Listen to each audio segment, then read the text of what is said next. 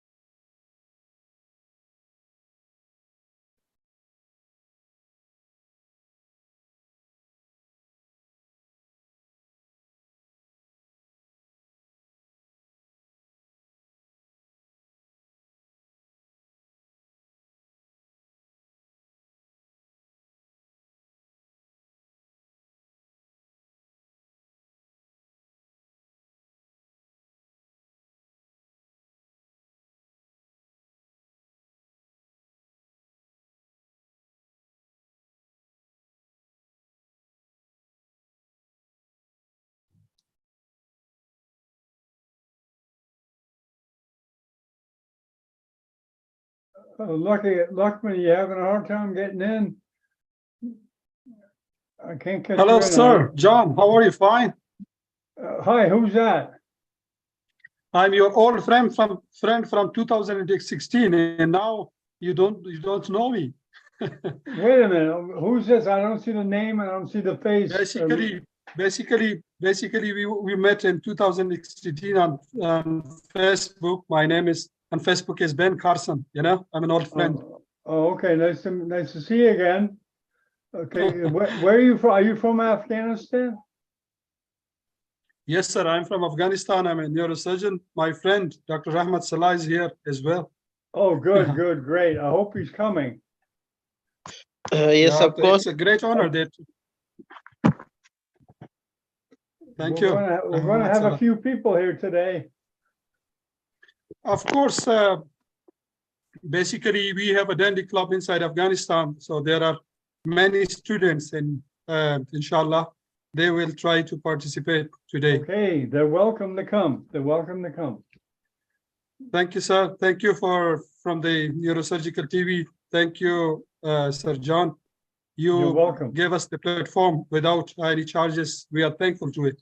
Yes, we you know, everyone needs education, especially neurosurgeons. And we don't want to let any neurosurgeons be left behind in education. No matter where they are in the world, we want to give them a chance to go to a webcast. Thank you, sir. Yes, Afghanistan has a great potential in neurosurgery. Unfortunately, there has been no academic activity. We are few people to work on it, but with limited resources and all those things, it is not possible for us to carry that way. So definitely, we still need more improvement. Yeah, well, the internet is the way to go. Is the way to go. Yeah, of course. You can attend a webcast from your smartphone. You can interact from your smartphone. It's very convenient nowadays. Recently, we have seen that there has been ban on the girls' education, so we tried to launch an online system for them. And now, around about 3,000 students we have from Afghanistan, and they participate in the lectures, and we give them undergraduates, university level subjects lectures from different doctors, the Afghan specialists. Now, this is one of the good learning, e-learning. And John, if you remember, you were not, maybe in 2017 or 18, when the Neurosurgical TV was not launched. Just before that, you have been carrying different online lectures with different people. I was going to attend at that time as well, but now. Yeah. Well, you know, it's evolving and getting better, and we're reaching more people in countries like Afghanistan, Venezuela. People are hungry for education, and I notice it. It's not in other countries. Yeah, they take it or leave it, but places that don't have resources welcome it. So it's going to continue. It's going to get better as internet connections are getting better. In Latin America, I've never tried to really connect with Afghanistan because I knew the infrastructure was kind of rough. And there's a neurosurgeon from Venezuela used this term, administrative disintegration. That basically, you know, they don't have any administration in Venezuela to run programs, and they don't have any in Afghanistan because they have other priorities now, obviously. However, it's getting cheaper and more accessible every year with technology.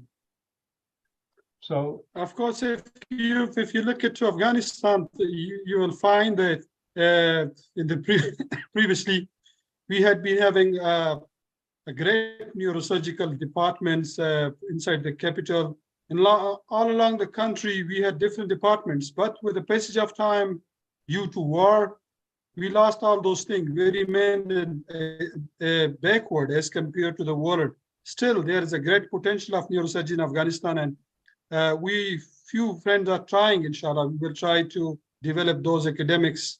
And the Dandy Club, Neurosurgical Club, which is being mentored by Professor of Salim of the Rauf. He promised us to help our students in neurosurgery, and probably Dr. Rahmat Saleh, who's the president of Dandy Club, inshallah, we are going to improve day by day to have more members for it. So the academic activities in neurosurgery should be carried on in Afghanistan. We will try our best to build a society for the neurosurgery. Good. Slowly, gradually, we are trying on it, inshallah. Good. And if we get a lot of people, we can do more webcasts. You know, it depends on the interest, but I suspect that once exposed, a neurosurgeon will realize the value. And no matter where they're at, if they have an internet connection, they can participate, you know. internet is getting better and better and better. And I've seen it, like right now, your screen is very good. Your voice is good. Just a couple of years ago, it wouldn't be this good. It wouldn't be as advanced as it is. And it's not my doing, it's the doing of the internet progression, the internet development. Yeah, we have students here in the meeting right now. They're from the different places in Afghanistan, Oh, good. and some places with limited resources. Even they try to keep managing to come to the lectures. So it's a good initiation. Slowly, gradually, people within Afghanistan will understand how to do e-learning. It's very important. Well, to keep you know, it live. you really have to learn it. Now, with a person with a poor connection, if they just have enough to get YouTube, they can watch this on YouTube. They don't have to be in the panel. Do you know what I mean? If the bandwidth is low, they have to adapt. So they have to watch it on the YouTube. And they can even ask questions with their smartphone with a poor connection. They can text the question in YouTube. They don't have to enter into the Zoom. They can, because we put it also on YouTube at the same time. It's on YouTube right now, matter of fact. People are watching us live. But even with limited resources and not great connections, they can participate. They may have to turn their screen off, their picture off, like right now. Doing this saves bandwidth with my connection, not having the picture on. So if you have a bad connection, you could turn your picture off and just listen to it on YouTube. A real bad. But anyways, you're in Kabul, right? Okay, I'll be back, okay? No, sir, I'm not in Kabul. I'm in Pakistan. Okay, I'll be back in a few minutes.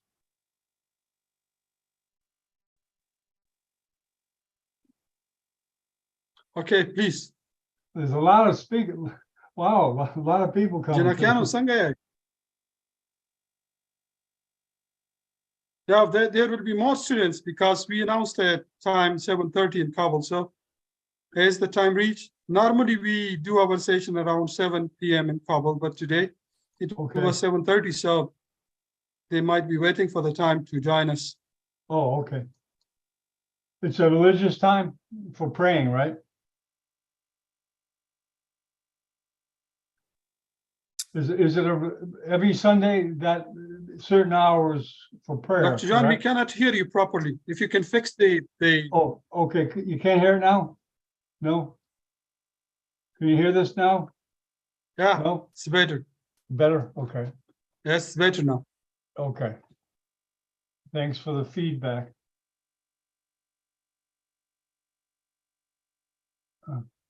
Yeah, I bet you a lot. You recognize the names of your students. You can see the panel, right? The people that are attending. Gerald Musa. Okay, Gerald. He's here. Gerald's from Zambia. He's going to give a lecture from Zambia. And he's another country. I mean, the connections are limited. They're very spread out. However, Wi-Fi is sufficient. Let me see if I can get him in here. So today, I think we have 3 lectures from Dandy Club of Afghanistan. The first one is by Dr. Maria, and then we have Dr. Mujaddidi with us. He will join us too. Probably he's here. And then finally, inshallah, I will deliver my lecture as well on traumatic brain injury. This is basically the aim is that the president of the Afghanistan Dandy Society wanted us to join him as his colleagues, and he wanted to introduce the Dandy Club to the student in Afghanistan.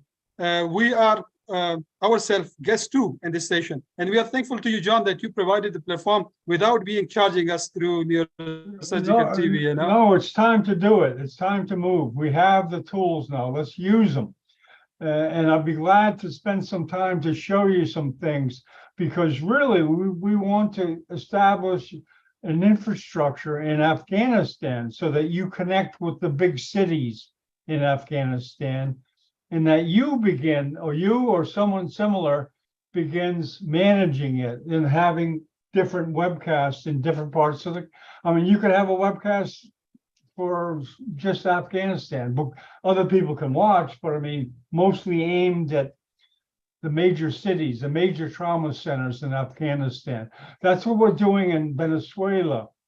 We're working with the societies because the society has all the names, the emails, the credentials of the people. We're working with the societies and we're saying to them, hey, we'll do 2 webcasts a month for free for your society, but you've got to do the work and get the people together.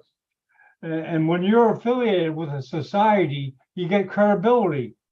Like, if, in other words, if I say I'm affiliated with the Afghan Neurosurgical Society, people might listen more because you have some credibility. So we'll try to do that. If there's but there's been administrative disintegration all over the world the last couple of years since COVID. Things are falling apart, managing things, but it's time to restart it. It's time to restart it and utilize the benefits of digitalization. So That's true, sir. We experienced that e-learning. We started a program with Afghanistan Medical Council in 2019 of post-COVID. We tried to manage the diaspora around the world, the Afghan diaspora, those the doctors community. Oh, okay. So there's more than just neurosurgery, right? There's other things, right? Cardiology. Yes. Not just neurosurgery at that time, because that was the need of the time. So we gathered around about 400 plus Afghan diaspora consultants, and we started delivering lectures to the regional hospitals through this e-health program, and it was very successful. Initially people inside Afghanistan, they were silent, like not speaking to us when we were discussing topics with them, but gradually when they started to have their presentation from within the hospitals towards us. So it was a nice experience. That's great. That's great. If you ever need some help or you want to get see what advice I can give, I'll be glad to have an informal chat with you anytime. Maybe I'll be able to give some tips to you on things you might want to think about. Thanks, John. Thank you. You are so kind. No, I love doing it because I know I can see the potential. I can see it. And you do the same thing if you have the time, but you're a neurosurgeon, you're busy. I understand that. There's got to be people like me that do that stuff. But it's a lot easier to administrate this platform than it is for meetings and getting people to drive and travel, et cetera, et cetera. So most neurosurgeons don't go. They don't do anything, which is it's a shame that you guys work so hard. You dedicate your lives essentially to your specialty. I've seen neurosurgeons, and you deserve a break. And so we're trying to do that. We're getting a lot of people. This is great. I think they're all students because I don't recognize too many names. Yes, these are our students which had been deprived from education from the universities. And it's really pathetic, but we hope that they will come back to universities. For the time being, what we do is we keep them in touch with their books. That's why we started delivering lectures. Okay. Rather than those doctors who are like residents or consultants, it's very difficult for them to carry on with the basic subjects of the medicine, anatomy, physiology, studying. But still, we have some good friends that try to manage and to be in contact with the students. And finally, we are going to have something good out of it. Oh, let me see if I can get Greg. Are you there? Greg Musa? Are you there? Can you hear me, Greg? He's from Zambia. Or Gerald Musa. Hello, John. How you doing? I'm great. Oh, good. Nice to meet you. Nice to meet you too. Okay, I was just telling our associate here, where'd he go? Dr. Zedran? Uh-huh. Okay, this is a gentleman in a similar situation to you. Uh-huh. He's in Zambia. He probably doesn't go to many webcasts. I'm talking to this doctor from Afghanistan. Mm-hmm. This is Okay. Gregory Musa, Gerald Musa Gerald from Musa, yeah. Zambia. From Yeah. Zambia. Uh-huh. Yeah. I'm actually currently in Russia. I left Zambia not so long ago. I came to do my residency here now. Now, where are you at? In Botswana? Russia now. I mean, I'm now in Russia. Russia. Yeah. Oh, okay. You're with Manuel. Yes, I'm with Manuel. He's my senior. Oh, Yes, okay, good. Yeah. Oh, good. You're welcome. Yeah. Now Russia, that's a country that's dying for a network of neurosurgery. Yeah. Dying. I Because agree. I mean, the country's made for it. Everything is so spread out, Yeah. huge distances. They're not going to have neurosurgeons going to conferences. Yeah. Too far. Too far, exactly. It's huge. The country is huge. Huge. Yeah. Huge. But I'm trying to get Sufinov from Tyumen. That's one of the centers of Russia of education. I'm trying to get them to put together a network. It's easily done, but we'll do it eventually. But working with Manuel is great. He loves this platform. Yeah. Actually, I think one of the biggest problems here is a language barrier because not so many speak English, you know. Really, even neurosurgeons, not many. Yeah, even neurosurgeons, not many speak English. Well, you know, we do them, and we can do them in Russian too. Actually, that's a brilliant idea because we could. I do it in Latin America. Ask Manuel. Manuel lectures all the time in Latin America. I do in Spanish. Oh, okay. Yeah, I did 2 yesterday in Spanish. I do them every week. Yeah. I speak Spanish, but still, it doesn't matter. If it was in Russian, I would say, all right, welcome to this week's Grand Rounds of Russia. I'd like you to introduce you to Gerald Musa in Moscow. And from here on in, it's going to be in Russian. And then you take it away and you speak in Russian, and you have Russian speakers, and the whole thing's in Russian. And at the end you go, okay, John, we're done. Okay. Because I don't speak. I think that could actually work, you know. I think, the main complaint is I know that most of the webinars are in English and you can't speak English. But I understand. In Latin America, they told me the same thing. They said, no, the language of neurosurgery is English. And I asked the neurosurgeons, if it was in Spanish or English, which one would you go to? They said Spanish. Because they know the language, they know it well. Yeah. So we're getting actually more traction in Latin America than the rest of the world. Okay. So John, if we organize some Russian presenters, maybe a couple of Russian presenters, would you be open to hosting us? Yes, sure. Get them together. Say, John, can we do it next Sunday? We got to yeah. Okay, perfect. Just let me know. Get some interest. Get some people. Get a topic and a person that knows how to present. Most people know how to present. So, excuse me for a minute. I got to see where Nor is. Nor, what happened to Nor? Have you spoken to Nor at all? Has anybody spoken to Nor?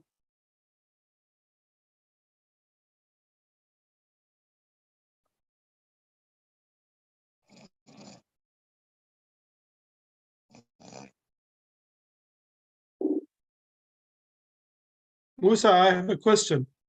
Yes. What textbook you read in neurosurgery here as a resident? Gerald, you're muted. Hello? You are mute. Hello, Nor? Yeah, I'm on now. Oh, I'm sorry, Bill. I called the wrong number. Yes, doctor. You're saying you're asking a question.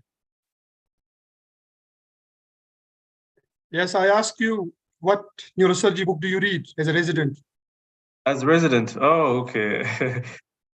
I've actually been through quite a number of books, but I read Humans a lot, Human and Win. Yeah, that's Don't my you main. think Greenberg?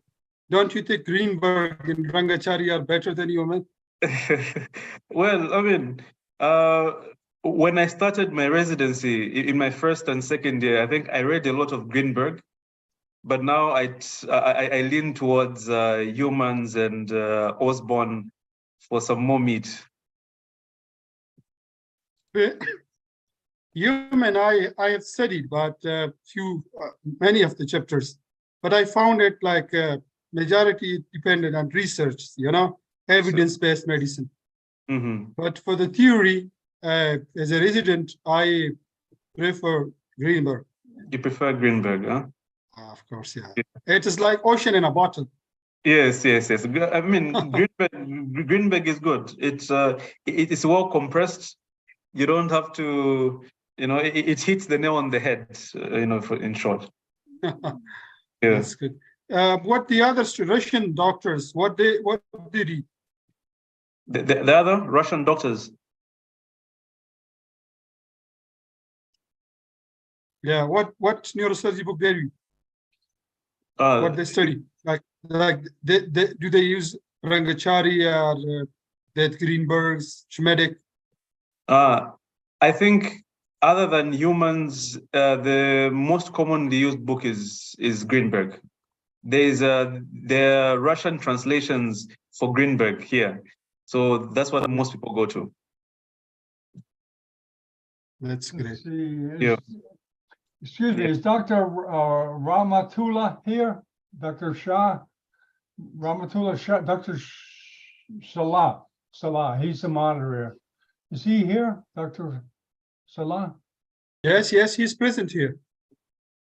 Are you here, Dr. Salah? Dr. Salah, can you hear us? Can you hear me? Hello? Yes, hi, your camera's not working. Okay, You thank need to you. turn it on here. Yes, of course. Okay, let me see. Thank Yeah, it's not turned on. It's at the bottom left of your Zoom screen. There's a picture of a camera. You gotta turn that on. Please allow Zoom to access your camera from device. They're giving me the message to allow it from the just I don't know doing the problem, but I will Or you can reboot, Dr. Salah. The best thing to do is turn off your computer completely and come back. Okay? Because I see you have a camera hooked up. Okay, Dr. Salah? I guess you already went.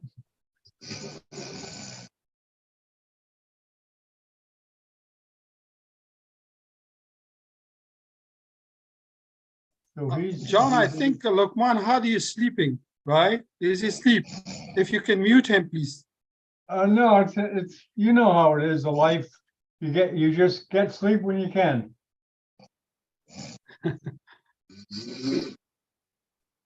But it's been a long time since I've been on call, so that I'm not really acclimated yet. My body doesn't get acclimated because I'll have regular hours, but the weekends might be a little long because obviously you have that Lokman Hadi he is asleep. If you can mute his mic, please.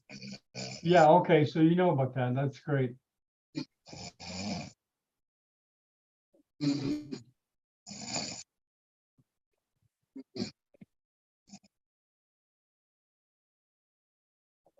Okay. So Dr. Salah is going to moderate, right?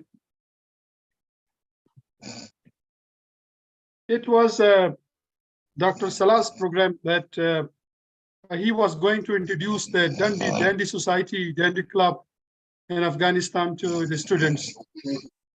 Okay, he's coming back. Yes, John, I if you can silent the mic of Luqman Hadi. You know, his mic is on, he is asleep. Oh, I know, I can hear. Gerald, I'm gonna mute you. So Dr. Zadran, that's you, right? Yes, the Luqman Hadi, you know, you check Luqman Hadi. Yeah, I don't have his mic on. I mean, oh, hold on. Okay. Luckman, yeah, I see. Okay, we got it. Okay. Yes, basically, Dr. Rahmat Salah wanted to introduce the Dandy Neurosurgical Club to the students inside Afghanistan. Okay, This was the first program. He wanted to introduce the Dandy Club to the students. okay. Yeah, we'll wait That's till he why- gets back. We'll wait till he's all set. There's no hurry. Yes. So he will come and join us, and then he will introduce its club to the students. Okay. And then next we will have those lecturers. I think Dr. Maria, she's not present here. If she's Yeah, here, Dr. Noor, I tried to get a hold of her, but she's not answering. Have you Yes, and have you talked to her recently? no, she's a friend of Rahmat Salah. He brought her today. Oh, okay, Visitation. so he's running the show. Oh, there's Noor. Yes. Okay, she's way down there.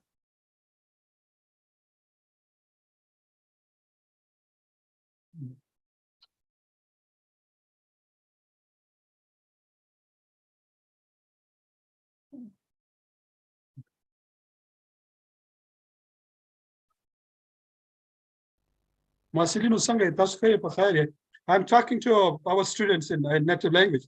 Dr. Seb Rahmat Salah Razi, هغوی تاسو ته انشاءالله کوشش کوي چې د افغانستان ډنډي کلب هغه تاسو ته انټروډیوس کړي او د هغې نه بعد به چې د انشاءالله تعالی کوم لیکچرز چې دي ډاکټر نوریا دی هغه به راځي تاسو ته به د نیوروسرجري بیسیک اناټومي وایي. Yeah, Dr. Salah, are you there? خپله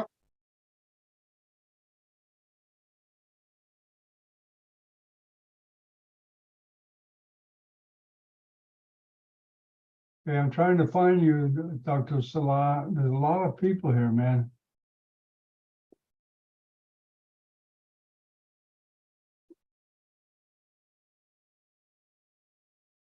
Oh, there you are.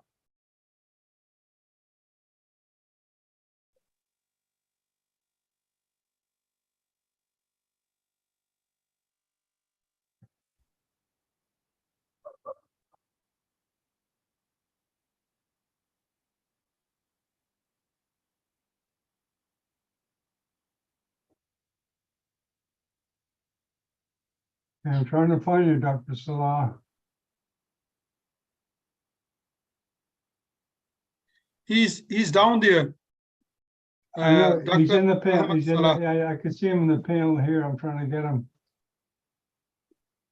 There, there's Noor.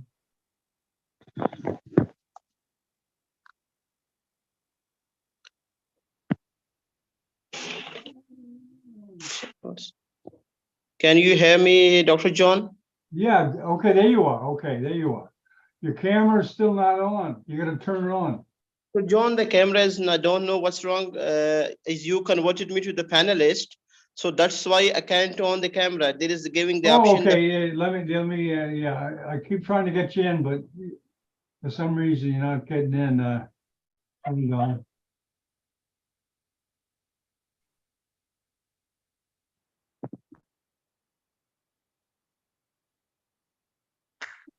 I see Nora, but I can't get her in either.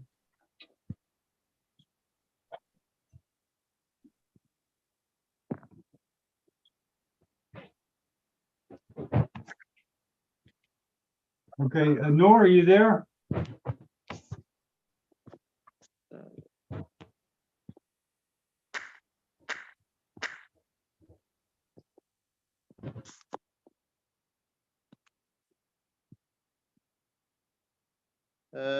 Dr. John, we are Oh, having, okay, there's Nora, okay. Dr. John, we're very grateful to having the President of Afghanistan Neurosurgery Society. Oh, Professor excellent. Others too. I'd like to talk to him personally and off camera if possible.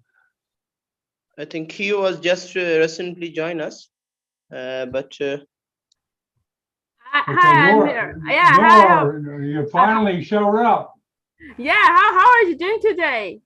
Okay, very good. Okay, we're Hi, getting things Dr. together. We don't have to start exactly on time, but we have the moderator's camera's not working. Oh, it's okay. It's okay. How are you, Dr. Ahmed?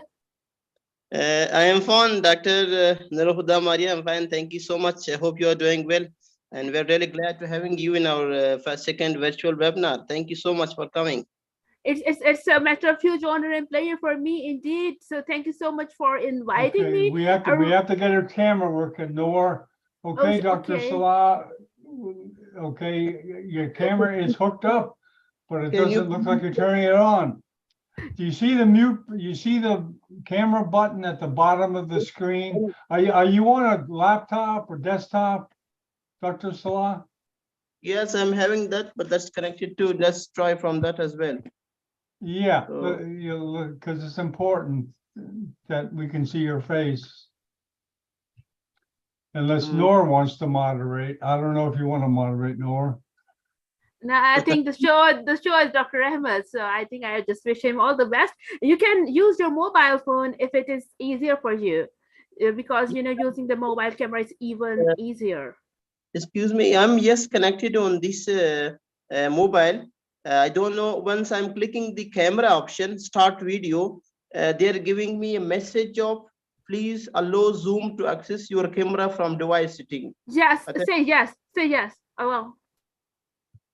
So that's I have done okay. So then Yeah. it doesn't working at all. I have to take help of Dr. Khalid Khan Zadran. Let's moderate him with the video. I will working on the Sirpa's audio. Okay, that's Oh, right. wow. We're gonna need to do more webcasts, man. It's full. We got a lot of people. Yeah, it is. This is great. This is great. Yeah. This is great. Yeah, it's good.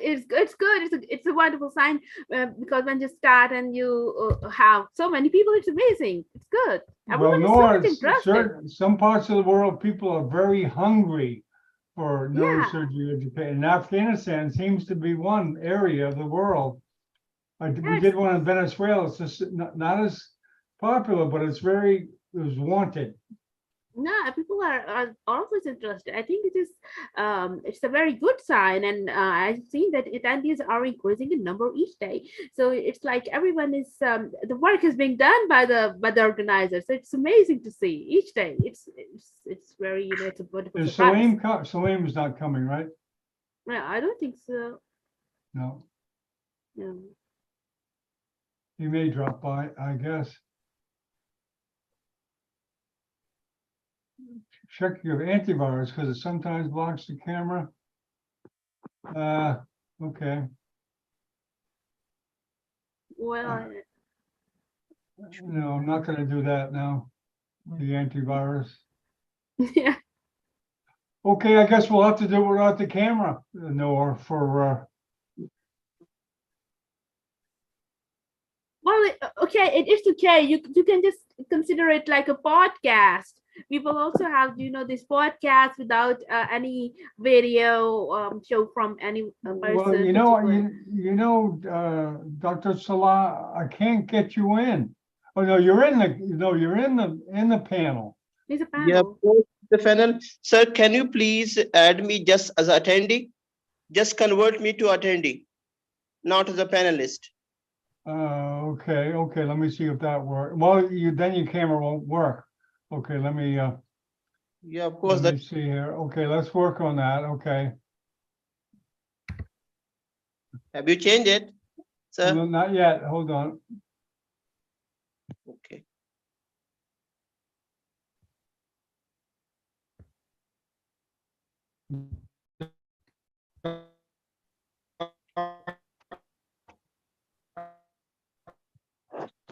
Dr. Nur Huda, can you see the screen which I shared? Yes, Yes, we can share it. but you have to play it in the slideshare Hello? mode. But you have to play it in the. We can see. Do you see my screen? Yes, we do. But you have to play the slide show to keep it moving. For the proper functioning. Right.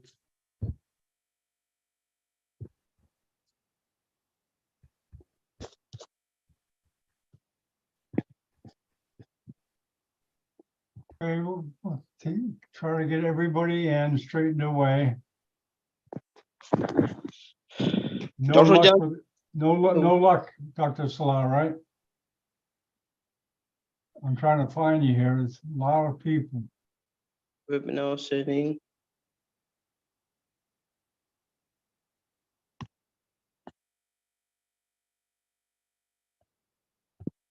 You-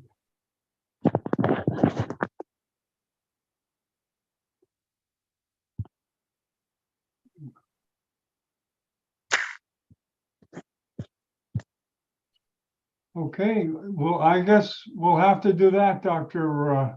Salah. You'll just go to your presentation. But I need to be on first to introduce the show, okay? Okay, sure. What I'll do is I'll introduce the show and then say, here's Dr. Salah is going to talk about the Dandy Afghanistan Club, okay? And Sure, then- sir. And then you can go on your screen share, okay? Okay, I'm gonna take you off the screen share now. And then after I introduce you, you go to the screen share, okay? Does that sound like a plan? Hold on. I can spot Professor Borbo on your desktop. We are Dr. having Bobby here? on the desktop. Oh my God! I just spotted him, and we are having a webcast next week with Dr. Jean de Oliveira.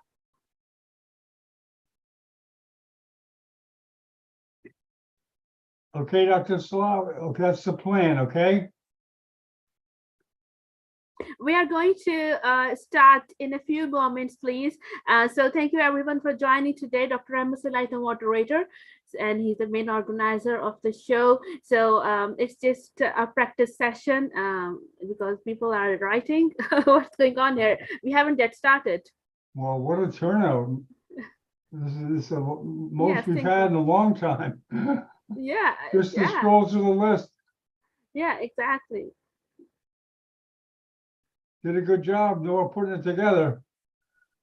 Yeah, Dr. Ahmed, it's venture by Dr. Ahmed Salah. So he's a very nice colleague. He's from Pakistan. He has worked here in Pakistan. I have Dr. Salah, are you there? Are you there? Yes, of course, sir. I can Okay. hear you. Okay. I want to add one thing, sir.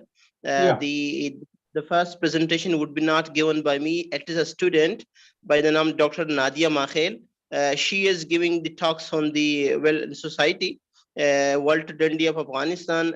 The screen has been shared by Dr. Khalid Khan Zadran. He has already shared his screen. Okay, Just- so it's, okay.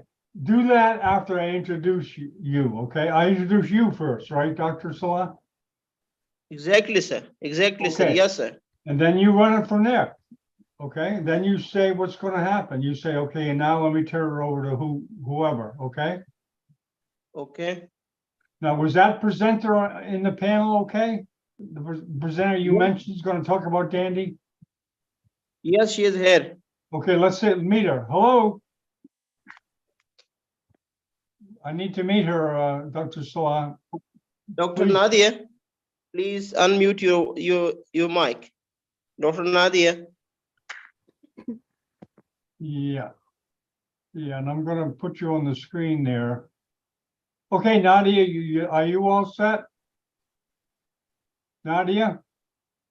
She cannot unmute herself.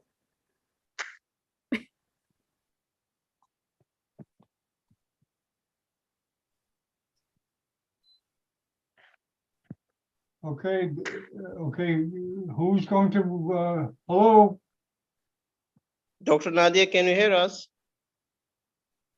I gotta make sure she's in. Someone keeps trying to screen share. Please don't screen share. Dr. Nadia, do not screen share. Okay, not yet, okay? I'm gonna boot you off there. Nadia, I need to have you on camera, please. Make sure you're in.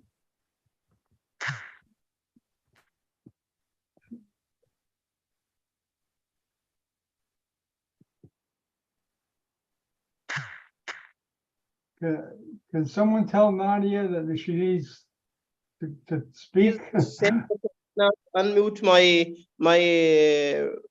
mic. She can't unmute her mic.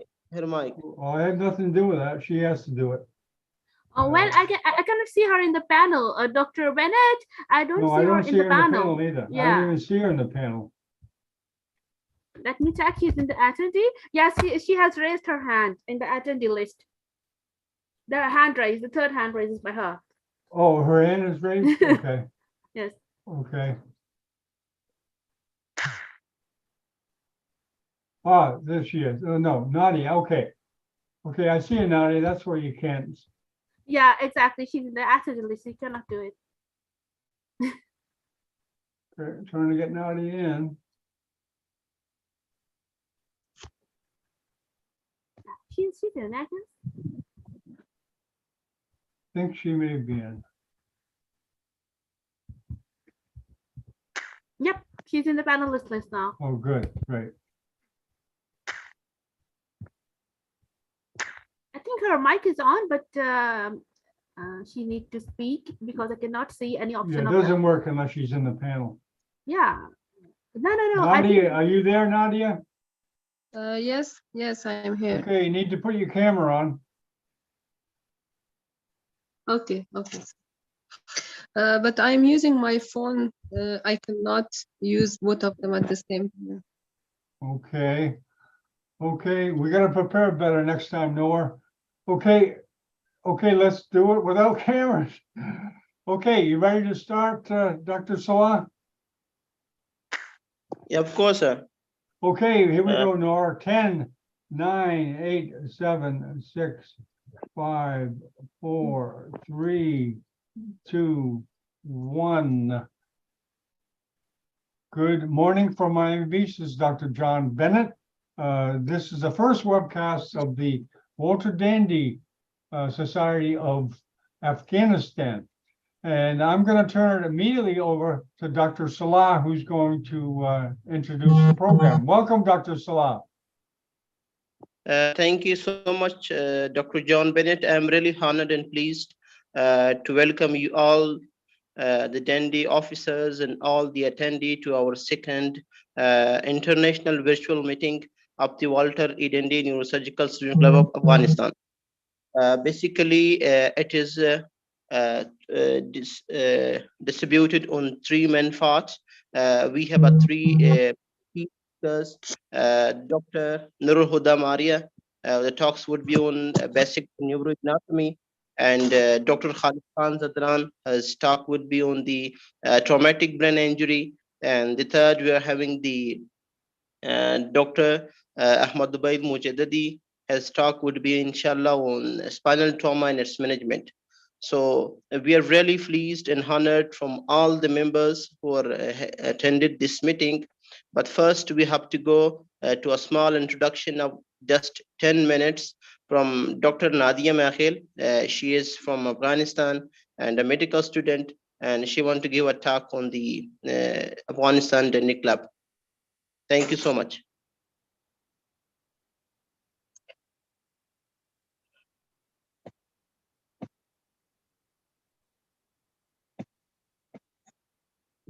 Can you hear me? Yes, please. Yes, we can. First of all, assalamu alaikum to everyone. Hope you are all doing well. My name is Nadia Makhil. I'm recently graduated from Kabul University of Medical Science. Today, we will have a brief introduction of our Dandy Neurosurgical Society in Afghanistan. So I welcome all of the students to this webinar and hope you will enjoy it. The objectives of this presentation is, first of all, the introduction of the Dandy Society, our vision and mission, who was the Walter E. Dandy, who is our global president, and at the end, I will introduce the Afghanistan Dandy Neurosurgery Club. What is Walter E. Dandy Neurosurgical Society? For the first time, it was founded on November 19, 2011 in St. Louis, Missouri in the United States of America. It was named after one of the premier fathers of operative neurosurgery, which he was Walter E. Dandy.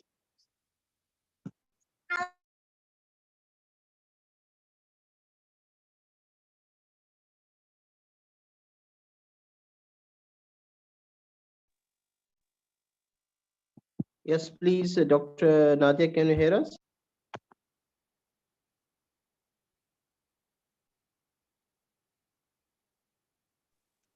Yes, I'm here. I'm sorry, I'm here. Okay, continue, please. Continuous, please. Okay, sir. The Walter E. Dandy Neurosurgical Clubs are all student-based, and the students are grouped from all around the world under one roof of knowledge in neurosurgery education. Our vision is to become the premier neurosurgical society globally around the world, and our mission is to become a forum for neurological surgeons.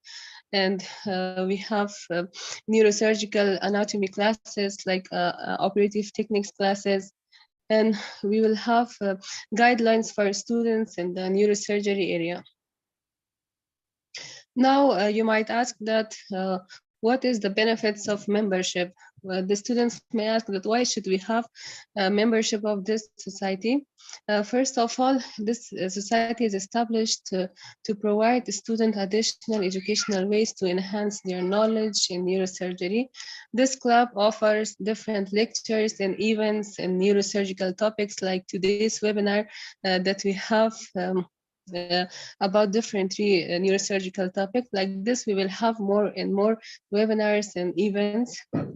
The other benefits is that we engage the students all around the world, because the Dandy Society is a global society. We have it in different countries and more than 56 countries. So all these students can connect with each other and may have good communication in this area. We will provide clubs and some other programs to improve the skills, like leadership skills and operative approaches like this to the students. Also, we will have clinical case discussions, fun workshops to promote the students and the other doctors, the young doctors. And the main point is that we want to promote the students' interest in neurosurgery, because the neurosurgery field is a very tough but very important and interesting field. So many people don't have any interest. So we want to promote their interest, especially in Afghanistan, among the female students, because females are not interested due to difficulties in their lives and families. But now we want to promote them. We want to promote their interest in this area. So that's why we are working on this society in Afghanistan. Now, briefly, I want to talk about the Walter E. Dandy, the person that by his name this society was made. His complete name was Walter Edward Dandy. He's one of the founding fathers of neurosurgery. At first, he graduated from the School of Medicine. Then he was accepted in the John Hopkins School, and due to his abilities and outstanding performance, he was recommended for membership in the American Association of Anatomists in his second year of university.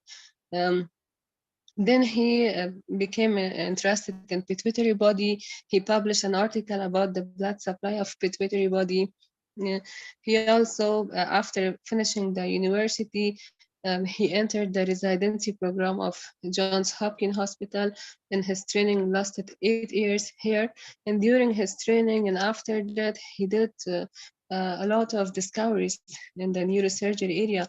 Some of them are description of cerebrospinal fluid circulation in the brain, surgical treatment of hydrocephalus, like brain endoscopy, first clipping of an intracranial aneurysm, and some other discoveries he had that after him it was used, and now also it has been used in many other countries in neurosurgery area.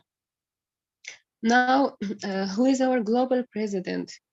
The global president of this neurosurgery club is who? He is Mr. Salim Abdulrauf, Professor Salim Abdulrauf. He is the founding chairman of the Department of Neurosurgery at St. Louis University in the USA. He is also the chief of the Abdulrauf Institute of Neurosurgery. He is considered as a leading figure in the field of neurosurgery. He has authored the main reference textbook of neurosurgery by name of cerebral revascularization, in which he explains the extracranial to intracranial bypass surgery. He also worked in many different societies, neurosurgical societies like the Congress of Neurological Surgeons, the North American Skull-Base Society, the World Federation of Skull-Base Society. He is currently the global president of Walter E. Dandy Neurosurgical Society. He also was the president of Brain Mapping and Therapeutics. Briefly, he worked in many different areas of neurosurgical societies, and he's one of the best professors in the neurosurgery area. As I mentioned, these clubs are currently working and they're active in more than 56 countries like India, Bangladesh, Peru, Iraq, Greece, Lebanon, and many other countries. And fortunately, we also have a branch of it in our country, in Afghanistan, which was established in 30 July 2022. I have some Persian slides as well. I will explain it in Persian to Afghan students.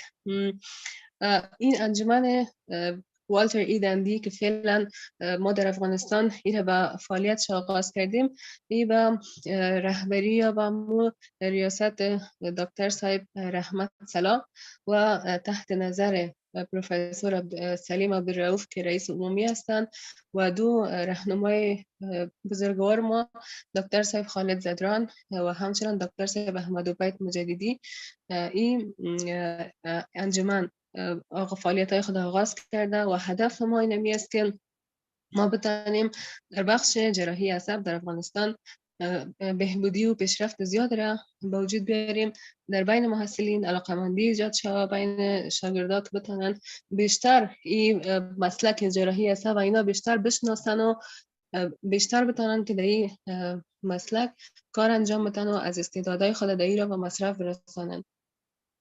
هدف ما نمو رشد علاقه‌مندی در محصلین می باشه، به خصوص قبلا هم ذکر کردم در دکتر صاحبای اوناس، طبقه اوناس، چون در افغانستان شرایط قسم است که اکثریت رشته نسایی ولادی را انتخاب میکنند بنابر مشکلات خود محیطی و خانوادگی و اینا، ولی ما فعلا میخوایم که امی از طریق انجمن امی را جراحی عصب، میدان جراحی عصب به کلگی واضح بسازیم، وسیع بسازیم و بگیم که در این رشته کدام کارا را ما میتونیم بکنیم و از این طریق ما هم میتونیم به دیگه دنیا خود برسانیم و محصلین بیشتر در این حصه ما میخوایم جذب کنیم.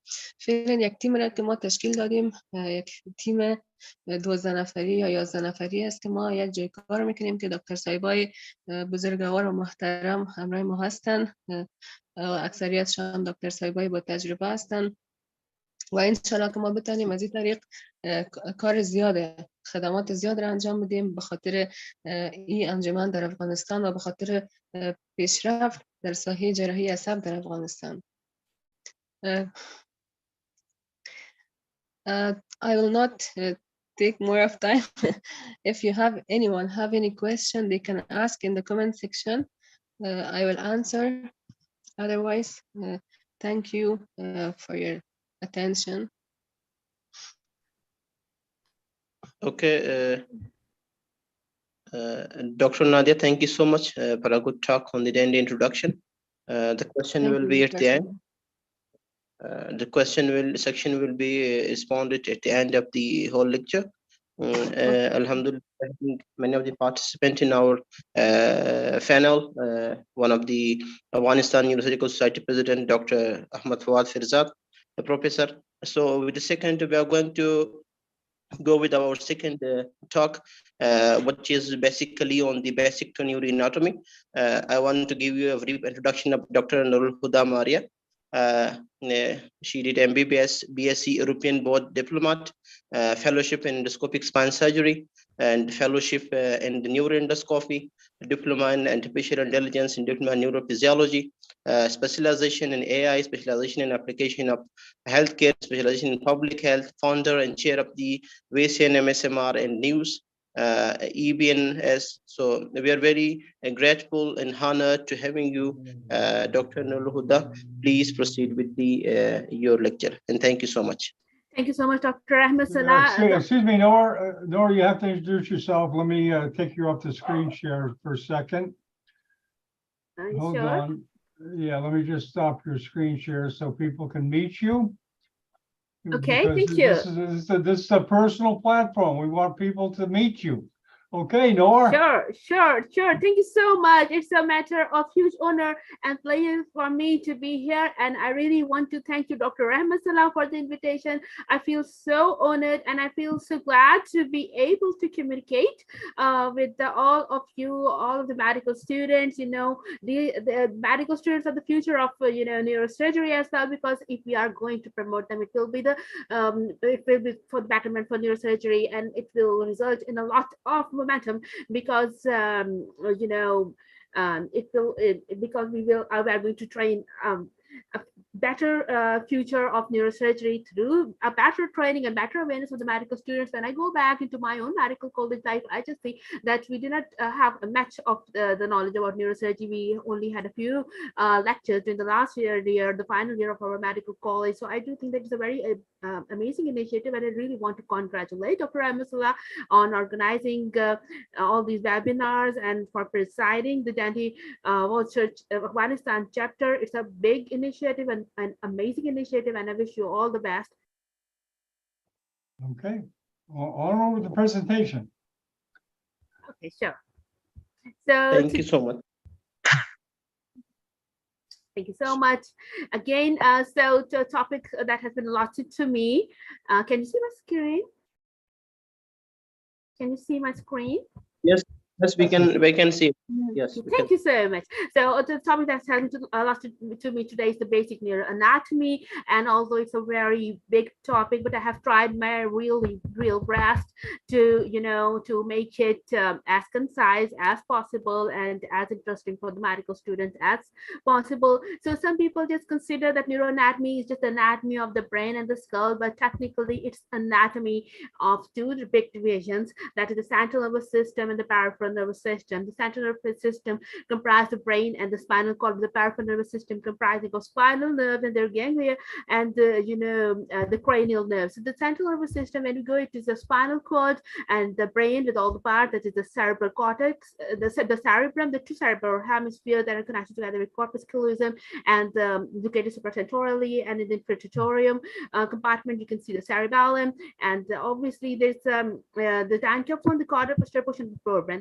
That's the caudal portion of the forebrain. Okay, so containing the epithalamus, thalamus, hypothalamus, and the ventral thalamus and third ventricle. And then it is a very important part. There's a brainstem comprising of midbrain, medulla, and the pons, and this is the peripheral nervous system again for somatic and the autonomic division. These are the supporting cells of the nervous system. So we are not going into details. So the protection of the brain and the spinal cord, obviously these are very delicate structures, and they are protected into the intermembranous layers known as the meninges, and they are engaged in a bony protection. The brain is in, encased in the skull, and the spinal cord is in the bony vertebral column that we see. And if we go schematically, then we will start from scalp, which is the skin connective tissue, aponeurosis, the loose around tissue, and the pericranium.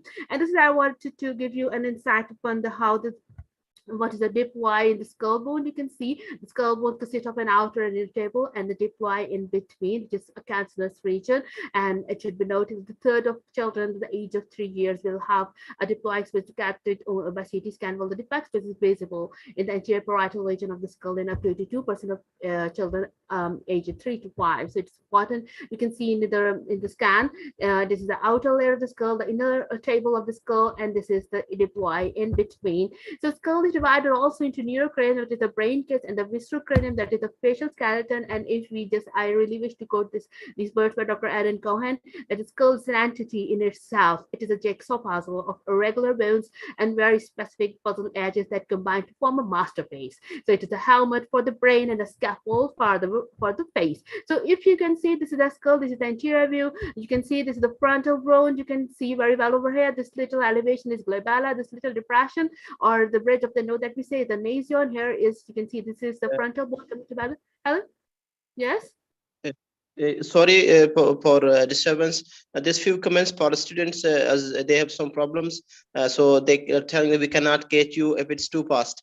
I'm really sorry to disturb you if it's a little bit slowly, as they are students and they cannot. Sure. Okay. Oh, sure. Thank you so much. I'll do my best. So, okay, this is the frontal bone. You can see it's a big one. This little elevation is the glabella. You can see I've also given a closer image of glabella, which is the median elevation between the two superciliary arches and just above the nasion. This is the nasion. You can see this is the bridge of the nose as well that you can see. And here where the frontal bone, the two nasal bones combine just below the glabella. So you can see over here. Can you just appreciate this little depression over here? This is the nasion and the nasofrontal junction. Okay, this is the nasofrontal, and this is the internasal suture. You can see. So, and this little elevation that is located above the nasion is the glabella. So here is what you can see. So these are the two nasal bones coming together. So this is the lesser and this is the greater wing of the sphenoid. So the space over here you can see is the superior orbital fissure that contains the trochlear nerve, the oculomotor nerve, which is the cranial nerve 3, the trochlear nerve, which is the cranial nerve 4, the ophthalmic division of the trigeminal nerve, that's just the cranial nerve 5, and the adjacent nerve, which is the cranial nerve 6. And if you go immediately, you can see this is the optic canal for the optic nerve. So these are important things that you need to see. And this is the supraorbital, not with supraorbital nerve. So here you can see this little projection is the zygomatic process of the frontal bone. Okay, so and this is, you can well see this is the maxilla, and this is the frontal process of the maxilla. Okay, so these are, and this projection behind, I will give you a lateral view. You will have a better understanding in that way, that this is the mastoid process of the temporal bone. This little, and this is the this is the area, all this nasal cavity. So this is you can see this is the anterior nasal spine, and this is the perpendicular plate of the ethmoid bone. The middle concha is visible from here. Okay, and these are the important things over here. So now we go into the lateral view of the skull. So here you can actually appreciate many of the bones. So this is the frontal bone, that is, you can see the forehead area, which is behind it is through the between the coronal suture. The frontal bone is combined with joined to the two parietal bones to the coronal suture. The two parietal bones, this is the parietal bone, this one you can see behind this coronal suture. These two parietal bones are joined together through the sagittal suture, and the point where the sagittal suture and the coronal suture join each other is referred to as bregma. I will show you the picture. And The parietal bone, the two parietal bones, they are joined, or you can see the posterior to the lambdoid suture there is the occipital bone. This one, you can see this is the occipital bone. So anterior to the coronal suture, the frontal bone, posterior to the coronal suture, or between the coronal suture and the lambdoid suture is the parietal bone, the paired parietal bones, and posterior to the lambdoid suture is the occipital bone. And this little protuberance is the external occipital protuberance. Again, like the sagittal suture, where it joins the coronal suture, this area known as the brachma, while where it joins the lambdoid suture, the point is known as the lambda.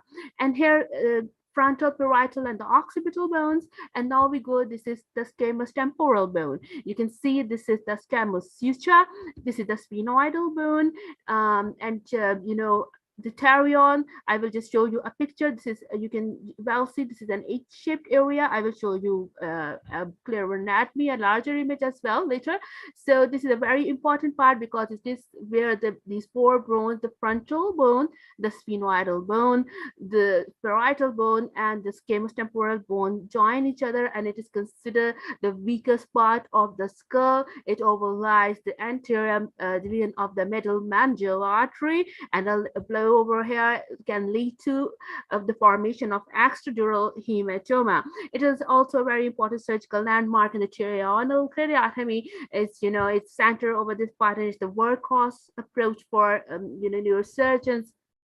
So here you can see this is again to appreciate it. The color combination is like that you know, you might not be able to demarcate it. I will just show you a bigger picture. This is the sphenoid bone, and this is the mastoid bone. This is the mastoid temporal process, and you can see, can you see this little projection? This is the styloid process of the temporal bone, and this is the external equistic meatus. And this is another important thing for you to know. At this point, you can see this is a star-shaped area. This is the asterion, where the parietal bone, the temporal bone, and the occipital bone come together. It is a very important point, especially regarding the retrosigmoidal approaches, and it actually signifies the junction of the transverse sinus with the sigmoidal sinus. I will also show it later in an enlarged view. So what are the sutures of the skulls? Okay, these are the sutures. These are joined together of the bones. So these are just fibrous joints of fracture-like appearance and formed in the embryonic development, and they are sites for bone expansion that ensures the craniofacial growth during the embryonic, postnatal, and later growth periods. So the cranial suture ossify at different grades, and they have specific age where they close. So and any abnormal or premature closure can lead to, you know, a deformity known as the craniosynostosis, which is a skull deformity. I will just show you a slide for that as well. So sutures of an adult skull are categorized as synarthrosis, which is a type of joint that under normal circumstances is immobile. So here are again a clear picture, like I told you before, of the suture. This is the sagittal suture between the two parietal bones. This is the coronal suture, and like I have mentioned, the sagittal suture where it joins into the coronal suture. This point is known as the brachma. This point in the red dot, and where it you know, joins this lambdoid suture, this point is known as the lambda. So this is also, like, this is what I mentioned already to you. So why coronal suture is important? It is really important for neurosurgeons to know, because the mean distance of the central sulcus to the coronal suture is important. The central sulcus is important to know because the precentral gyrus that lies anterior to the central sulcus is the motor area. So for neurosurgeons, knowing the coronal suture location is extremely important, since from there you can estimate the distance of central sulcus, which has considered to be 47.5 mm. It lies, you know, this is the coronal suture, and this is the central sulcus. This is lying behind this coronal suture, and this is the closure age of all these sutures, and this is the craniosynostosis. This is the abnormal closure of suture. Depending upon the suture then involved, you can just have a different type of deformity of the skull. And this is the pterion I was telling you about. So this is the frontal bone, this is the parietal bone, the temporal bone, and the sphenoid bone, and this is the H-shaped area. Can you appreciate this this H-shaped area. This is the pterion, and I have I think told you before it, and it is an important landmark in pathological condition of many structures that are closely associated with it. That includes the optic nerve, the orbit, the sphenoidal ridge, and the middle cerebral artery, particularly in its aneurysm and trauma to the middle meningeal artery. And apart from being a important surgical landmark, it has also been a guide for determining the age, sex, and race and archaeological and forensic specimens. These are different classification of pterion, depending upon the articulating bones. It could be a sphenoparietal one, the A one you can see here. This is the sphenoid and the parietal bones are coming together. This is the suture pattern. The sphenoid articulates with the parietal bone directly. This is the frontal temporal bone. Okay, so it's a in the frontal temporal area, you can see the frontal and the temporal are coming together.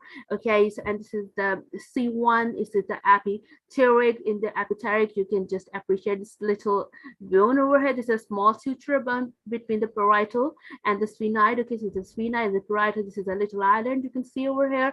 And the D1, this is the stellate bone. You can see this is the stellate appearance by articulation of all the four bones.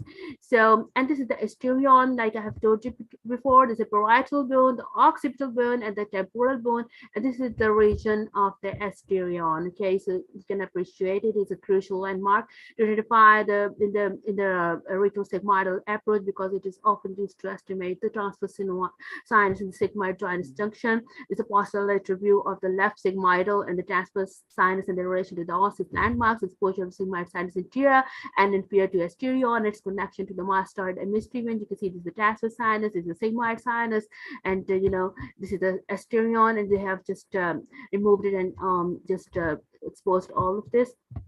So this is, I've already told you, and this is the selection of the Taranishi technique and the Rebus technique of the of placing the burr hole. I think for students it might be a little more detail. So temporal bones, they have four parts: the petrous, mastoid, tympanic, and squamous part. These are the surfaces and their contents. As you can see, we are not going into that further detail, I think, for the interest of time, but I really want to show you the basic skull anatomy. So this is, anterior fossa. This is the sphenoid, see the veins of sphenoid. This is the cribriform plate. You can see this is an area with a lot of perforations for optic nerve, and you can see this is the foramen cecum, and this is the frontal crest area.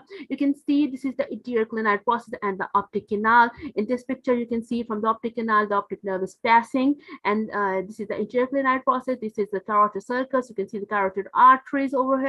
This is you can just well appreciate. You can just, if you want, you can compare it from that area from without any contents. This is the mandibular nerve in the foramen veil. This little perforation, this little foramen is for the middle meningeal artery to the foramen spinosum. And going over here, this is the internal acoustic canal. You can see, if you want to, like I've said, you can just compare it over here without content. Is the internal acoustic openings, and this contains this allows the passage of facial and the vestibulocochlear nerves. And this is the jugular foramen. The jugular foramen contains the glossopharyngeal nerve and the accessory nerve, and obviously the jugular. You can see over here the sigmoidal sinuses.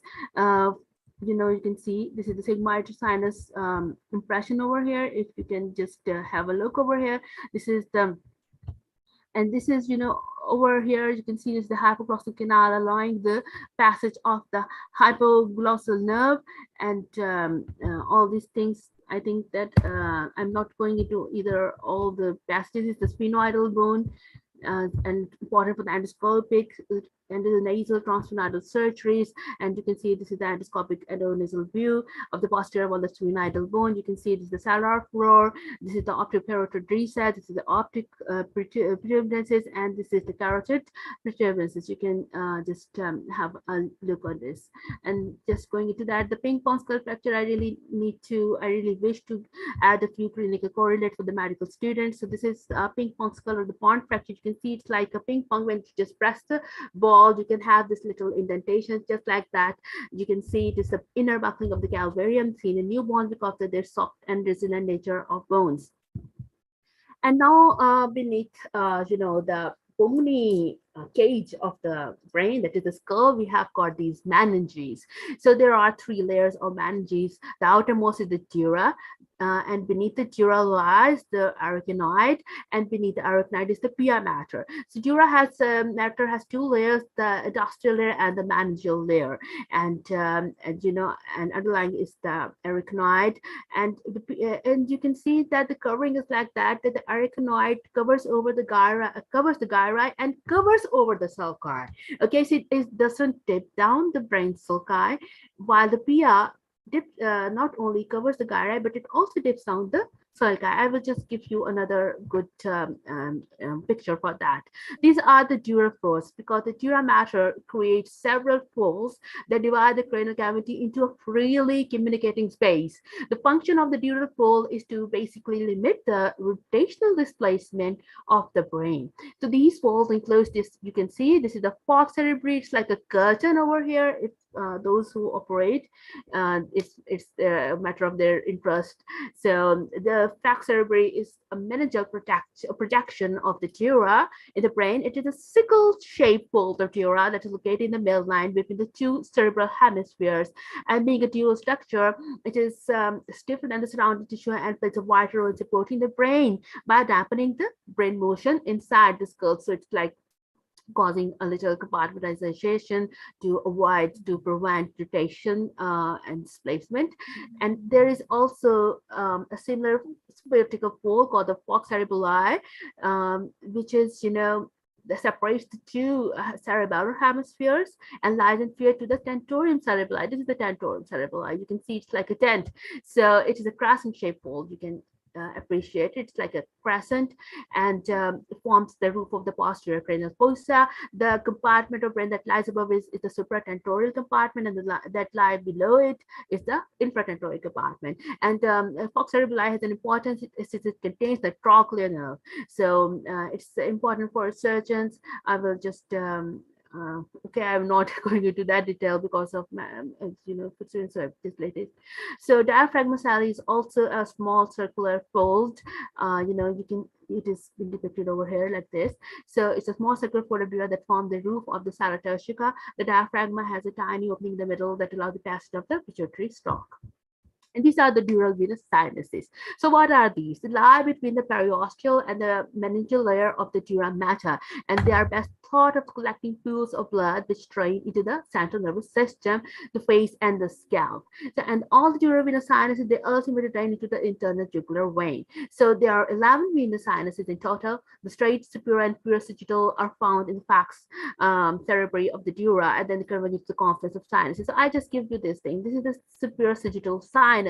It is the upper end of the falx cerebri, and the lower margin, the lower edge of the falx cerebri, has this inferior sagittal sinus. Together with the great cerebral vein, the inferior sagittal sinus form the straight sinus. All the sinuses are joined at the confluence of sinuses, and these are the two transverse sinuses that come from this confluence of sinuses, which continue into the sigmoid sinus and ultimately drain into the internal jugular vein. Important clinical correlate over here is the dural sinus thrombosis.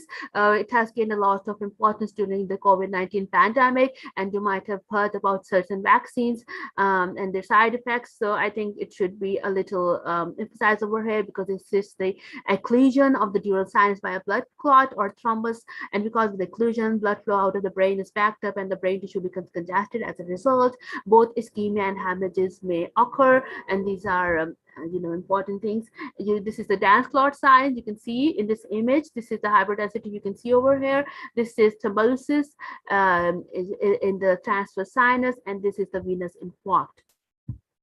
The parasagittal meningiomas for neurosurgeons, these are important because these are the meningiomas that grow at least at one wall of the superior sagittal sinus.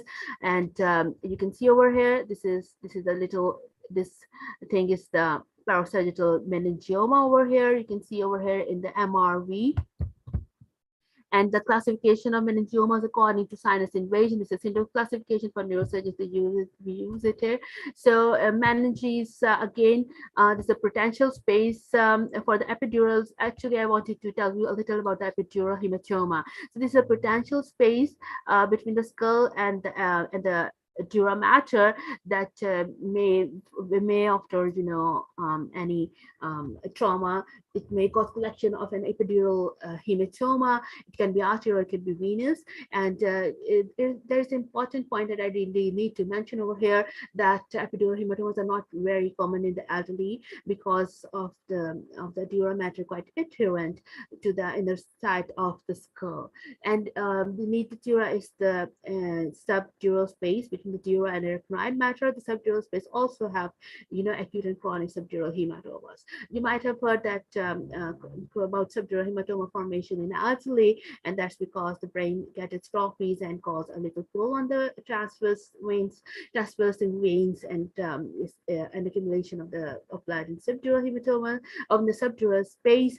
This is the arachnoid mater, and beneath is the subarachnoidal space. Subarachnoid space has a lot of interesting things for you. So I think I'm going to take them one by one. I will just briefly touch them for the interest of time, but this is an important space because not only for subarachnoid hemorrhages, but there are subarachnoid cisterns, and their contents are especially very important, and for aneurysms and aneurysmal surgeries, an increasingly important thing, and also for surgery in general, the subarachnoid space is very important. And this is the PR matter over here. This is what I have told you. This is the epidural hematoma, which has got peeling of the skull. It's bilenticular, and this is subdural hematoma. The dura is still attached, and it's the venous blood accumulation beneath the dura. You can see over here. So this is what I have told you before. The subarachnoidal cisterns are the compartments within the subarachnoidal space with the PI and the arachnoid are not in close approximation, and the CSF forms pools or cisterns. As they are interconnected, their patency is essential for CSF circulation. Cisterns may have vessels or cranial nerves passing through them, and the name subarachnoidal cisterns are roughly from superior to inferior. They have shown you the paracalisal superior to the cistern of the lamina terminalis. The cistern of the lamina terminalis is very important one. I will show you later. And Sylvian cistern, it is also important one. It contains the MCA, the middle cerebral artery, the cistern of velum interpositum, the suprasellar cisterns, to the interpeduncular cistern surrounding the infundibulum of pituitary and optic chiasma, carotid system that lateral to the suprasellar surrounding the supraclinoidal internal carotid artery, the perimesencephalic cistern, the interpeduncular between the cerebral crura, the crural cistern, and all these big ones. And actually, I really want to you have to go through all these lists because this is very important. And this is cisterna magna. I was just going directly into it because posterior to the medulla, the largest of the subarachnoidal cisterns, and it is extremely important, especially in the midline suboccipital approach, because here if you puncture it, because of relaxation of the brain tissue. So here you can see the picture. This is the pericalisal system. This is the cistern of the lamina terminalis, the chiasmatic cistern. This is the interpeduncular cistern. The interior, this is the pontine cistern, the medullary cisterns, and cisterna magna I have mentioned. So I'm just going a little quickly. So this is again interhemispheric cistern between the interhemispheric fissure and between the two hemispheres, and interhemispheric fissure, interhemispheric cistern. The prechiasmatic one interior to the optic chiasma, the carotid cisterns, and this is the precom cistern and the interpeduncular cistern. This is the prepontine cistern. So this is they are basically the foundational anatomy of the aneurysm surgery, because each houses a specific nerve and a vessel. For example, the Sylvian cistern in the middle cerebral artery and the lamina terminalis cistern containing the anterior communicating artery complex. Indeed, most of the vasculature of interest in aneurysm surgery resides within these subarachnoidal spaces, anatomically well-defined cisterns. Since aneurysm and their parent vessels are within the subarachnoidal space, aneurysm surgery is essentially microsurgery of the subarachnoidal space. Another thing is, like, I will really want to show a little respect to Professor Yasher Gill, who is the father of macro surgery. So he's like, oh, whenever you are choosing an approach, if you have the subarachnoid system, you are very safe. So because you can just puncture it and cause relaxation of the brain. So this is a picture showing you a CT scan of the brain showing evidence of subarachnoidal hemorrhages. You can see the blood filling the subarachnoidal cisterns, extending the Sylvian fissure bilaterally. You can see over here. That's what I wanted to told you, and the meningiomas, they arise from the arachnoidal gap cells. So, okay, so you have to have this very clear point over here, and wherever the arachnoid gap cells are in a larger number, that site will be predisposed to formation of meningiomas.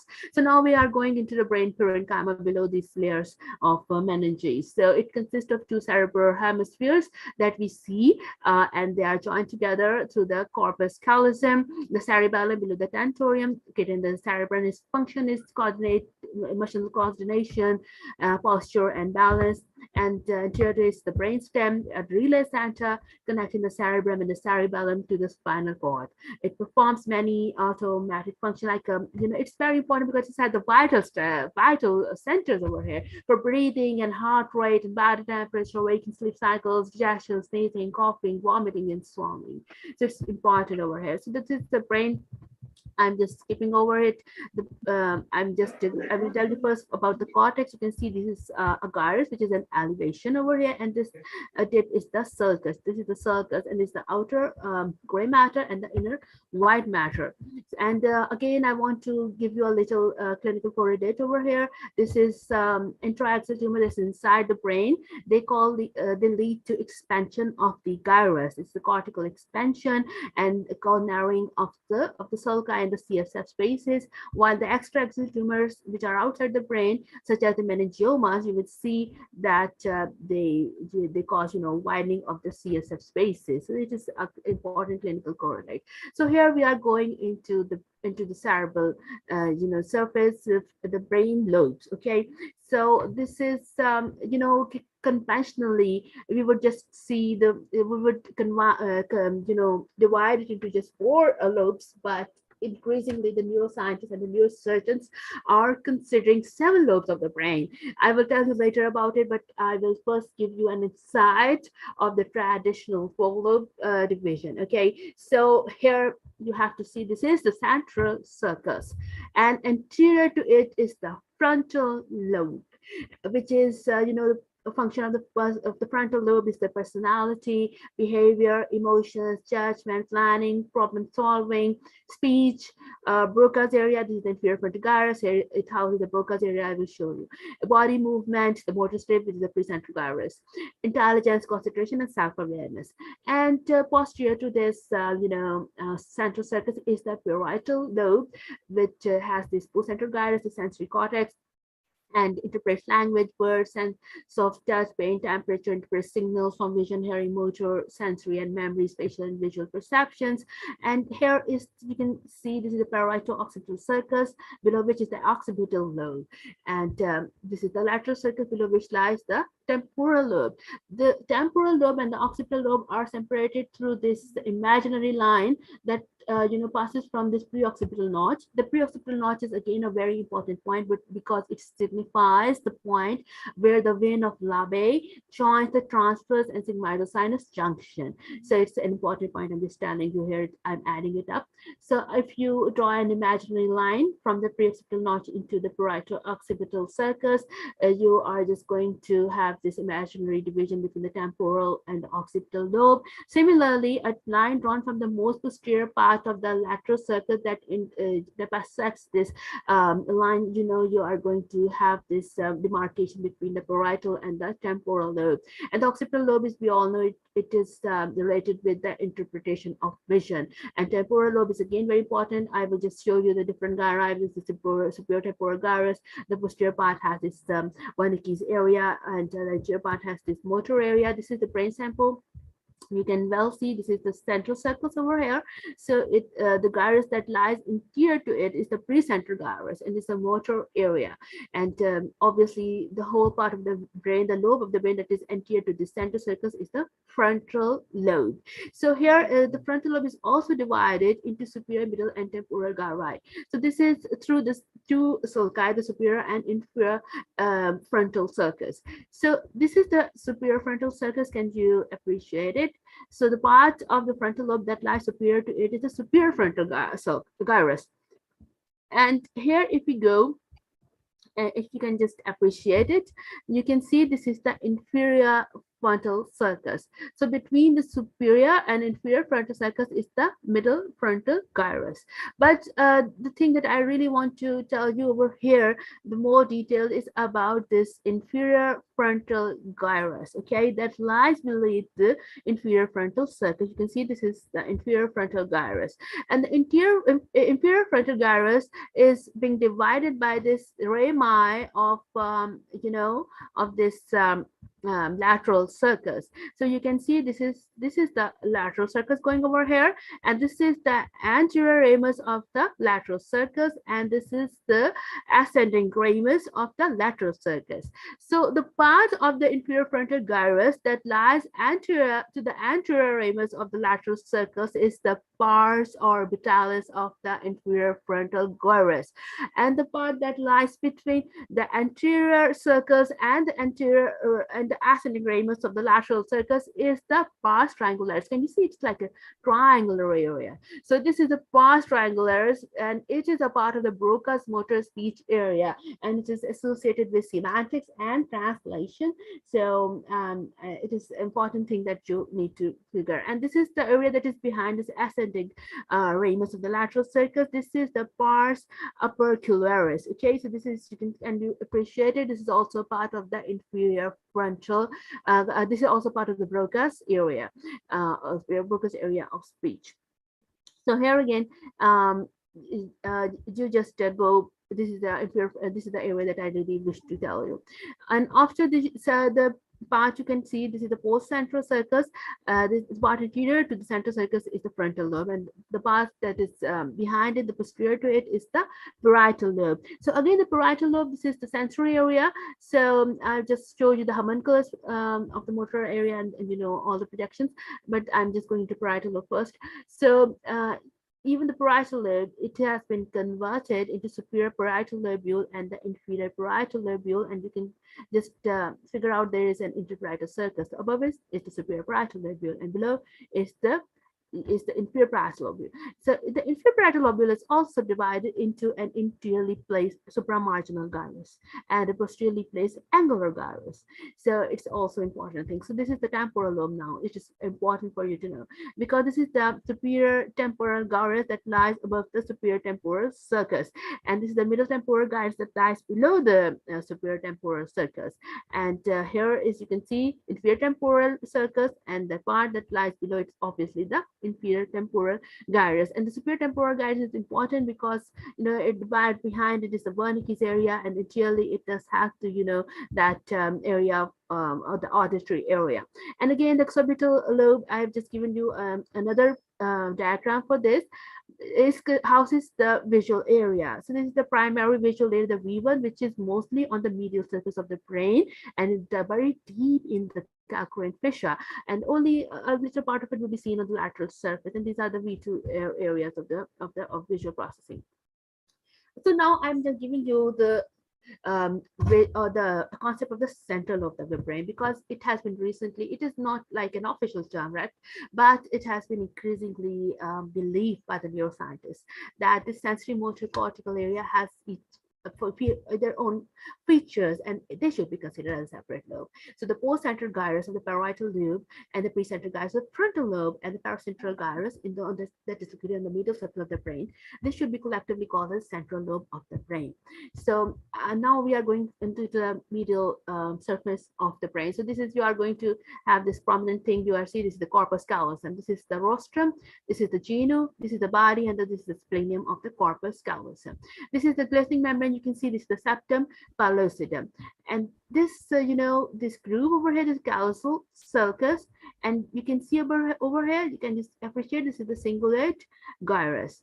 Okay, and above is obviously this is the cingulate sulcus.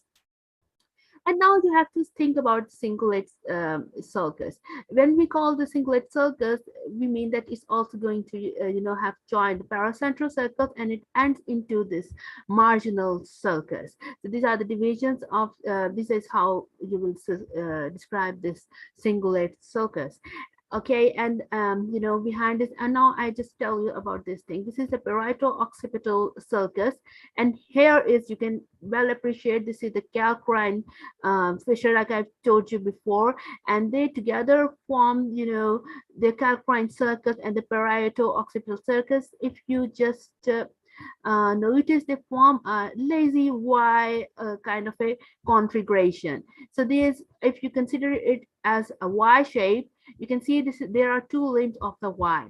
The part above it, this is the precuneus, it is the part of the parietal lobe, and this is the part between these two lobes is the cuneus, and this is the broad area 17. And the part below this lower limb is the lingula. And the lingula, if you follow it, I will show you another diagram for it. It forms the cingulate gyrus, the isthmus of the cingulate gyrus, and later they continue as the parahippocampal gyrus. This gyrus, you can see this is the straight gyrus, and it's also important. And this is the mammillary bodies. This is the optic chiasma, and between is the tuberous cinereum. And now we are going over here. This is the fourth ventricle. You can appreciate this is superior medullary velum over it, and this is the cerebellum, obviously. And this is anterior to it. This is the brainstem. You can see over here, this is the area of the cerebral peduncle, and this is the oculomotor nerve. You can see it living over here, and there's a pons, and obviously the medulla. This is the inferior surface of the brain. You can well see the olfactory tracts and the olfactory bulbs. The expanded area over here, you can well appreciate it. And these are the two optic nerves that form the optic chiasma. And then these are the optic tracts. In between is the infundibulum. And you can see this is again the gyrus rectus, and this is the orbital gyri, to the orbital sulci. And here, the important thing I want to show is this is the collateral sulcus. Okay, and this area is the, you know, lateral to it is the fusiform gyrus, and the collateral sulcus separated fusiform gyrus anteriorly from the parahippocampal gyrus and posteriorly from the lingual gyrus. And this is, you can see, this is the midbrain area, and this is the substantia nigra, the dark colored area. You can see this is the aqueduct of Sylvius passing through this little perforation over here. So these are some important things that I really wish to show. So this is what I meant. This is the lingual gyrus going over here, and you can see this is the cingulate gyrus isthmus. You can see, can you see this is the cingulate gyrus coming down? It is narrowing down, and this is the lingual gyrus coming together, and together you can see they are going to extend into this parahippocampal gyrus. And also this is the uncus. I missed it out. I just wish to show you the uncal herniation is quite important for neurosurgeons. So you can just now have, I think I have explained this before. The prosopagnosia slide I have made for you to remember, because Brad Pitt has just been diagnosed with prosopagnosia, and like I've told you, the fusiform gyrus. This is basically as a result of abnormalities, damage, or impairment in the right fusiform gyrus, fold in the brain that appears to coordinate the neural system that control facial perceptions and memory. And it is large gyrus that spans across the basic surface of the temporal and occipital lobes of the cerebral hemisphere, consisting of two occipital-temporal gyri, namely the medial and the lateral ones, and the two are separated by circles for the mid-fusiform circus. So this is how he cannot recognize the face. So you just prosopagnosia is basically when someone loses the ability to recognize faces. So the white matter of cerebral hemisphere association fibers that interconnect different regions of the cerebral cortex, okay, and the projection fibers. These connect the cerebral cortex with other masses of gray matter and vice versa. And the commissural fiber that interconnects the identical areas in the two hemispheres. This is the internal capsule. This is a cortical deep structure containing a concentration of afferent and efferent white matter projections. And anatomically, it's an important structure because of the high concentration of both the motor and sensory projection fibers. It has an anterior limb, a genu, and a posterior limb. It's an important structure. You know, we are not going into details because of the interest of time, but I have just Brodmann areas, regions similar size structure. They are being numbered. Secondary and tertiary areas, you know, processing integration that come from the primary areas, association areas, you know, that surrounds this, cortex around the primary, secondary, tertiary areas. And eloquent cortex, the term that refers to specific brain areas that directly control the function, and it does damage to any of these can reproduce many focal neurological deficits. Examples of eloquent cortex in the primary motor area, primary somatosensory area, primary visual area, cortex, and the primary auditory cortex, the Broca's area, and the Wernicke's area, and ephemeral MRI is generally utilized to map these areas. This is the motor areas. I have motor cords comprising 3 different parts of the frontal lobe, immediately anterior to the central circus, and their primary motor area of movements.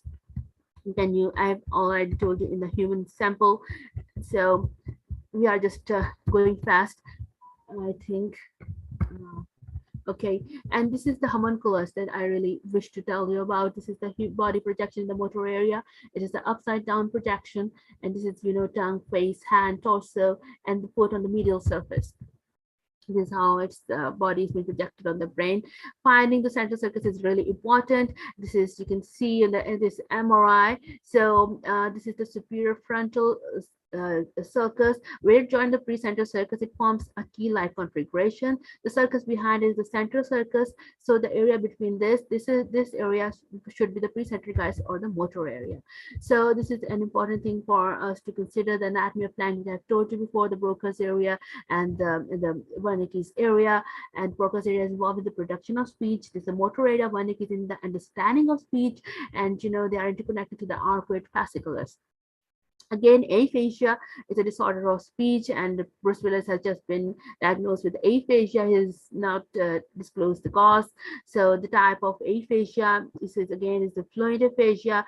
That means that the motor area has been saved, but the Wernicke's area is not working. You can see over here the Wernicke's area with the comprehension is impaired, repetition is impaired, the naming is impaired, and fluency is preserved. So it is also known as the fluid aphasia.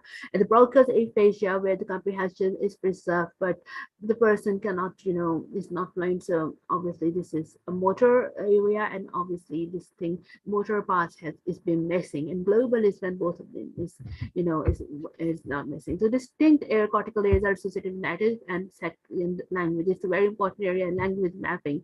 And again, I wanted to tell you that insular lobe has been also recognized increasingly as a separate lobe, and it's like an island that is very deep in the lateral circus, and to consider the 5th lobe of the brain, and it is not clearly visible from the outside, and it is very important in respect to the insular gliomas.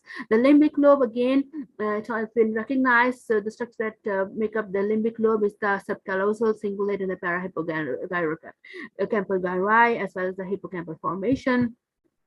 The corpus callosum is a large white matter tract that connects the 2 hemispheres of the brain together, and incredibly important structure and functional part of the brain. It allows us to perceive depth and enables the 2 sides to communicate. So the anterior half of the corpus callosum, it carries the projecting fiber from the premotor, supplementary motor, anterior insular, and the anterior singular cortical areas, and the posterior half carries fibers connected the parietal, temporal, and the occipital lobes.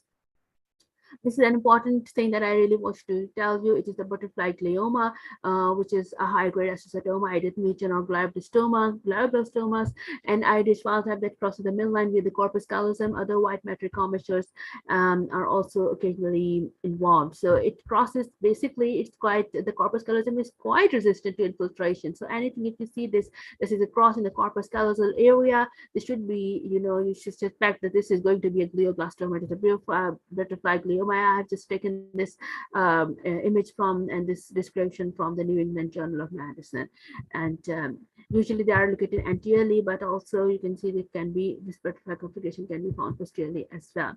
And corpus callosotomy is a surgery to treat epilepsies. So when anti-seizure medication do not help, and this process involves cutting a band of fibers, and afterwards the nerves cannot send seizure signals between the brain's 2 halves. So there's a lot of detail, and this is the interhemispheric transcallosal approach. It's a versatile approach. You might have seen in reaching out in the anterior third ventricle for colloid cyst, and for central neurocytomas for the lateral in the lateral ventricle CNCs. And there is also posterior interhemispheric approach that is also performed for posterior thalamic tumors and the pineal masses with predominantly superior extension.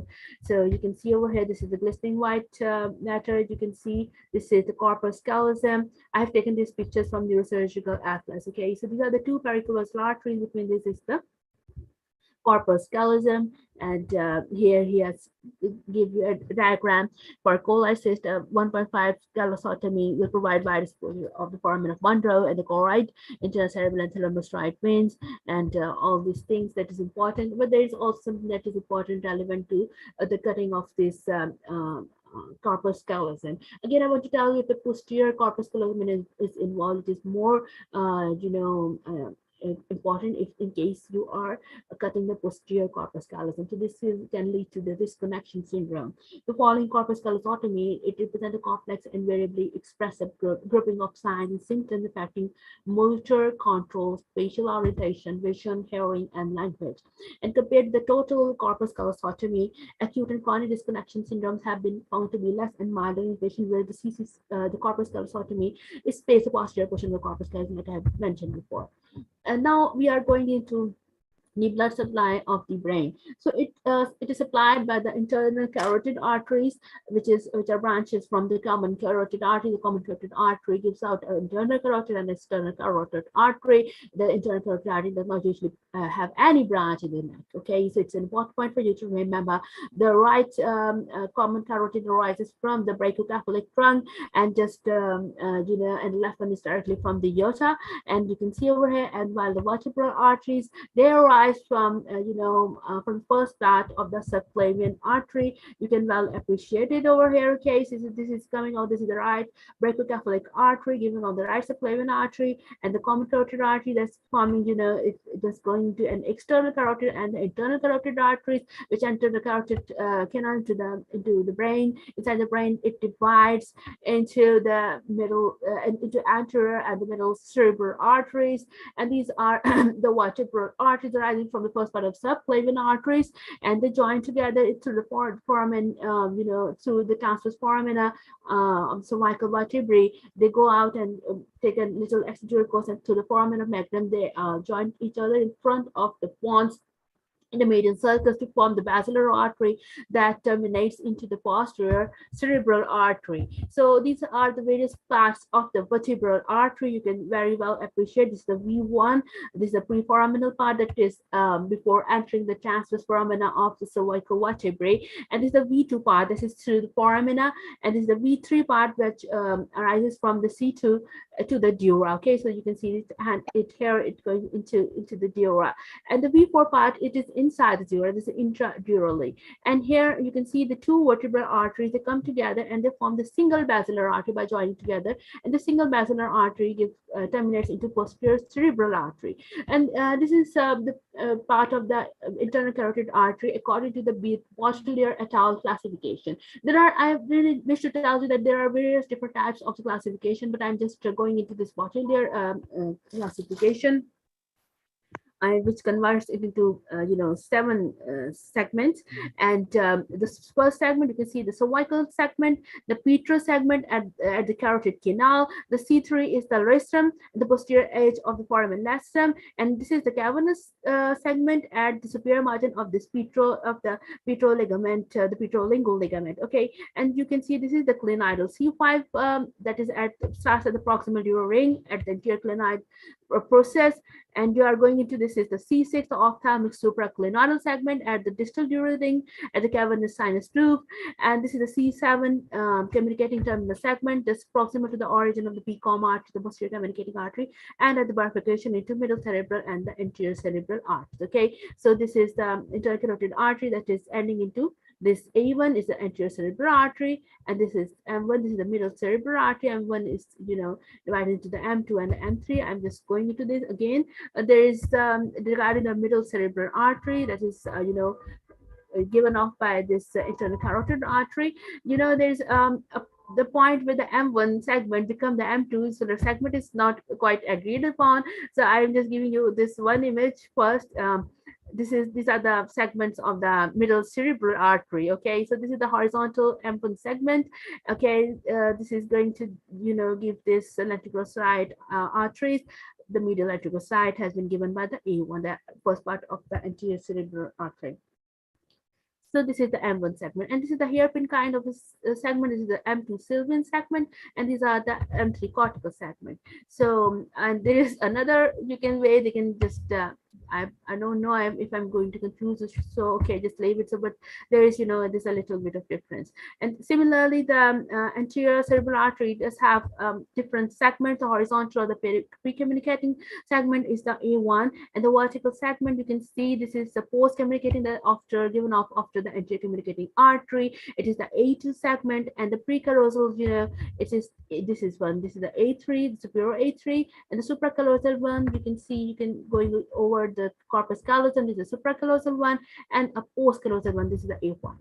So again, this is a circle of Willis that is present at the base of the brain, and it is basically the site of communication of the anterior circulation that is comprised of the branches of the internal carotid and the branch of the internal carotid artery, where the posterior circulation is by, as I've told you, there's a basilar artery converting into PCAs, and these are the posterior communicating arteries. These are joining together, these two, and this is, again, the anterior cerebral artery. This is the ACOM. This is the before this ACOM is the A1 segment of the anterior cerebral artery. This is ACOM, and after this is the A2 segment of the anterior cerebral artery, and this is from the internal carotid. The other thing is the MCAs, middle cerebral arteries, going over here.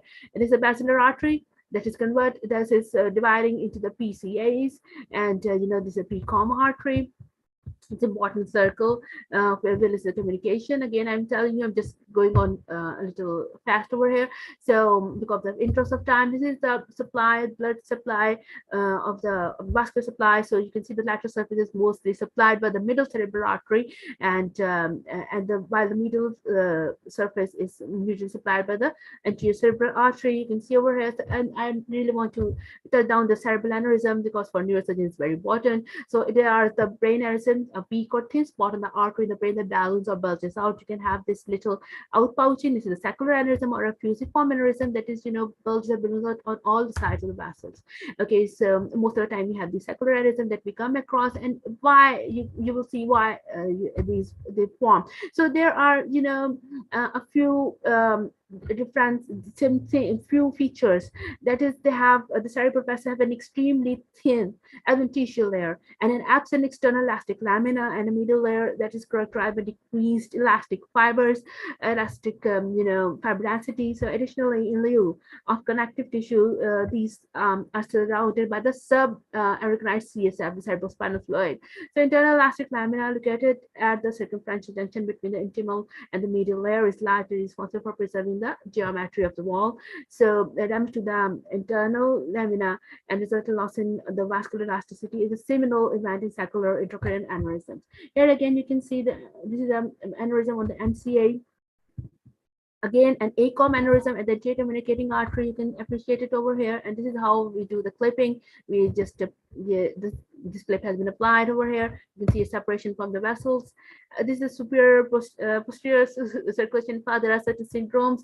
I added it, but I think we don't have much time for this. The trigeminal neuralgia by the impingement of the trigeminal nerve through the arterial loop, commonly by the superior cerebellar artery, although ICA can be involved, ICA and the vertebral cerebral artery and veins. And this is a watershed area where the two territories of two different vessels, they join, and here, it is a border zone region in the brain by the major cerebral arteries. The blood supply is decreased between the two territories. And here in past are quite common. You can see it is the anterior cerebral artery area, this is the middle cerebral artery area, and this is the border zone like you have seen, and this in part of the ACA and MCA watershed area.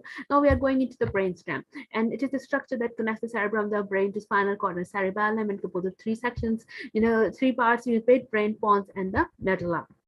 The midbrain, the uppermost part, and the important part over here I want to tell is the reticular formation, which is very important for maintaining the overall attention and alertness, the consciousness. In addition to the reticular formation, is important for the cardiovascular systemic control, respiratory regulations, and its relation to consciousness during the waking and the sleeping cycle. The red nucleus for motor control, specifically in coordination and autonomic movement between swinging arms and legs. The periaqueductal gray area for control of pain. The substantia nigra, you can like I've told you before, this is the dark colored area, the substantia nigra. This is basically dopaminergic neurons that aid in motor control alongside the basal ganglia. And the brain structure section of this area responsible for enhancing thalamomotor activity, also declares early in patients with Parkinson's syndrome. Muhammad Ali and Michael J. Fox. They are both sufferers from, Muhammad Ali passed away. So they had the Parkinson syndrome and the boxing and brain injury. This is a very big topic. I really wish to tell, but for the interest of time, but not. The pons is where the cranial 5, 6, 7, and 8 originate, and it has most notable function related to respective cranial nerves, and organizing originating structures include recognizing sensation of facial area, etc. So again, important for autonomic function like salivation and mattering equilibrium. And similar to it, it does has this reticular formation. This is the basilar circle of pons where basilar vein and basilar arteries been formed by combination of combining of the two vertebral arteries. There's a medulla oblongata and origin of nuclei of the 9th, 10th, 11th, and 12th cranial nerve, and many function overlap with the hypothalamus. But the most, important part is the control over the body vitals. That includes proper cardiovascular control and respiration. And there are the important centers that I really wish to tell in the medulla. The afferent cardiorespiratory signal that synapse in the medulla and work to regulate respiration. The ventral respiratory column, which controls respiratory rhythm and its oscillating pattern. And the nucleus of tractus solitary this one is very important because information from baroreceptors and chemoreceptors come from here, and the area posterior, the vomiting center, and these are other important and pyramidal accusation. A majority of the motor fibers of the motor cortex form the lateral corticospinal tract and the spinal cord. This is where the pyramidal tracts they cross over to make connections with the opposite side of the body to the motor tracts. This is the entire structure going into this. And hello, yes. Sorry for disturbance. I think, madam, I think we are a little bit short of time from the remaining speakers. Okay, I just go fast. Thank you. So these are the cranial nerves. Okay, these are the pure sensory and the motor cranial nerves. And this is cerebellum I was talking about. These are two lobes these are the lobes of the anterior lobe that is anterior to the primary fissure, the one that is posterior to the primary fissure, and or between the primary fissure and this procular and this posterolateral fissure is the posterior lobe, and anterior to the posterolateral fissure is the procolateral lobe, and it's this is a horizontal fissure. Above is the above and below it converts into superior and the inferior surfaces. So, these are the cortex outer gray layer, and instead of cortex, instead of gyrus, we call these folds as the folia. Okay, the outer gray matter, the medullary matter, and these are the nuclei of the cerebellum, the dentate, emboliform, globus, and vestigial. And these are the divisions. Just leave them. The vasculature, SCI, capica, cerebellum, peduncles are connected with the brainstem. The superior with the midbrain, the middle with the pons, and inferior with the medulla. The middle one is the largest, and it contains more of the efferents. So again, this is ataxia, the vermis, mostly associated with the truncal or gait ataxia, dysfunction of this vermis and the hemispheres, and any damage to them can lead to appendicular ataxia. The deeper structure, the whole hypothalamus, thalamus, okay, we are just skipping it, pituitary gland. Again, I just want to tell you the anterior lobe is where the hormone, the adenohypophysis, the hormonal secretory. The posterior lobe is the neurohypophysis and connected.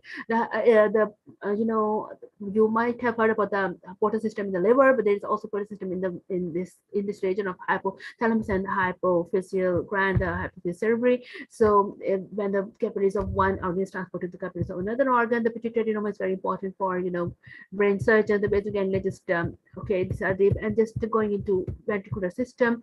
The two lateral ventricles are connected to the foramen of Monro, which is a V-shaped canal, to the third ventricle that drains to the acromion sylvius, to the fourth ventricle, and this is a series of flow that we have shown. It is a part of the lateral ventricle. So it's a very big topic. Hydrocephalus is building up the fluid inside the brain. You can see the frontal lobes are enlarged and blunted, and you can see the lateral, the temporal lobes, temporal halves are also enlarged. The lymphatic system is a recently discovered macroscopic waste system. The clearest that implies a unique system of paravascular channels. So you can see over here there's a cerebral tissue, the periarterial influx, and the perivenous efflux. Okay, so this is a little thing, and this is spinal cord that start from cylindrical in shape, to start from the foramen magnum and terminates clearly at the lower border of L1. And there are two enlargements, at this cervical and lumbar enlargement, because in the cervical region there is formation of the brachial plexus, and the lumbar region lumbosacral plexus, and final terminal is the pia mater, that prolongation at the apex of the conus medullaris that is attached to the posterior of the coccyx, Again, this is the formation of the dura mater, and this is the dentate ligament that comes from the pia mater and anchors the cord into with the dura mater. So the subarachnoid space between the pia and the arachnoid is filled with CSF, whenever it continues with subarachnoid space around the brain distal is terminate to it, and this is the lumbar system, which is important for the lumbar taps. So the spinal nerves, we all know the plexuses, and obviously these are the horn, the dorsal horn, the ventral horn, the intermedial column, the lateral column. These are the basically a lot of details about it that we should know, the nuclei, the lamina, the lamina formation, and the tracks, etc. And because cord ends at the level of L1, so obviously the vertebral level and spinal segment do have a little bit of discrepancy. And cervical spine, just the important thing is that the C1, C2 are atypical, and the other are similar, but these two are atypical. And the craniocervical junction that is formed by the C1, C2, and the occiput. Okay, so thoracic vertebra, you can see important thing is the rib facets over here and the downward oriented spines. The lumbar vertebra are stout with the quadrilateral spine, you can see over here, because they give attachment to the strong back muscles. So just leave it to the sacrum formed by the fusion of the sacral vertebrae and the base and the apex and the auricular surface and the foramen over here. So you might have chondromas are important for surgeons over here. Obviously, fractures may be the normal kyphosis and the normal lordosis, although any deviation and excess of inward curvature is the lordosis, and in excess of outward curvature is the kyphosis. The side to side is the scoliosis, can be right sided or the left sided. The Peter cord by the tissue attachment that limits the movement of the spinal cord. Okay, so this is, you can see this is the normal conus and it's going down over here by teeth ring. So spina bifida, that is from incomplete closure of the neural tube. It can happen anywhere where the neural tube is, but most commonly we found it over this neural region over here. It's okay. So it can be cystica or occulta cystica when there is it's an open defect in the herniation of elements of the skin, and spina bifida occulta that does not come out. You might have some sort of stigma like a tuft of hair over there. Tabetor, just leave it. Lumbar puncture anatomy, caudal regression syndrome. I'm just going it because you might have seen Manem Miftah. He's suffering from this caudal regression syndrome caused by the maldevelopment of the caudal half of the body. Again, about ALS and etc. So okay, so this concludes quite of my lecture. I'm sorry I took a little more time. Actually, I do think that it is a very lengthy topic, and we are also developing a course on basic neuroanatomy. Please do follow two of my pages, two of the societies I'm running, including the one I'm running with the WFNS, and we are regularly conducting courses. We are having another course in the coming Saturday, and again on 27th of March. 27th of January with the ISBN. And again, be kind to your mind. And thank you so much for your very patient listening. It was a matter of real honor for me to be here. And again, thank you so much. Thank you so much, Dr. Nurhuda Maria. It was really an excellent and outstanding presentation. As many of the attendees were the medical students, so they were a little bit thinking about that we cannot catch the whole knowledge as all things covered from A to Z. Thank you again, and thank you so much. Okay, thank you so much. I think what I have tried, I just agree, and I really want to tell you that when I started, I told you that it's a very long topic, and I really want to do some justice with it. So I think that I know that the majority of the attendees are medical students, and that's why I really wanted to give them a little more, a little touch of clinical evaluation, because I knew I could just go into very, very basic too. And when I was making this slide, I was thinking that it's very basic slide in my opinion. So I'm sorry if you think that is a little bit advanced level, but okay, I will just keep that in mind. That was an amazing lecture. Thank you so much. You have covered each and everything. We're really happy to have you. Now we are going to forward, and the question will be answered at the end of the whole session. Now the second lecture is going to be presented by one of the pioneer of neurosurgery, Dr. Ahmad Ubaid Mujaddidi. Dr. Ahmad Ubaid Mujaddidi is a consultant neurosurgeon in Royal Medical Complex of Afghanistan. He did his master degree MS neurosurgery from the Punjab Institute of Neurosurgery, Lahore, Pakistan. And sir, the talk is basically on the spinal trauma and its management. We are really honored to have him, and we are going to proceed with the lecture. And one thing I should tell the audience that Professor Salim Rauf was heading toward the airport. He was in a trip. He is going to join us for at least 10 minutes as well. So please proceed with your lecture, Dr. Ahmad Ubaid Mujaddidi. Thank you, all of you.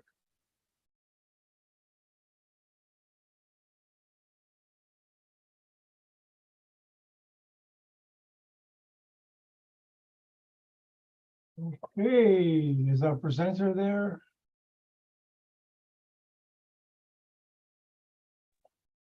So now I think you hear me? Yes. Sorry. Yes, sir, we can hear you. No, so first I want to share my screen and then we will proceed Okay. forward. So let me to share the screen.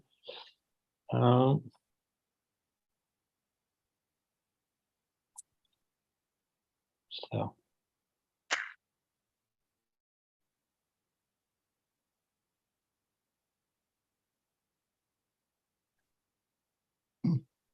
I think You're on the way. Keep going. Yes, sir. yeah, you can.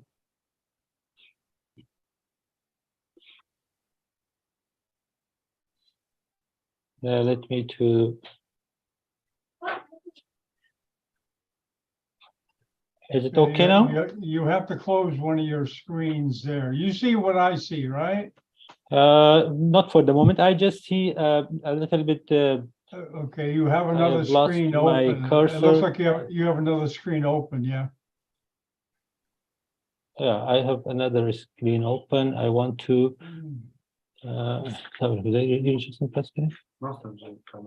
mouse corner كده. Just.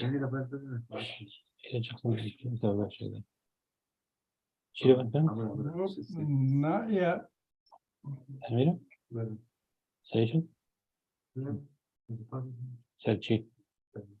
You just get off that screen altogether, the settings screen. Get off that. Just a minute, sir. I don't know Okay. why it's not working. That's okay. Take your time. We got plenty of time. اینی چی رو میخوایم که گروه خود پس کنم اینی رو میخوایم پس کنم You'll figure it out.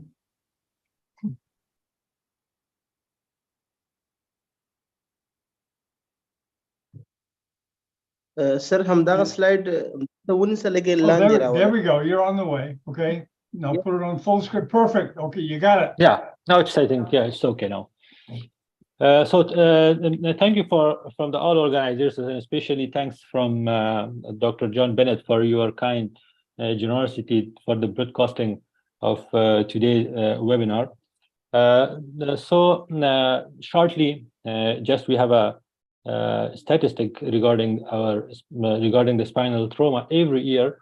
According to the WHO statistics, around 250,000 people suffer from the spinal cord injury around the world. I think majority of them are males.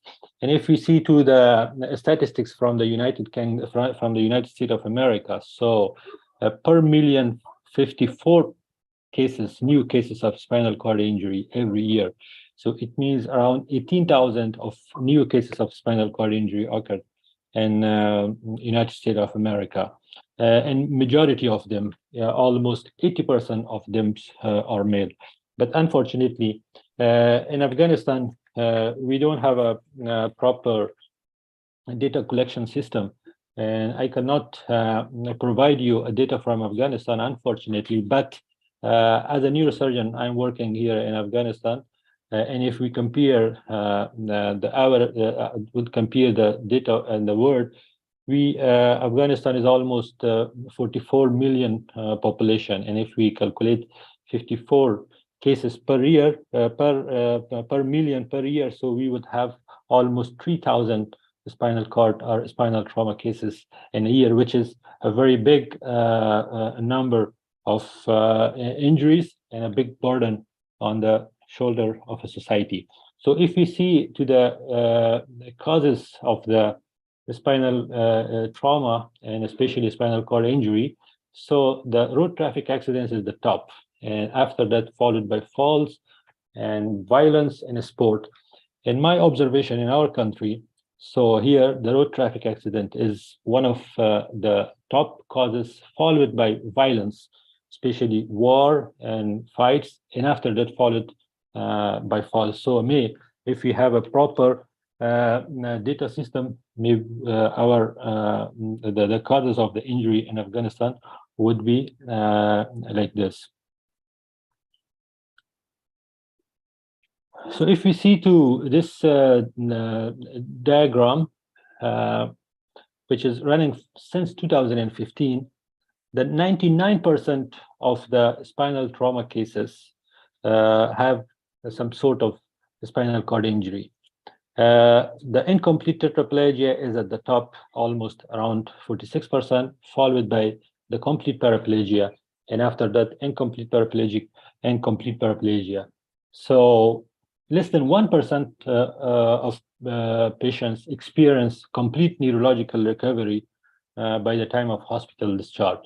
So the mortality risk is also very high at the first year of the injury, and people with a spinal cord injury are 2 to 5 times more likely to be prematurely than people without a spinal cord injury. Spinal cord injury, it means they have short life expectancy than other people without a spinal cord injury. So it means it is one of a very bad the trauma among all trauma chapters. So I have here a little bit short anatomy of the spine, but due to shortage of time, we will just run. So as you know, the spinal column consists from the vertebra, and also spinal cord. The vertebral column protect the spinal cord, and also we have some other structures like this, like small joints, facets, and also if we look to the section of the spinal column, so the vertebral bony structure internally is spongy and covered by a cortical bone, and also internal spinous ligaments, and also supraspinous ligaments, anterior longitudinal ligament, posterior longitudinal ligament. So it means it is one of the complex structure. And if you look at how the cranium articulate with the spine, so there is a very unique vertebra C1, which is much different from other vertebrae in the vertebral column. So C1 is one of that vertebra that don't have process spinosus. The posterior column is just a posterior ring, and it's articulated with C2 through the dens and through with the one of very strong transverse ligament with the C2. And if we see to a typical cervical vertebra, the vertebral foramen, the triangular vertebral foramen, and also the transverse foramen, through that the left and right vertebral artery crossed and passed. And the same if you see to the thoracic vertebra. So thoracic vertebra are stronger than the cervical vertebra, the vertebral foramens around it, and the spatial structure that they articulate with the ribs and thoracic cage. And if we look just to the lumbar vertebra, the lumbar vertebrae are very strong in its structure, so they are oval shaped. The vertebral foramens are triangular. They have strong transverse processes, articulation surfaces with upper and lower vertebrae, and also a very thick and strong process spinosus for the attachment of very strong muscles. And as well as the lumbar vertebra is very important because it connects the two fixed portion of the spinal column, thoracic vertebra with the sacral spine. So it's one of the very mobile portion of the spinal column, and also the discs which are located here between the vertebrae make the mobility of the spine possible, and we can flex and we can move forward and backward. So it is one of the very vulnerable portion of the spine, especially at two junctions, at upper and at lower junction, at thoracolumbar junction, and as well as at the lumbosacral areas, especially in trauma cases. So it's the sacrum. Shortly, you can see it from the different three views. The sacrum articulate with the both with the pelvis, and also it transfer the body weight through the pelvis to the ground, to the lower limbs. So the mechanism of injury and also the classification of cervical injury is something very important, as the majority of our audience are medical students, and I have tried my best to ease and to shorten this long chapter of spinal trauma, and it was very difficult to shorten and to shorten.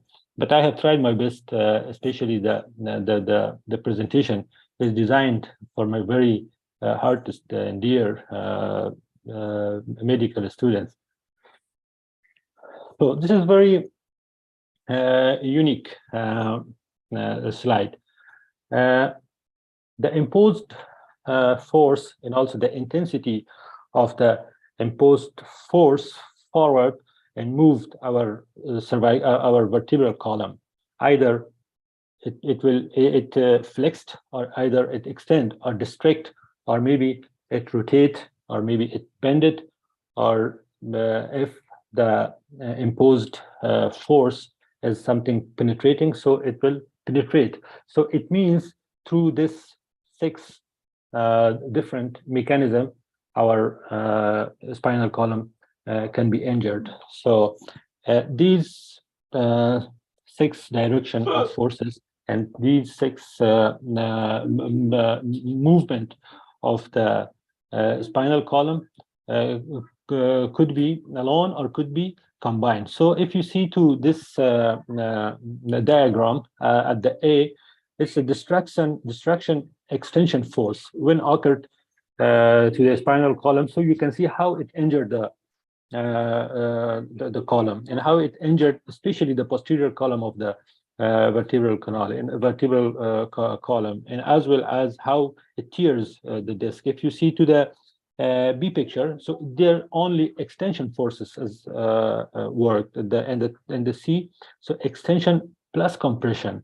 So you can see just the bones are in a good condition, but only the anterior ligaments are teared, and the posterior height of the disc is quite decreased. And compression, the force move the vertebral column towards the gravity and acts on the body, and the body burst. So you can see and you can recognize in the picture that there the body totally burst. And also if force flex and also compress the spinal canal, so the anterior fracture of the vertebra can be occurred. And if it act only flexion, so anterior location can be occurred. And distraction flexion, you can also recognize the type of the injury. And at the end and distraction, you can see that the vertebral columns, that the vertebral bodies are away from each other, and distraction, the Hey, force Salim, can you hear me? act. Yes, sir. Can you hear me? Hello? So, and if you see in H, so the force act against the gravity, and it distract the two vertebrae from each other. So on base of these forces and on base of this morphology, we classified the vertebral column injuries. So in cervical, in general, we divided the cervical injury to 2 groups: occipito-atlanto-axial injuries, which count from the occipit to the C2, and the subaxial injuries from C2 to C7. And furtherly, each group divided to other categories. So if you see the occiput from to C2, so we have 6 another categories. Each category is divided to types and even to subtypes. For your ease, I have just mentioned their names. Look, Atlanto-occipital dislocation, occipitocondylar fractures, which have its subtypes, atlantoaxial subluxations, which has its 3 subtypes, rotatory, anterior, and posterior, and also atlas fracture, type 1, type 2, which is also famous as a Jefferson fracture, and then type 3, an axis fracture or C2 fracture, the adentite fracture in its type, a hangman fracture in its type, and some miscellaneous fracture of C2, and also combined fracture of C2 and C3. And subaxial injuries, if we see in subaxial injuries, again, we have flexion injury, extension injury, distraction, flexion injuries, vertical compression injuries, and Clay-Shawler fractures. Each of these fractures have its subtypes. In thoracolumbar, if we see in thoracolumbar, for thoracolumbar, we have this scale, thoracolumbar injury classification and severity score. So there are different institutes have their own protocols of classification. For example, White and Punjabi classification is one of the worldwide distributed and adopted classification of thoracolumbar injury. And also there are 3 columns classification. But this is one of the classification. On base of that, we can manage the patient as well. And it instructs us towards the management of the patient at the same time. If you see to this on base of 3 components, they gave the points to the patient. Radiographic findings on base of that. If it is a compression fracture, so it has 1 point, and it is a rotationary injury, it gives 3 points.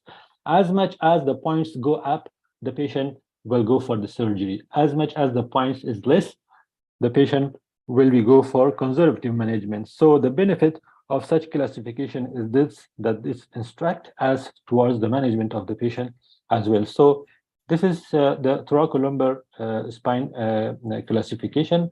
It's very easy. It's very easy to learn, and it's very easy to practice on your daily practicing. So sacral spine injuries also divided to these 3 types. So you can see the zone 1, it's only the alar fracture. Zone 2 is the alar fracture along the foramina, the foramina of the, and also the zone 3 is along the vertebral column or vertebral foramina. And the zone 3 is the B type, is the transverse fracture of the sacral bone. So in this slide, you can appreciate the classification of neuronal tissue injuries, as the vertebral column protect the spinal cord. So due to the injuries, the spinal cord also get injured. So if you see to this transition section of a cord, so the cord divided to the anterior portion, which is more has motor function, in the posterior half of the cord, which more the sensory part of the sensory half of the cord. And if a cord completely transected, it means the anterior half and the posterior cord of the cord is damaged. So it would be the A class. It means there would be no motor and sensory function of the cord. And if there is some sort of sensory preservation, so that would be the B class. It means if there is no motor function, but some sensory reservation, it's B class. And if there is some sort of motor function and the grading of the muscles are less than 3, it's 1 or it's 2, so it is a C class. And if the grading power of the preserving motor function is more than 3, it is the D class. And if it is normal sensory and its motor function, so then it is E class. So it is very important, because on base of this neurological classification, we subject a patient for surgery, and also we subject a patient either for the conservative management. For example, if a patient is totally transected, and if there is no any kind of function motor and sensory, so this patient would be subjected for conservative management, and the same if a patient is in B class or if the patient is in C and D class. So may the total decision of the treatment and the total line of the management would be different. So the neurological evaluation of a patient is very, very important during the management of a spinal trauma patient. So in management, whenever we see a patient in a field, especially, so we have to call for help. First of all, we have to call for someone else to come and then call to ambulance. If we have an ambulance city in our city, so we have to call for that. And if we are aware, and if someone is aware of BLS, basic life support, he has to start and support the patient. And if he is not aware, so it is something for a general population, and we as a health worker, everyone has to know the basic life support protocol for a patient. And once the trained staff come, so every patient has to be approached on base of ATLS protocol. So whenever we see, whenever we attend, whenever we proceed to a trauma patients, so we have to keep in mind the airway, breathing, and circulation of the patient.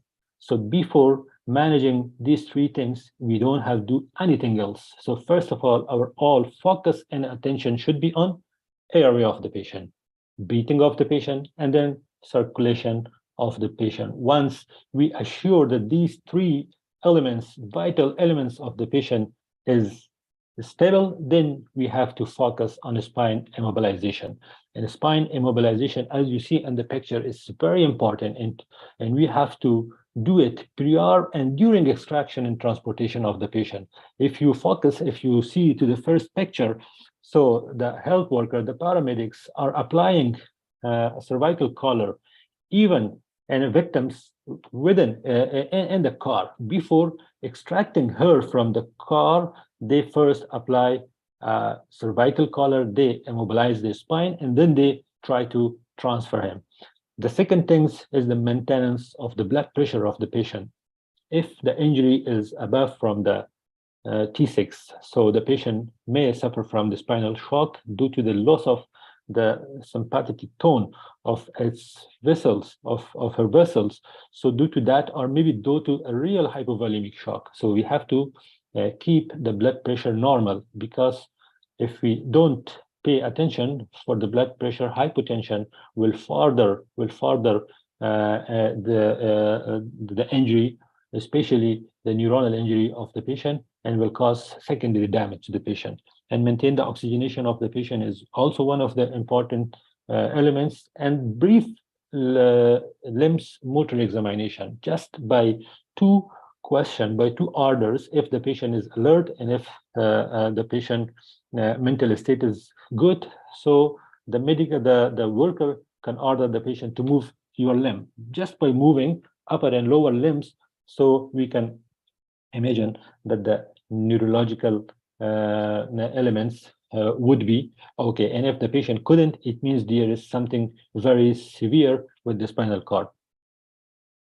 Once the patient is received to the hospital, whenever you are in the emergency room as an emergency doctor and you are receiving a trauma patient with spinal trauma, so again, you have to pay your attention on the A, B, C of the patient, the airway, the breathing, and the circulation on the patient. And after the primary and secondary survey, you have to maintain the field immobilization of the neck. If a cervical collar has applied in the field, the patient transferred by paramedics, and you receive the patient from paramedics, you have to maintain the cervical collar. And if the patient coming through some other ways, so you have to immobilize the cervical spine. And also if the patient is suspected for thoracic and for lumbosacral injury, so you have to immobilize the lumbosacral spine as well. And at the same time, you have to prevent again the hypotension, you have to maintain the oxygenation.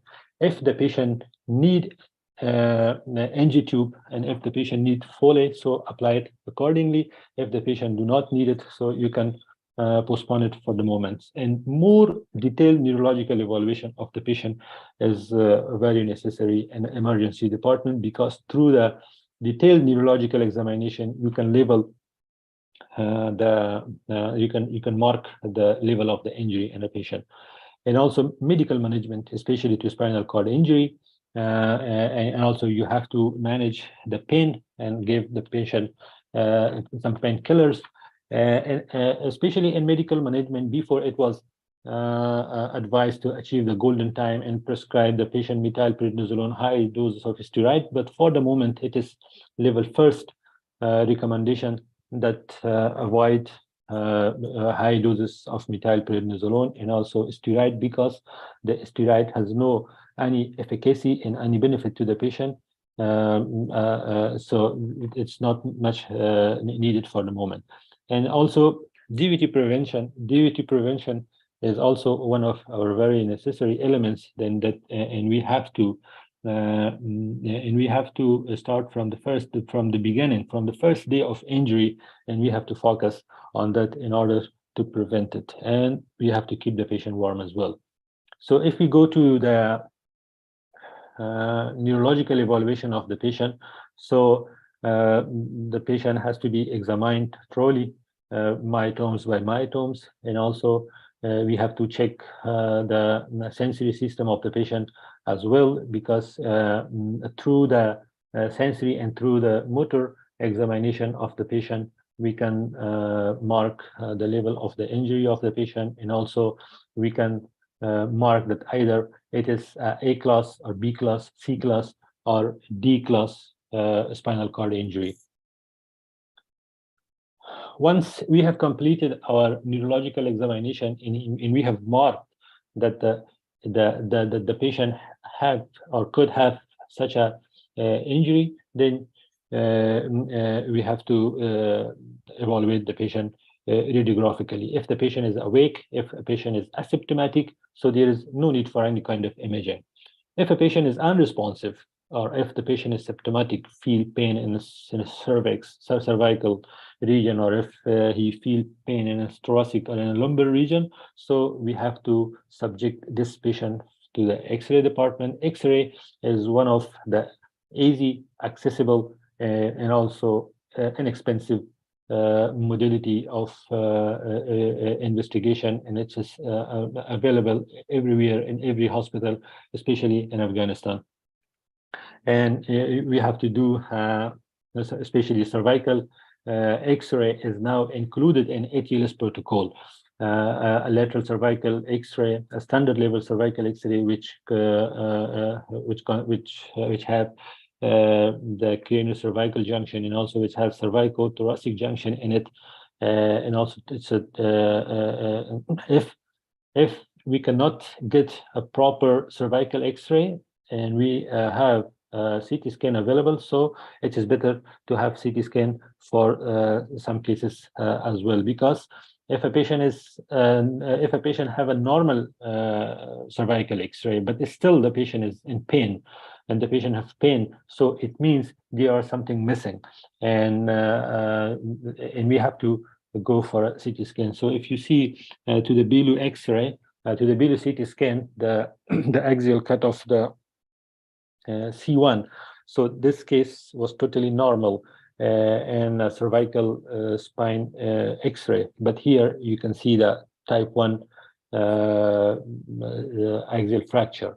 So and if you see the upper case, the CT scan of a patient with a cervical injury with a C5, C6 flexion injury that show flexion fracture displacement, then also the facet joint is jumped and there is a locked facet. So you cannot recognize the signal changes within the cord, but you can recognize it on the picture on your right side that there is signal changes.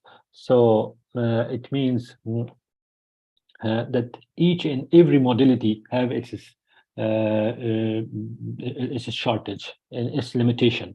Sometimes maybe a patient need X-ray, CT scan, and MRI. And sometimes a patient only need CT scan, and by a CT scan you can diagnose the patient and you can further manage that patient. So the prescription of this radiological investigation is according to the patient status, and also it's according to the institute protocols, and also it's according to the availability of these investigation. So even if you do all these investigation, for example, but maybe some cases you will find some cases that they are normally totally the normal MRI, normal CT scan, but still the patient is in pain, but you can have a dynamic cervical X-ray, and through a dynamic cervical X-ray that you can diagnose that there is some sort of ligamentous injury instability. So after the diagnosis of the patient, if we come to the management, to the treatment modalities, in cervical injuries, we have many sort of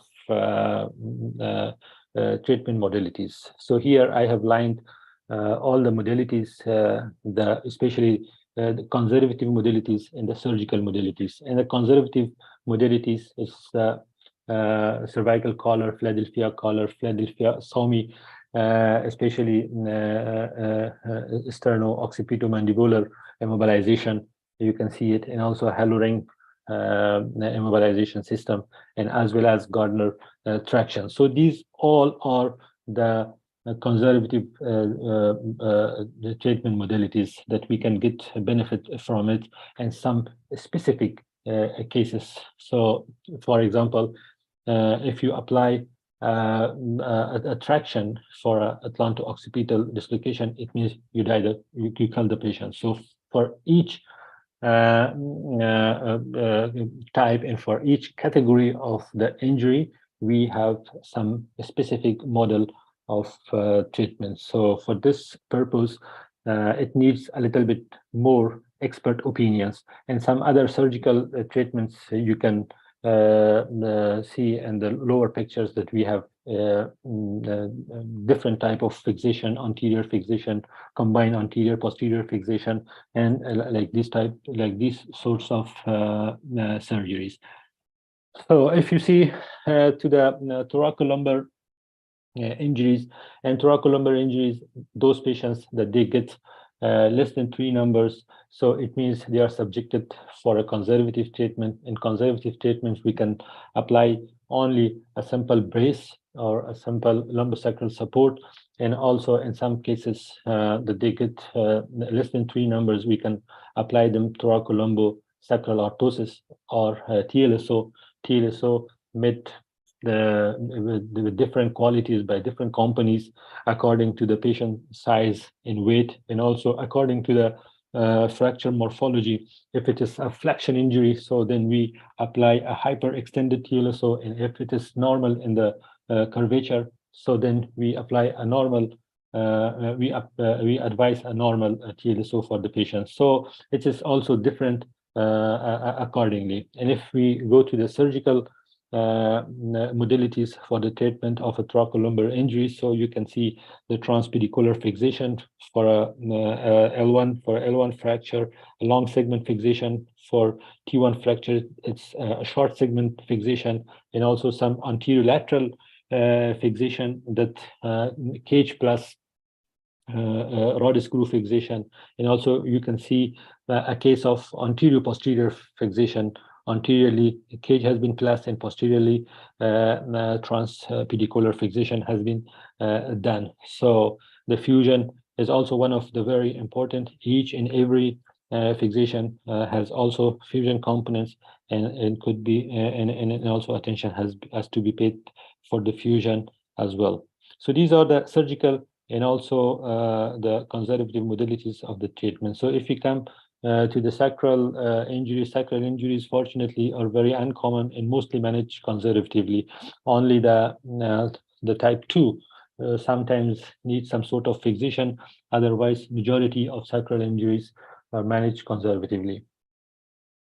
So one of the other very important component of the management in spinal trauma is the prevention of complication and also the treatment of complication. So at first we have to prevent all the complication, especially respiratory complication, because especially those patients that they are suffering cervical injury and spinal cord injury above from especially C5, and especially in those patients that the phrenic nerve is involved, and also as well as in those patients that the intercostal nerves are involved, so may that affect the breathing of the patient, and atelectasis, pneumonia, pulmonary embolism, respiratory insufficiency, failure. These type of respiratory complication can be occurred, and if any type of these complication occurred, we have to involve the related department for the management of that complication as well. So for this, we can get this home message as well, that the trauma cases and its management need multidisciplinary approach as well. For the cardiovascular complication, especially orthostatic hypotension and others, for the gastrointestinal complication as well, and also DVT, because these patients are bedridden for a longer period of time. So we have to pay attention, especially low molecular heparin are advised from the beginning, and it has to be continued for a long period of time, and as well as physiotherapy, and also instruction to the patient and to his family that provide physiotherapy and exercises to the patient in order to prevent deep venous thrombosis. UTI and renal calculi is one of another complication that could be occurred with the spinal trauma patient, and we have to also instruct and teach the patient that how to manage its Foley and how to pass its urine, and also how to pass its bowel as well. The pressure sore, I have observed many cases that they come with the pressure, with a very bad source at the back of their bodies. So the patient also has to be taught, the family has to be taught in order to pay attention in order to prevent the bed sores in the patient as well. Musculoskeletal system complication, spasticity and contracture is also very important, and we have to keep attention, and we have to refer our patients to the physiotherapy department. The physiotherapist has to teach and the family and also the patient in order to provide them regular exercises to prevent such a bad complication. Long period of disease and long bedreddenness is one of the cause of depression, and we have to consult the patient, we have to consult the family regularly, and we have to have meetings with the patient and family in order to prevent depression and such entities. So what would be the future of spinal trauma cases? So as we previously in previous slides, we explained this this diagram that 99% of patients have some sort of neurological deficits. So these neurological deficits long for a period of for a long period of time. So if we go through the literature, so we can find 5 categories of different modalities that is still ongoing, and it will bring the hope in the future for these type of hopeless patients. So neuroprotective medicines, you can find it, and also neuroregenerative pharmaceutical products, some neuromodulation, and also stem cell-based therapies and various external prosthetic devices. If we see so the pharmaceutical products before, it was thought that methylprednisolone and naloxone, nimodipine, and these drugs could benefit the patient, but now they are not more efficient for the patient. So some new medicines are under trials. Some of them has passed the first trials, and the second and third trials are ongoing, and maybe in the coming future it will get some benefits to the patient. And if we see to some neuromodulation, some sort of spinal cord stimulation, especially for spasticity, and also so these proved a little bit efficacy for the moment, and maybe in future it bring some more advancement and some more development in neuronal function. The stem cell-based therapies are still under trials, and some promising results are coming, and hope it will change the way of the treatment of neurological deficits in the patient. Prosthetic devices, different company design some devices, and it can get benefit from that as well. So three things are very important, and it could be and it has to provide to the patient. Psychological support is very important, because self-confidence in this patient is something very important, and we have to support them psychologically. We have to provide them all rehabilitation services in any aspect, this physical, sexual, mental rehabilitation for the patient, and occupational empowerment of this patient. If we get them back to the society as a productive person, so it will psychologically make him able to be a part of the society. So it is very important for a long period of time to provide for such a patient, especially those who are suffering from spinal cord injuries.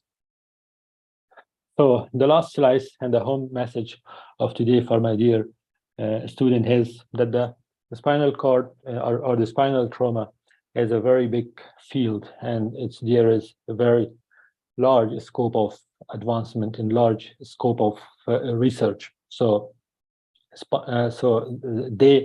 if they choose neurosurgery as their career and as their profession for the future, so there are many things to do, especially young generation of neurosurgery have lots of work to do.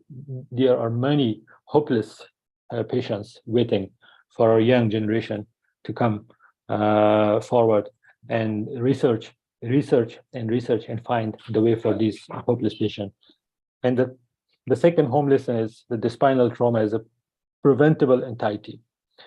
So by large advocacy, by drawing of law and legislation, and by promotion of public awareness, we can prevent many cases of spinal trauma. So thanks a lot for your attention. If any question was there, so I would be with you and will we discuss it.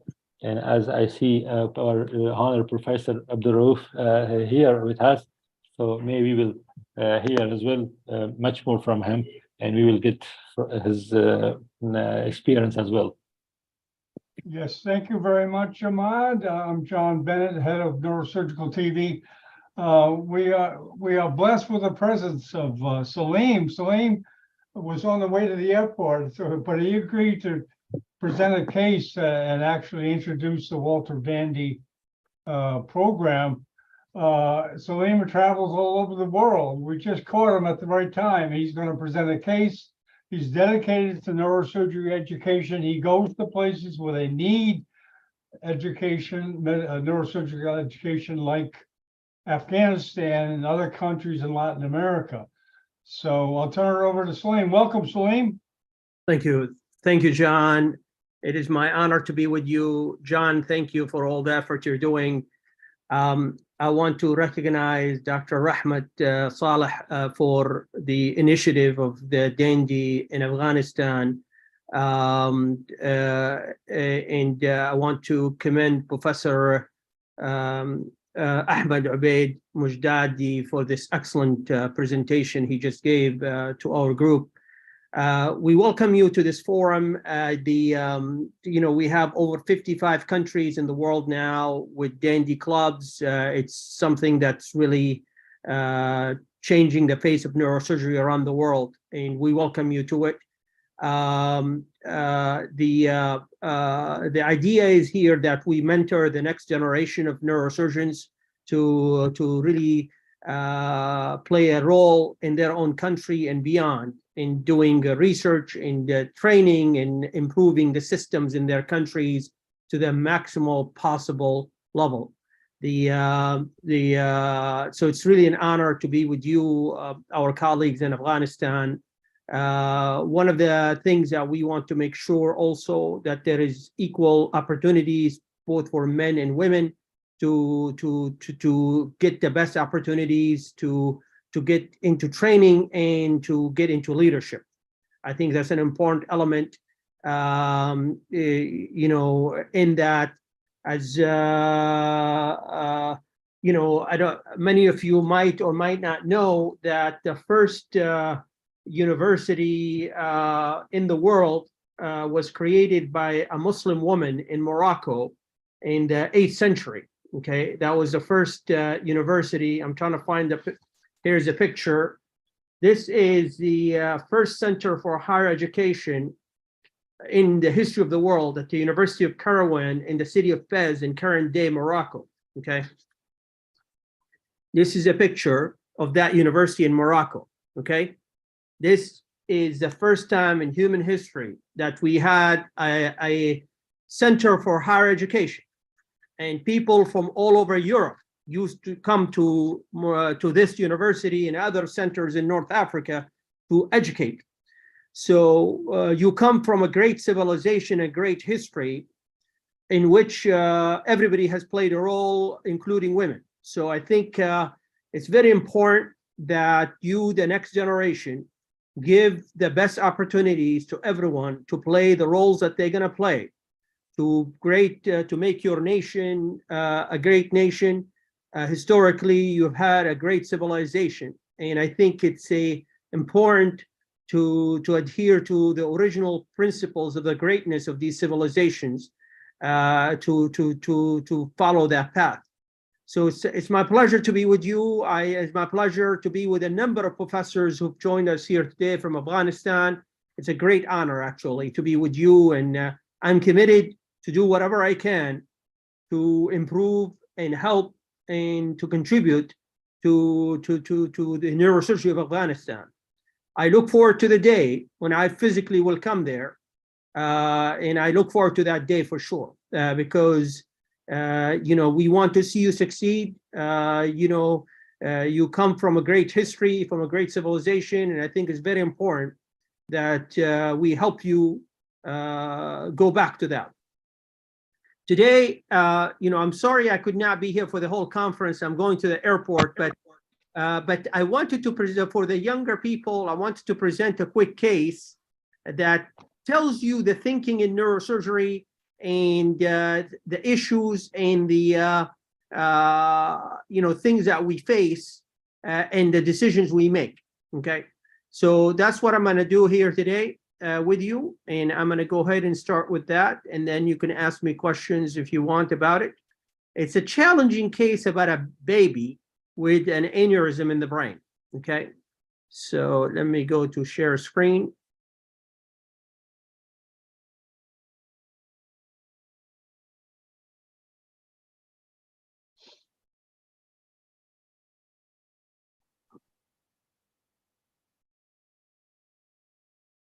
Can you see my screen? Yes. Okay. Yes, sir. All right.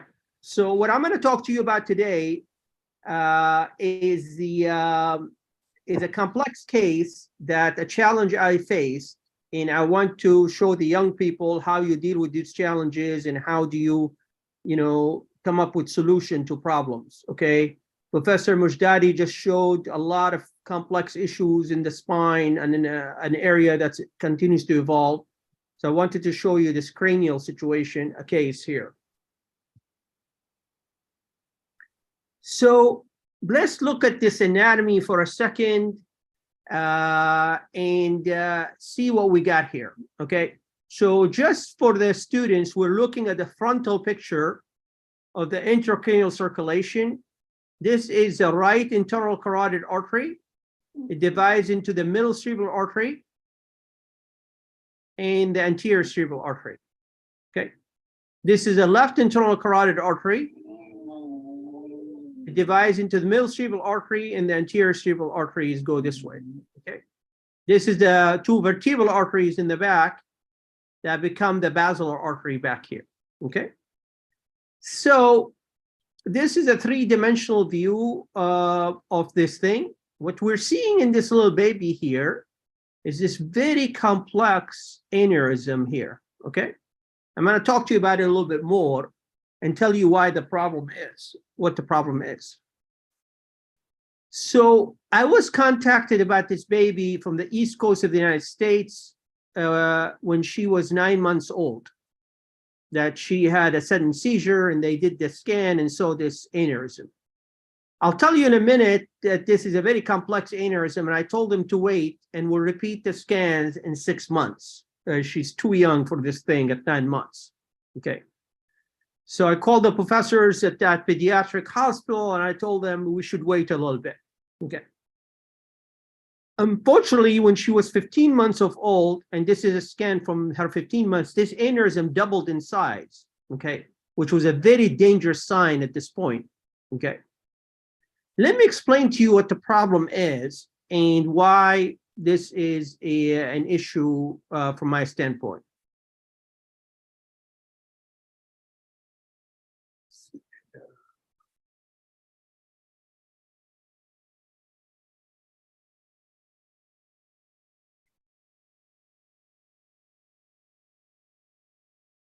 Okay, so I will explain to you now what the problem is.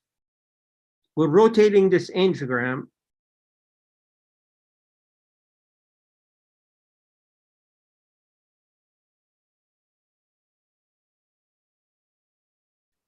Now I'm going to show you a view from above.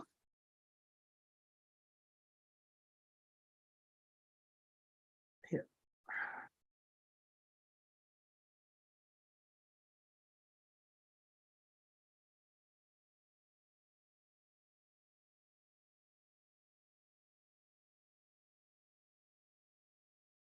Okay. So if you look from above, we're looking from above. If we look at the normal side, you have the middle cerebral arteries coming here and dividing into normal branches, okay? On the other side, you see the middle cerebral arteries coming here and has this aneurysm here.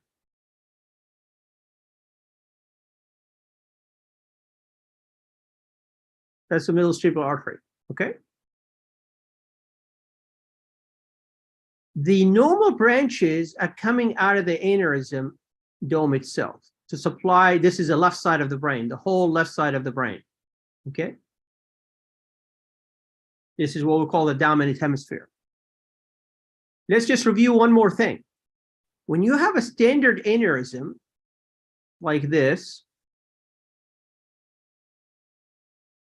we can go in and put a clip on this aneurysm, fine, or we could put coils inside it. The blood will still go normally to the rest of the brain, no problem. In an aneurysm like this, where you have an aneurysm that's involving the whole vessel,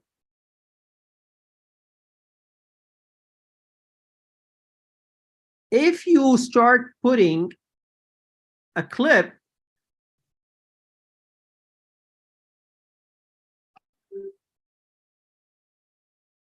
or you put coils inside the aneurysm, the blood then cannot go to the brain. So it'll cause a massive stroke, okay? This is this situation. So we cannot put a clip or coils in this aneurysm, okay?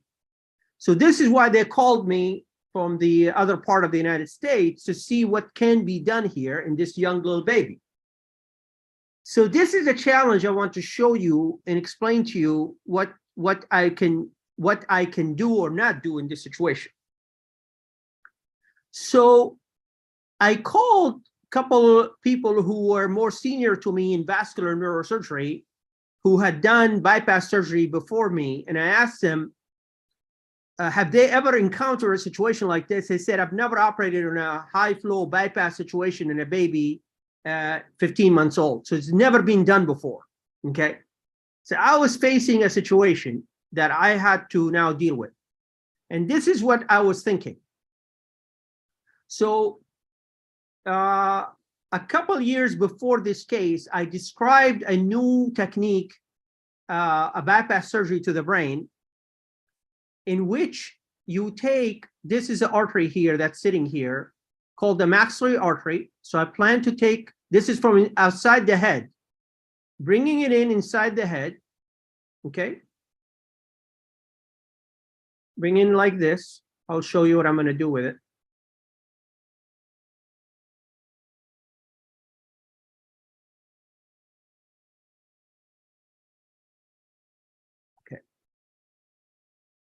And I was thinking what I could do is take this artery here and take its side here.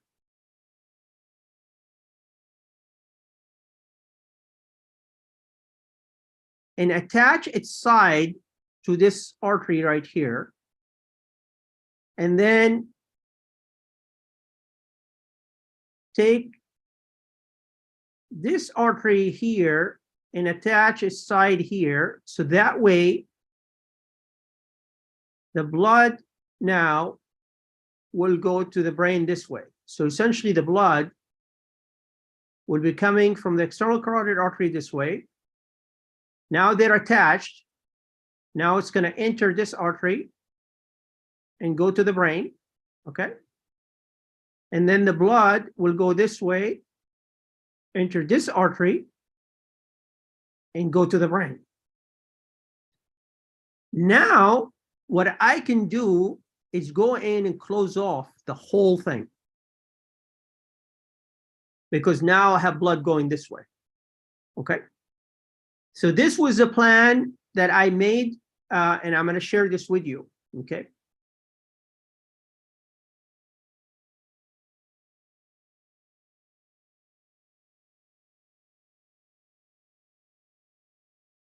So let's see what I did here, okay? So this is the situation at hand. And I'm here explaining this is the maxillary artery that I'm looking at to bring inside the head, this artery underneath the brain, underneath the skull here, okay? Many of the vascular neurosurgeons call this bypass the Abdurrahman bypass. I'm very honored by that. Anyway, this is a maxillary artery below the head in the masseter muscle, in the temporalis muscle underneath, okay?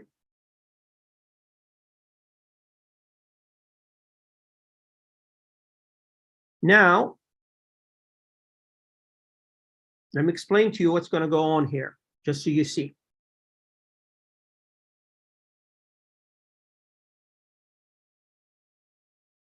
The patient's original vessel is here with a very large aneurysm here, okay? And then it has two branches that we said coming out of the aneurysm. One is this one, and one is this one, okay? So the first thing I'm doing is bringing my maxillary artery from outside, which is right here.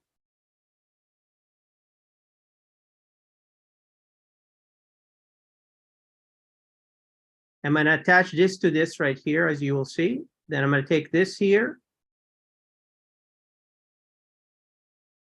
and attach it here. So the new blood will come in from this, enter here, and go to the rest of the brain. And we'll go from here, enter here, and go to the rest of the brain. That way I can close off this whole thing here. So that's a plan.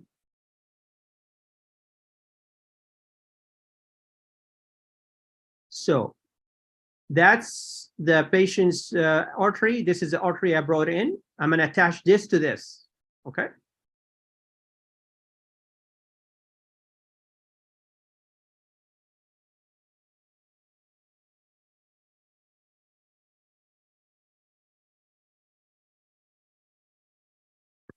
You see, I'm attaching one artery to another. The suture I'm using here is 11O, which means it's not visible by the naked eye. It is only visible under the microscope. The training to do this kind of work is very complex. This is not something people learn in their residencies. Neurosurgeons who have finished complete training spend a year with me to learn this kind of thing. Okay, so it's not something you learn in neurosurgical training. Okay, this is very specialized work. This is especially complex because she's 15 months old. This became the youngest child in the history of neurosurgery to undergo this dual high flow bypass. Okay, it had never been done before because children this young, the vessels are very small. It's impossible to do this kind of work. Okay, so you see how I'm attaching one artery to another. Okay, so that's what we're doing here. Okay, so this is the attaching one artery to another. That's the first anastomosis that I talked to you about. And that's the angiogram showing that the anastomosis is very good. It's going to the vessel. And now I'm doing the second anastomosis higher up to the other vessel. Okay. Now, once the blood is now going through my maxillary artery to all these two big vessels to the brain, I have put a clip on the middle cerebral artery, and in this and this, and that's that big baby, that big aneurysm that I have completely closed it off now, forever. It's cured. Of course, as you know, if I had done this without doing this bypass, there would be no blood going to the brain. This is why I did all this work. Now I can completely close off the parent artery. As you see, there's good blood going to the brain. That's her in my office 3 days after surgery. She became very good friend with my dog, Romeo. When I operated on her, her mother was pregnant, 6 months. So later on, they had their second baby girl, okay? She wants to become a doctor. That's the baby Romeo doll that she became very good friends with, okay? And she's grown up to become, very smart. This is from her day of surgery in the morning when we put the fiducials in the head. This is 4 years later with her mom, okay? This is her in her class. She's top in her class, did the map of the United States the fastest among any student in her class. So this is a girl, we rerouted all the blood flow to the whole left side of the brain. And she is now she's the smartest girl in her class. So just tells you what's possible, okay? She came back to visit me for follow-up. She became friends with my second dog, Tank, okay? I was visiting the East Coast to give a lecture. They invited me to their home. She drew this for me here. So what I'm trying to show you, what is the challenge of neurosurgery and what's possible, that she became the youngest human ever to have this dual high flow bypass surgeries to the brain and cure her aneurysm, okay? The technique I showed you, it was the cover page of Neurosurgery Journal a couple of years before her surgery. This is the technique where I'm using the maxillary artery from underneath to bring it to do the high flow bypass instead of doing the very long bypass. So I'm very honored. It's known as the Abdroff bypass in the field of neurosurgery now. It's a big honor for me. I'm humbled by it, okay? The bypass surgery has been really something that I have contributed to more in neurosurgery than anything else. This is my book, Cerebral Revascularization. It is forwarded by my mentor, Professor Yashigal, and it is the reference textbook in the field of neurosurgery for bypass surgery to the brain. So what I'm telling the young people, neurosurgery is a very young field. I want you to work hard, to do things, to evolve the field. You can do it, okay? And this is how we teach. I teach bypass surgery. This is the neurosurgeons from all over the United States coming in, where we in the lab teach these various techniques and so forth, okay? This week, in a couple of days, I'm going to India for our 9th World Congress. I wish all of you would have been there. I know technically it's not easy, but I look forward to coming to Afghanistan to be with you as well. So this is going to be in Jaipur later this week. This is my Instagram. If any of you want to, communicate with me, I want you to really think big, and I want you to really be able to think that you can do a lot. Okay. And don't be, you see, you can be sitting anywhere in the world and doing great work in transforming the specialty. Do not believe for a second, if you look at some of the biggest innovators in neurosurgery, they don't necessarily come from the biggest centers there are, okay? So remember this, all right? Remember that there is a lot you can do. At the end of the day, what's important, you'll never forget why we do this. We do this to help people's lives and function. Don't ever forget that in this journey, because if you become jaded and you're doing it for yourself, you have lost the mission. That patient on the table is the most important thing in the world for you that day. Nothing else. It doesn't matter how important you are or how high you have achieved. That family who has their child or their brother or the sister on that table, you are all they have. And you have to remember that's the most important thing there is in the world for you at that time, okay? So don't forget your true mission, why you enter this. But at the same time, believe you could do some great things. Believe that you could change things and improve things in the future for many, many people.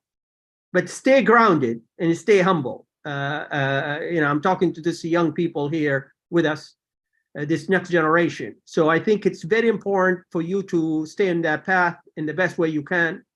And we and the professors here that have joined us, we are here to mentor you and help you on this journey.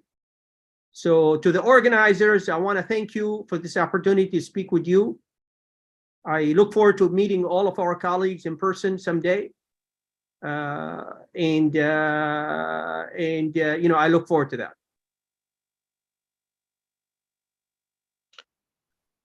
Thank you, Salim. Back to you, Dr. Salah. Yes, sir. Thank you so much, Professor Salim Abdurrauf. We were really pleased and honored to have you in our meeting.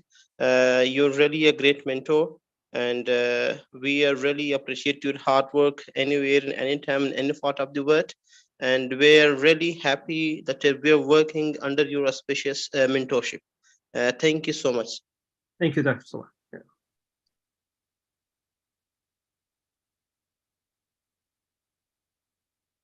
Yes, please, Dr. Zadran, want to say a few words, please. Thank you, sir. It was a great honor to have you here, sir. And Rahmat Salah is doing best.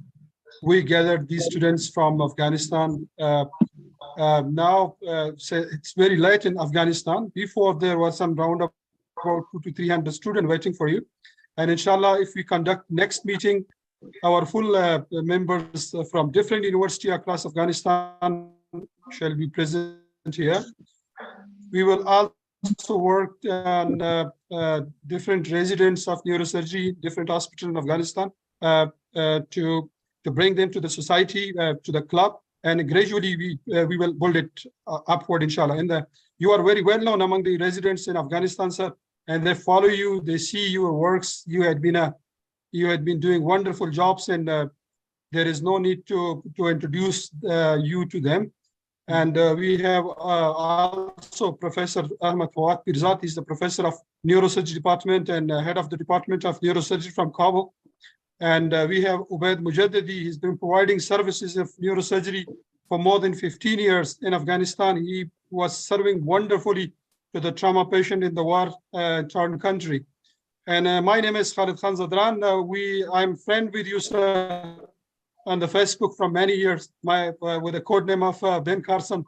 So it is an honor to speak to you directly, sir.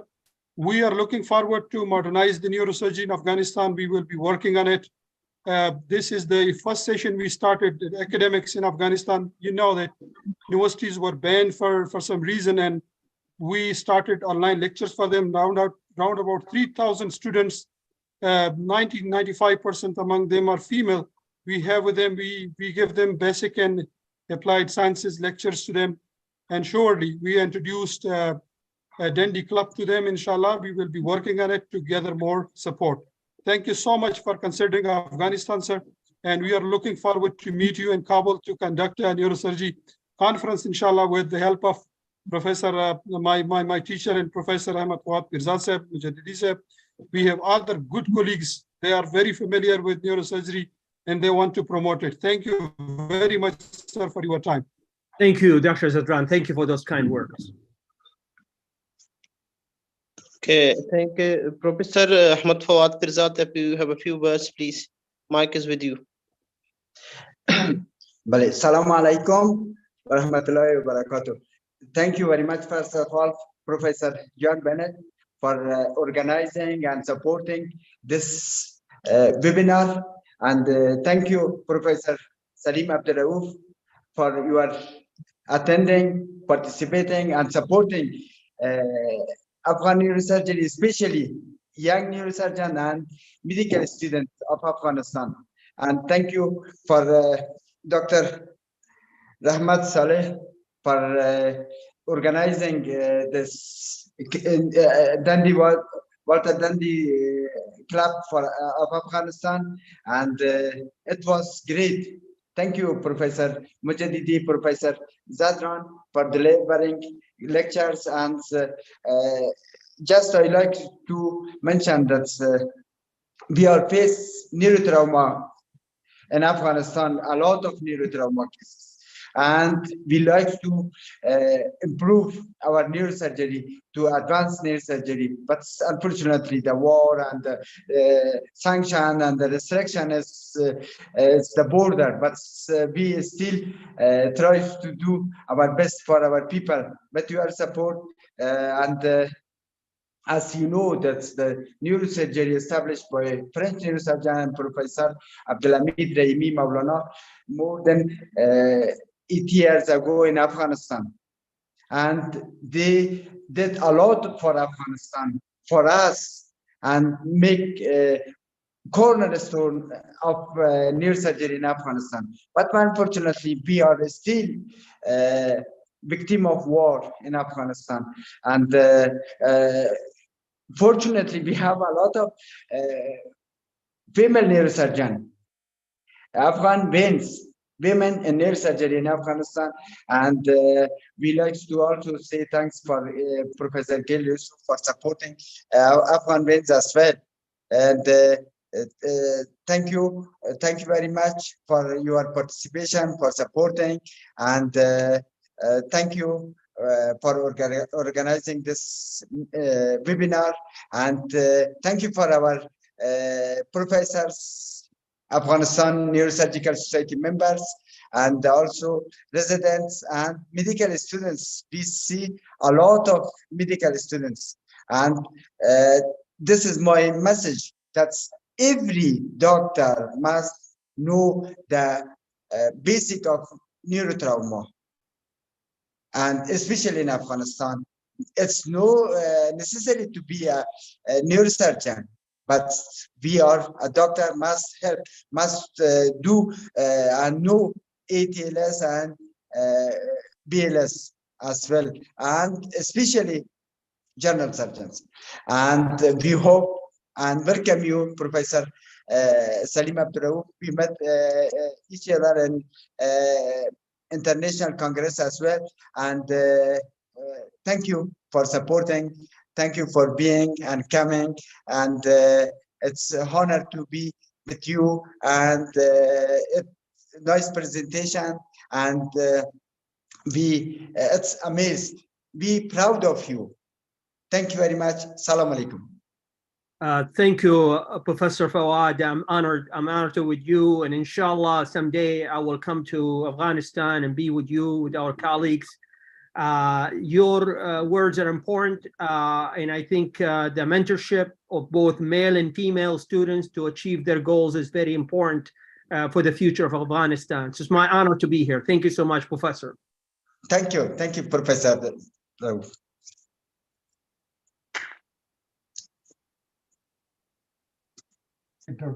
Dr. Salah? Yes, John Bennett, we are having the time for our last lecture. That is basically belong to Dr. Khalid Khan Zadran. Basically, the management of the traumatic brain injury and its management. Sir, please.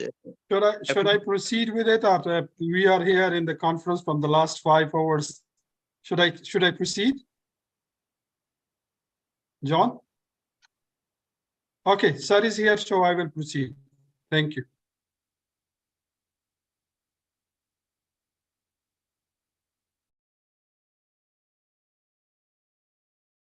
Can you see my screen? Yes, it's not presentation mode yet. There we go. There you go. Is it all right? Yes, perfect. So, Bismillah Rahman Rahim. Basically, head trauma is a huge topic, and you all know about it. But I made it very simple, so the students, the undergraduate students, should understand it. This is an introductory section for the medical students. As we know that head trauma is the single largest killer of the youth, and deaths are preventable by prompt, decisive action and golden hours. So it is all time game. Male are more prone to injuries than female because they go outside more as compared to in our places they go more as compared to the female. And overall in the world, male are involved in with different functions on daily basis, so they are more prone. And the worst thing is that majority of these people are less than 30 years of age, which is really a big disaster for a community, because the younger people, they do participate in the economy of the country. So definition is very simple: an insult to the brain is a result of physical trauma or external force, not degenerative or congenital, that may cause diminished or altered state of consciousness and may impair cognitive behavior or physical and emotional function. These are some of the causes which do cause traumatic brain injury: maybe a fall from height, a ground level fall of the patient, fall of an object on the head of the patient, road traffic accident, assaults and gunshot injury or other penetrating injury. Road traffic accident and assault are the major causes of traumatic brain injury. There are different classifications. Some divide there's a focal injury, and others says there's diffuse injuries. And then the traumatic brain injury is also classified according to the severity of the GCS. But generally, we can see all the classifications. The first thing is that after the impact of the energy to the brain or to the head, patient is exposed to these kind of primary injuries, which are not in the control of a neurosurgeon at the spot. And it can be concussion and contusion, and maybe accumulation of the blood within the skull, which then can be divided into epidural, subdural, intracranial, intracerebral, and diffuse axonal injuries. So there are some diffuse injury to the brain. And what we work on, and in most cases, is to avoid this secondary brain injury. And these brain injuries can be present in terms of edema, hypoxia, or herniation. Before going into detail of managing head trauma, one as a medical student, they should be aware of this GCS. This is a Glasgow Coma Scale, and provide a practical method for assessment and assessment of impairment, conscious level, and response to defined stimulus. So whenever there is some defined stimulus to the brain, it will cause some conscious impairment, and that can then be calculated through this Glasgow Coma Scale. It has been used from more than 50 years. There are other methods to calculate the conscious level of the patient will, but majority in the world do use that. It has been categorized into different components like eye opening, verbal, motor response. So it has specific marks within each category, and somewhat different in verbal response in case of babies. Like you can see, if the patient is oriented in an adult, it will have 5 marks, and then in babies it will bubble, and then irritable, cries to pain, moans, and none. So overall, we can say that if the Glasgow Coma scale, the best response will be like if patient is fully oriented in time, place, and person, and there is no focal neurologic deficit to the patient after trauma, they will be having GCS of 15. And the worst score for the patient is 3. And some cases we do intubate the patient, in which are results. For the intubated patient, the GCS of the patient will be 10T, the best GCS, and the worst will be 2T. This is classification based on the severity of the GCS. With a minimal severity, GCS will be 15 by 15 with no loss of consciousness, and then mild head injury with GCS 14-15 with a brief loss of consciousness, and then moderate with a GCS 9 by 13 with a loss of consciousness for more than 5 minutes or plus neurologic deficits, and severe head injury, which is in which case GCS will be less than 8 or below. You can see this is a minor, we consider it a minor trauma.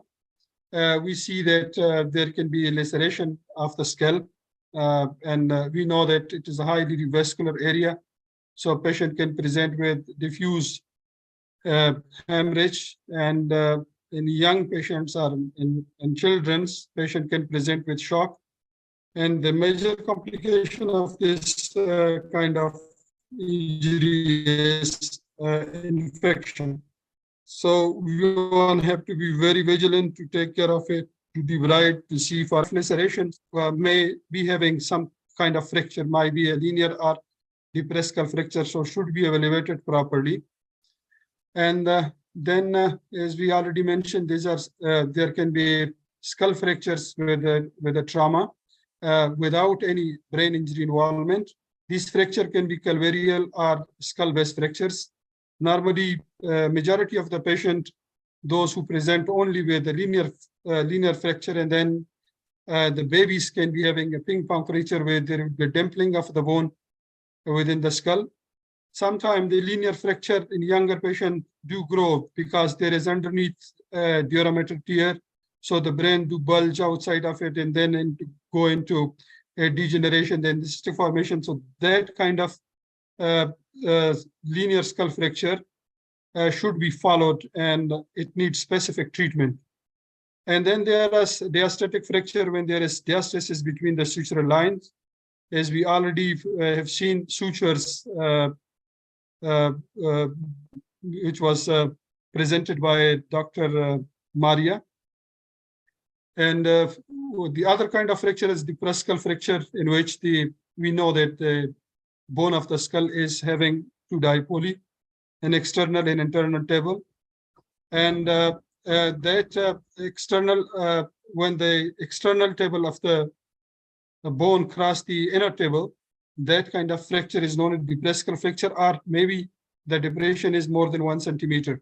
We also have base of skull fracture, which can present with CSF rhinorrhea and CSF rhinorrhagia, octorrhea, and pneumocephalus sometimes. These are the base of the skull fracture. You can see some may be transverse, some may be vertical fractures, some may be a longitudinal fracture along the base of the skull, and we know that there are vital structures at the base of the skull which are passing to and through the base of the skull and cause an impairment of them and can present with different symptoms. Some head injury will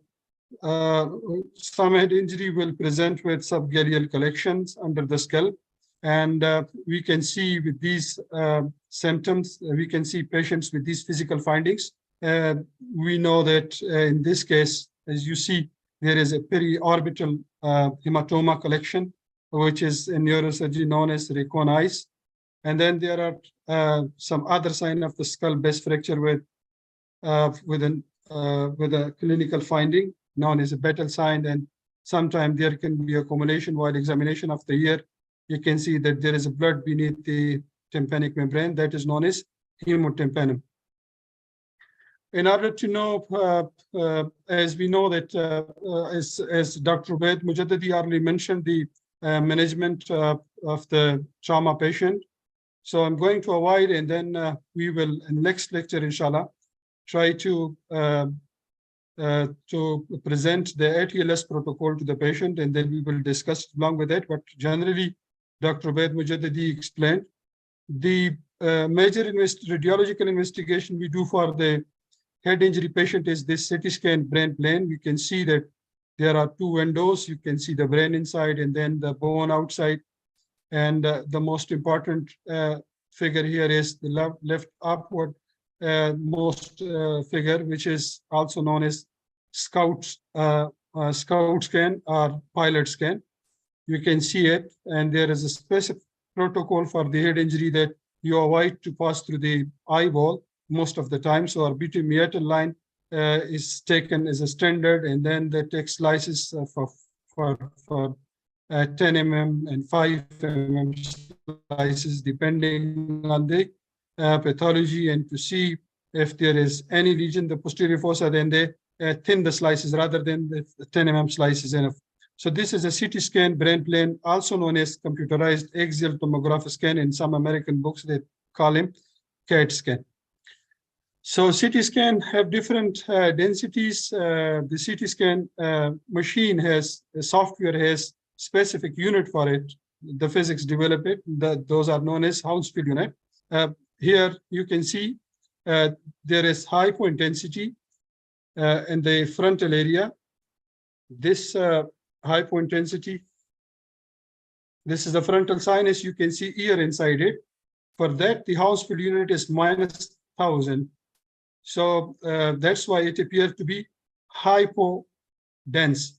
That's why it is dark. Yeah, the dark portion specifies that this is hypointense. Well, if you see here, there is somewhat difference between that and here. So this is a CSF density, right? So for CSF, the Hounsfield unit is 8. And then there is for the gray matter, the same way for the white matter and for the blood, like in hematomas. If you see here in this scan, you can see this density. This has a different density. For the hematoma, it is 80 plus. I will remove it.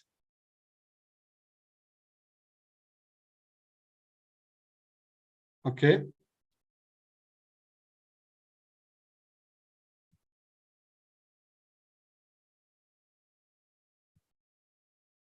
Sorry for inconvenience. Sorry for the wait. And you can see that the bone density is 1000 plus. So you differentiate all these densities between different structure. The CT scan, which involves bone window and also brain window, and with the different densities, one have to know it. You can see there is a fracture discontinuity in the bone, and you can see the arrows there, which shows that there is a fracture at the base of the skull. This is, as earlier I mentioned, this case of a depressed fracture. You can see that the outer table of the bone is passing through the inner table of the bone. So this is a depressed skull fracture. Maybe there can be damage to the duramen matter underneath as well. You can see that there is some air under the bone. So that is known as pneumocephalus, we earlier mentioned.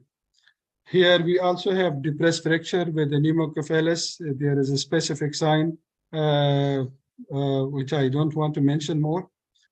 Just to make understand the students, they should differentiate between the different densities. This is my aim from these images.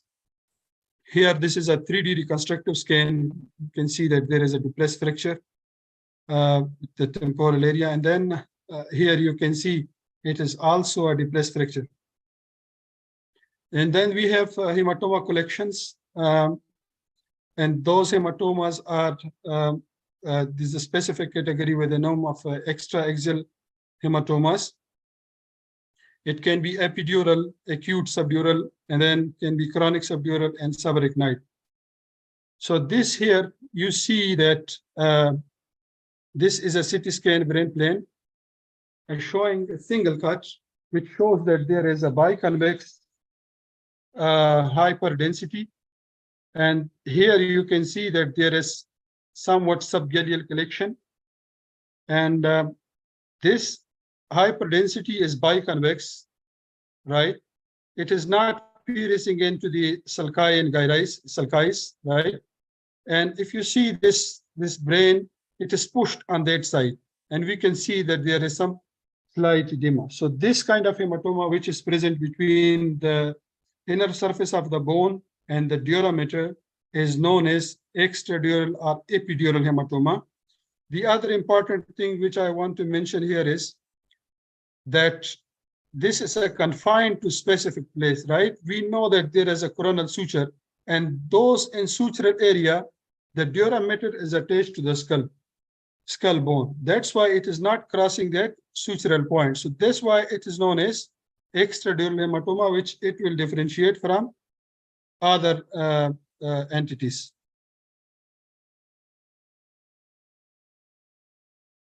Okay. Slowly, gradually, we will come forward and inshallah, we will share the knowledge. This CT scan, you see this axial cut, CT scan brain plane. You can see that there is a crescentic hyperdensity here, right? Crescentic hyperdensity. In contrast to this one, you see that it is crossing the points, right? It is crossing the points. So it is going beyond this beyond this dural attachment. This is a crescentic shape. It is hyper dense and is located outside of the brain. It is not going inside the sulcis, and it causing midline. This shifting of this it causes shifting of this brain to the other side, pushing it. So it means that it do put pressure on this side of hemisphere, and this one is known as acute subdural hematoma. Then here you can see that there is the same kind of lesion, but this density is changed, right? It is also same like acute subdural, the same entity, but since the time is passed and the blood is degraded here, and accumulation is somewhat slow as compared to the acute subdural. So this one is known as acute subdural hematoma. This is the same crescentic shape, but hypointense. It shows that the blood product which was present here is degraded, and it do not enter the sulci spaces. And you can see that this hematoma is pushing the brain to the opposite side. If this is the lateral ventricle, you can see that there is no ventricle here. So the brain is pushed. So this is a chronic subdural hematoma. Here we have other example of the hematoma collections. You can see that hyperdensity within the Selvian fissure, and then you can see the same blood in the basal cistern, and also in the interhemispheric area on the other side of the Selvian fissure. So this kind of hematoma is normally present under the arachnoid and spread it into the different cisterns and different cisterns of the brain, maybe interhemispheric. So this kind of hematoma is known as subarachnoid hemorrhage, right? Subarachnoid hemorrhage. Now this is the second entity with the intraaxial hematoma. Blood can accumulate intraaxially, like within the brain parenchyma, and that of hematoma are known as intraaxial hematomas. You can see that there is a hyperintensity within the brain matter. So this one is known as intracerebral hematoma, right? So the next one is a sister to it. This, you can see hyperdensity within the lateral ventricle and also in the third ventricle. So this kind of hematoma is known as intraventricular hematomas. So these are the intraaxial hematomas, and the other we explained about the extraaxial hematomas. I hope you understood. There is another entity when there is some shearing force or acceleration and deceleration to the brain. In that case, the brain will move within the skull cavity. So if the impact is here, it will produce somewhat bruising inside the brain. And sometime this brain come back within the skull and head to the other side. And this kind of bruise is known as countercoup contusion. This with the place of impact where the force is being applied, if contusion occur here, this is known as coup contusion, and the countercoup is here, just opposite to it. So this is the movement of the brain within the skull cavity secondary to acceleration and deceleration injuries. Now coming to those patients which has been resuscitated on the spot by caregivers and then brought to hospital, and then we have to decide is what patient is having how much risk. Should we admit the patient, investigate or not? Should we give some health facility to the patient or not? So these patients are divided into low risk, moderate, and high risk. Head injury patient, those who are asymptomatic with non-progressive headache and dizziness, and if there is just scale hematoma or mild wound and no loss of consciousness, these patients can be sent to home with written instructions. The instruction should be, if the patient conscious level deteriorate, you have to come back to the hospital. If there is a seizure to the patient, if there is persistent vomiting and a patient goes into unconsciousness, before that you have to bring the patient. So these are the low risk patients. The moderate risk patients are all the patients with less than 2 years of age. And also in calculation of the risk for the patient, mechanism of injury is also important. If the patient is with polytrauma, if there is a suspected child abuse and unreliable or inadequate history, and maybe someone is intoxicated with alcohol or drugs or anything, these are the patients who are at moderate risk and need specific type of management. The type of injury is also important in calculation of the risk for the head injury patient. Serious facial injuries where the patient can develop significant swelling within short time, and subgaleal collection if there is fracture along with it. Possible percentage skull injury or depressed skull fractures, possible penetrating injury or depressed skull fractures. Patient can be at moderate risk. Sign of skull base fractures. These all are the patient with moderate risk. If CT scan reveal finding of traumatic brain injury, admit in hospital for observation. If CT scan is normal, discharge only. If the patient is asymptomatic, GCS is more than 14, no domestic abuse, patient is access to hospital, responsible, competent adult can stay with the patient. So this is the management for the moderate risk patient. The third one is the high risk patient. Penetrating brain injuries, depressed skull fracture, decrease or decreasing level of consciousness, which is ongoing.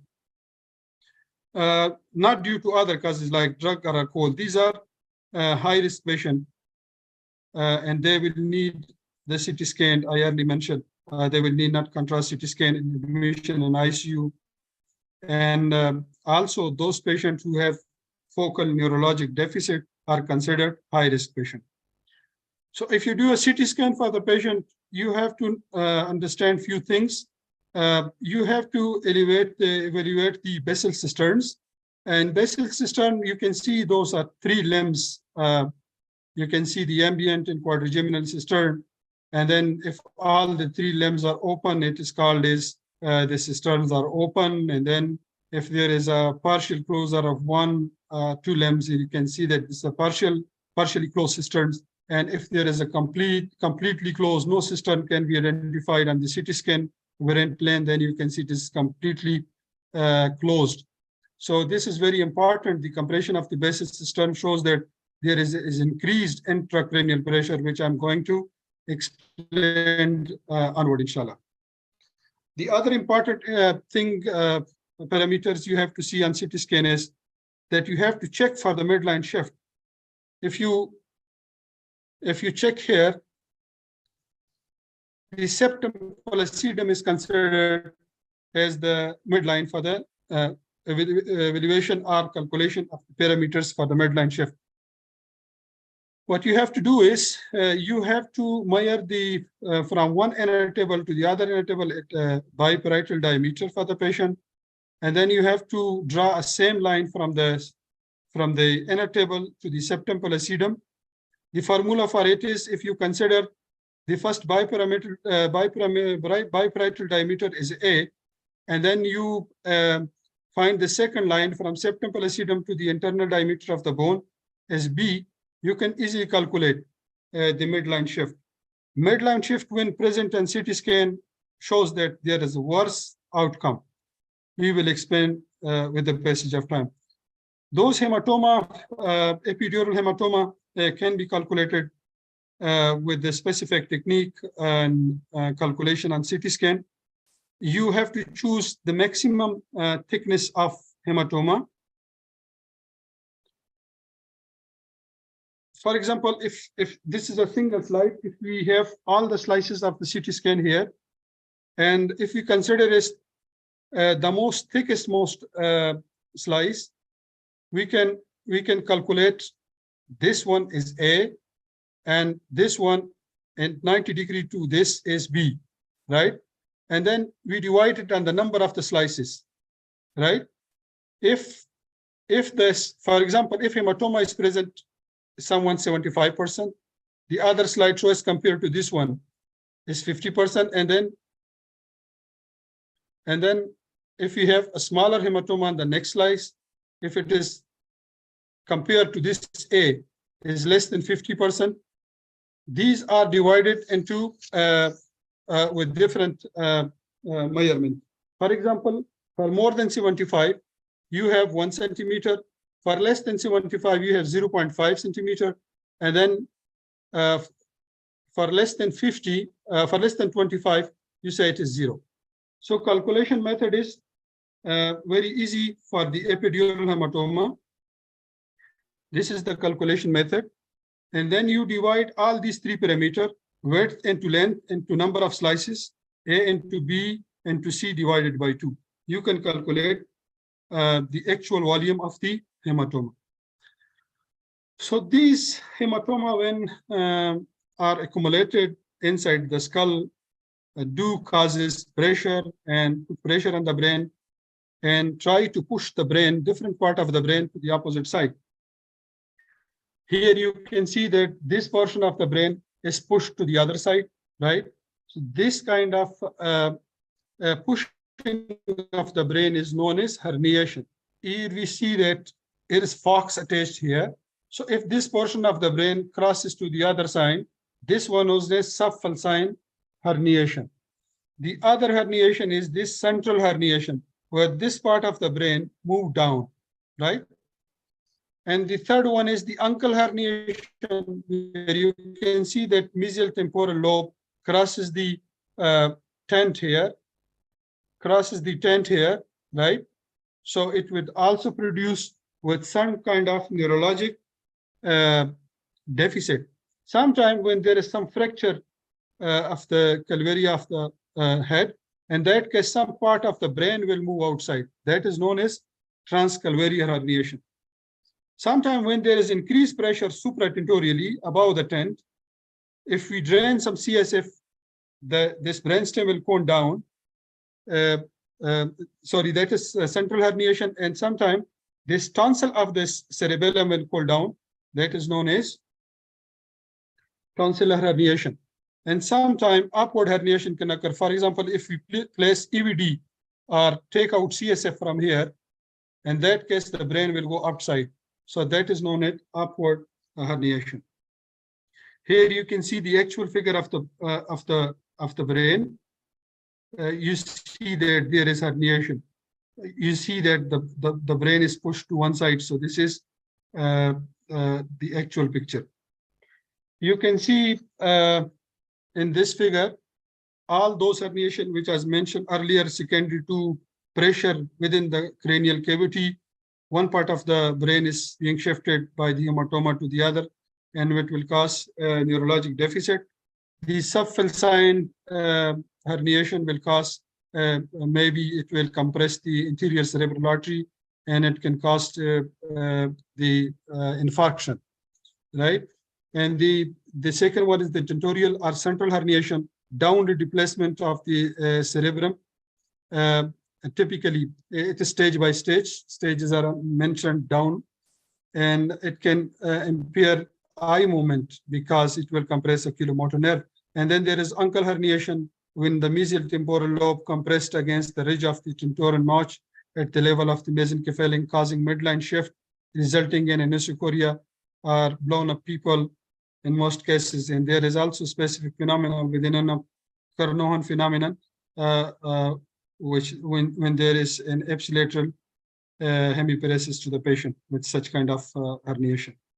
And then there is cerebellar herniation, compression of medulla from cerebellum tonsil, presentation is fulminant, heart rate and blood pressure. You know that that portion has specific functions to control these entities, and patient can have tetraparesis. And then there is external and upward herniation.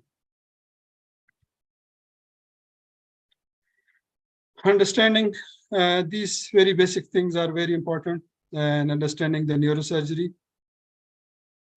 The normal cerebral blood flow is for 100 gram of tissue is the average blood flow is 50 ml. The average blood flow in the gray matter is 67 to 80, and the normal blood flow for the white matter is 18 to 25. And then there is a threshold for it. Normal neuronal function can be maintained at least at 30 ml. And neuronal dysfunction can occur with 20 to 30, and then irreversible neuronal dysfunction can occur with 10 to 20, reversible, and with irreversible less than 10. So the function of the brain is dependent on the cerebral blood flow, and there the blood should reach the tissue. It should perfuse it.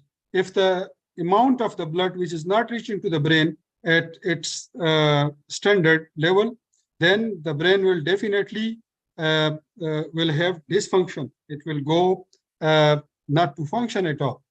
So these are different values for the medical students. They have to remember it, that where the brain can function normally. Then there are some other formulas which you have to remember. There are some special terms: cerebral perfusion pressure, mean arterial pressure, and intracranial pressure. So cerebral perfusion pressure, you can see that the equation, cerebral vascular resistance is mainly dependent on the diameter of the arteriole, meaning when the smooth muscles of their walls contract, the diameter decreases, the cerebral vascular resistance increases, and blood flow to the brain decreases, and vice versa manner. Here, understanding of this factors, there are some factors which regulate the cerebral blood flow and flow metabolism coupling. When there is increased metabolism like in seizures and hyperthermia, it leads to increased cerebral blood flow. When there is decreased metabolism like anesthesia, sedation, and hypothermia, that can lead to decreased cerebral blood flow. There are some mediators that work along with it, and response to this metabolism coupling is very fast. It is per second. The other thing we students have to know is cerebral autoregulation. Between cerebral perfusion pressure values 50 to 150, autoregulation works, and cerebral arterioles can maintain stable cerebral blood flow, regardless of cerebral perfusion pressure fluctuation. And it is secondary to changes in the cerebral vascular resistance. For example, if the cerebral perfusion pressure is high, the cerebral vascular resistance will go high. If the cerebral perfusion pressure is low, the cerebral vascular resistance will go low.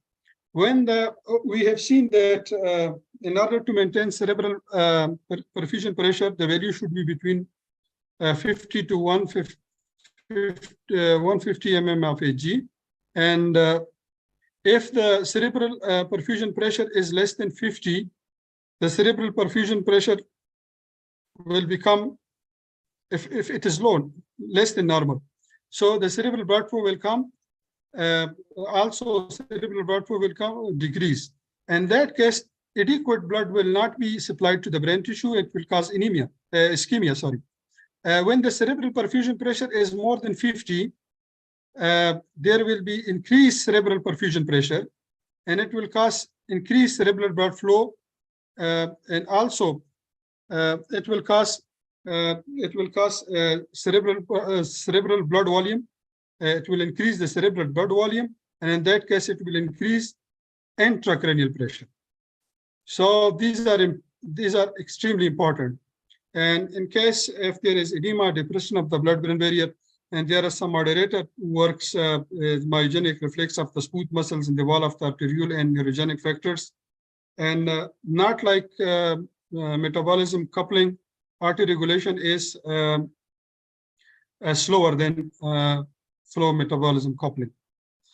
The other important thing a student have to understand is the partial carbon dioxide. For a partial carbon dioxide, 20 to 80 mmHg carbon dioxide has a linear relationship with cerebral blood flow. For example, if the partial carbon dioxide is high, there is hypercapnia, there will be decreased cerebral vascular resistance, and there will be increased cerebral blood flow. Opposite to it, if the partial carbon dioxide is low, there will be increased cerebral vascular resistance, and the cerebral blood flow will be low. You have to know that the carbon dioxide is very potent vasodilator, and hyperventilation can be used as a short-term IRFR to decrease the cerebral blood flow and thus decrease intracerebral pressure. But that is not appreciated. Partial oxygen, more than 60 mf of Hg has almost no effect on cerebral blood flow. For partial oxygen less than 60 mf of Hg, there will be decreased partial oxygen, and there will be decreased cerebral vascular resistance and increased cerebral blood flow.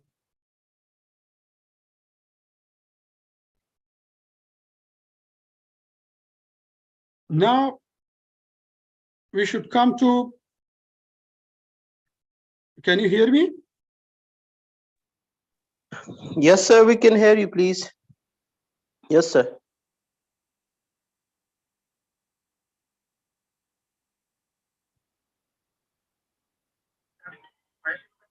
Okay, inshallah, you can hear. We know that the skull is a closed entity. It is a rigid box. Within inside, it is brain, CSF, and blood, right? If one of them increases, the other one have to compensate. If the blood increases, there should be some compensatory mechanism to it. Like we cannot compensate the brain. The brain will move to one side, but what we are able to go, it will still stay inside the brain, inside the skull cavity.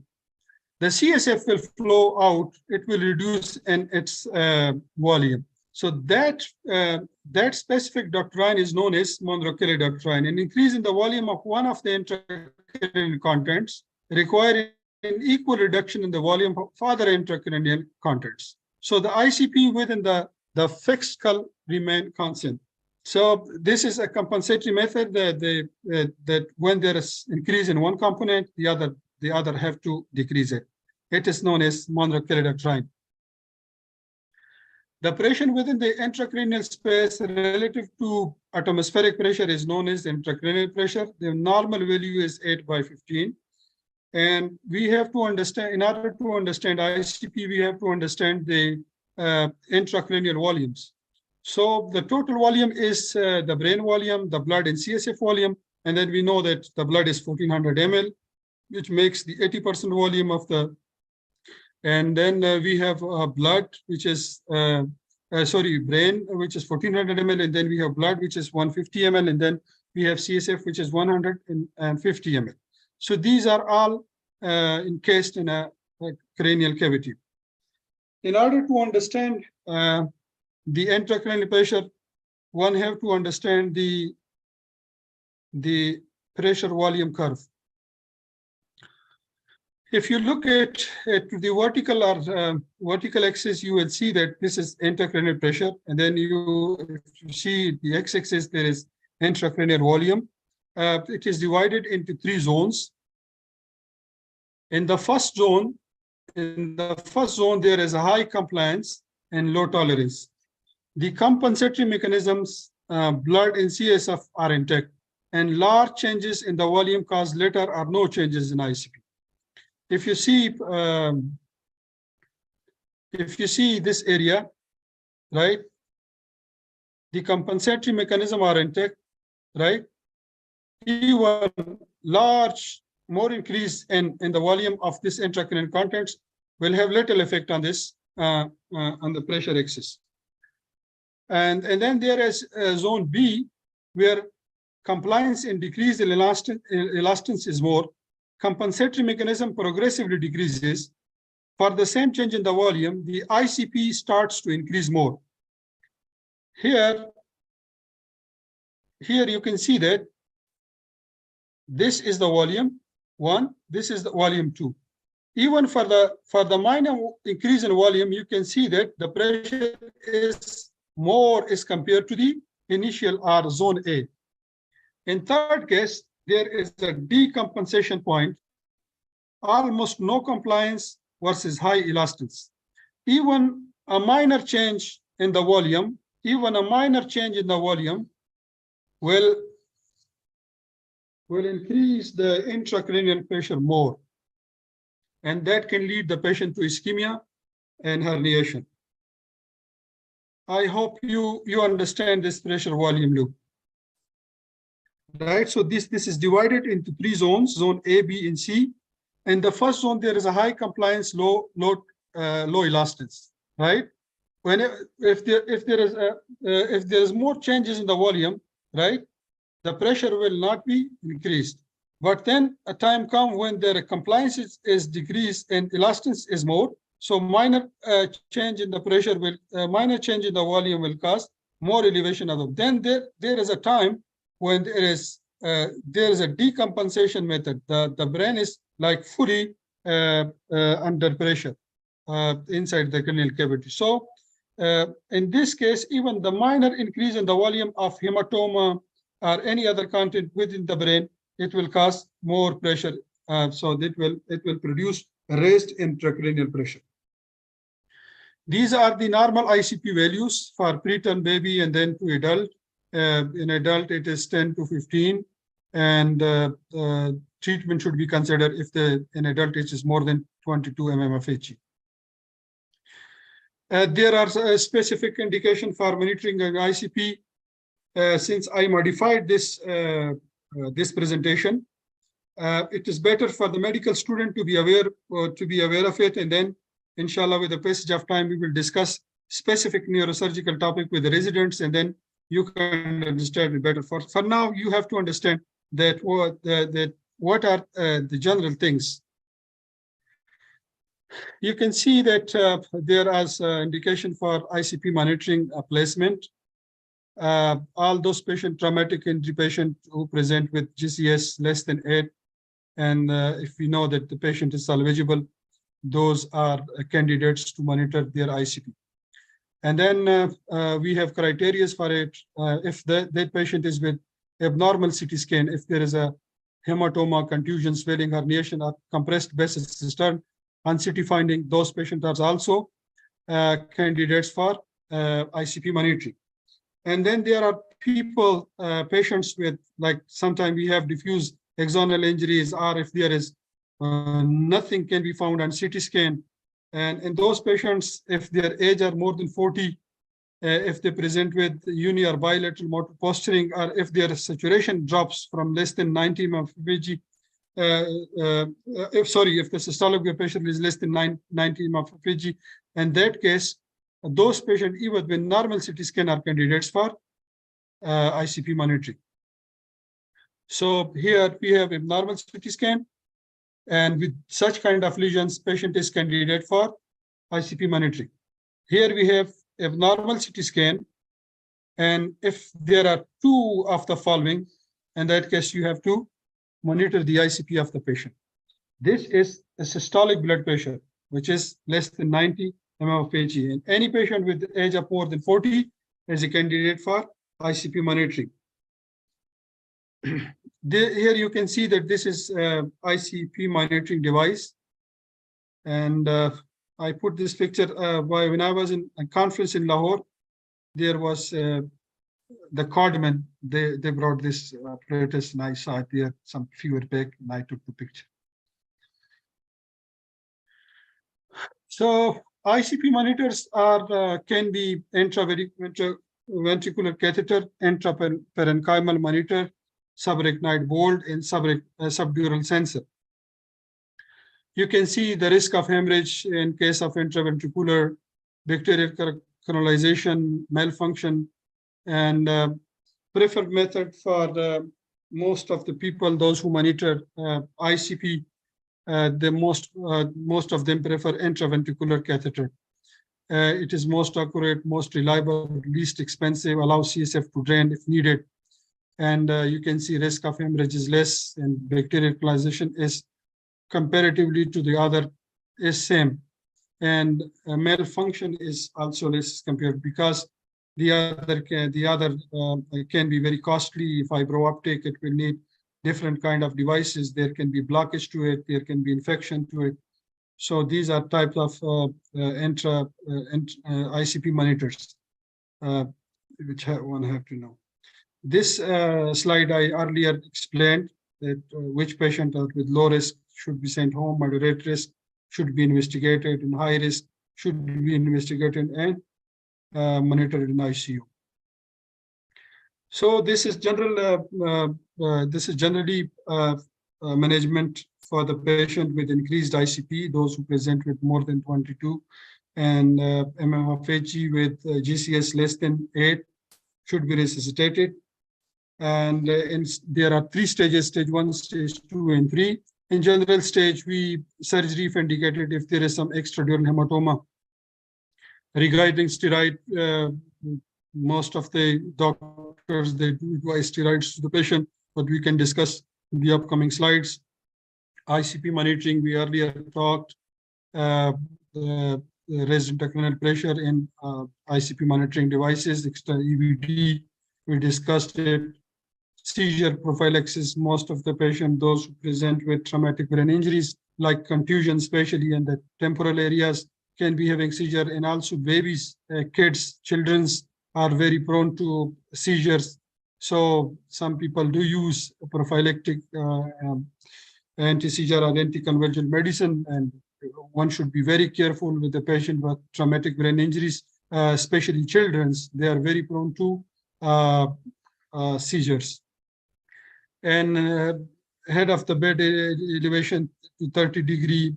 Hypothermia is also considered very vital in some centers, but we will discuss on it in upcoming slides. Systolic blood pressure is very important, should be kept more than 110. We know that if the systolic blood pressure less than 90 mmHg, there will be a problem to the perfusion of the brain.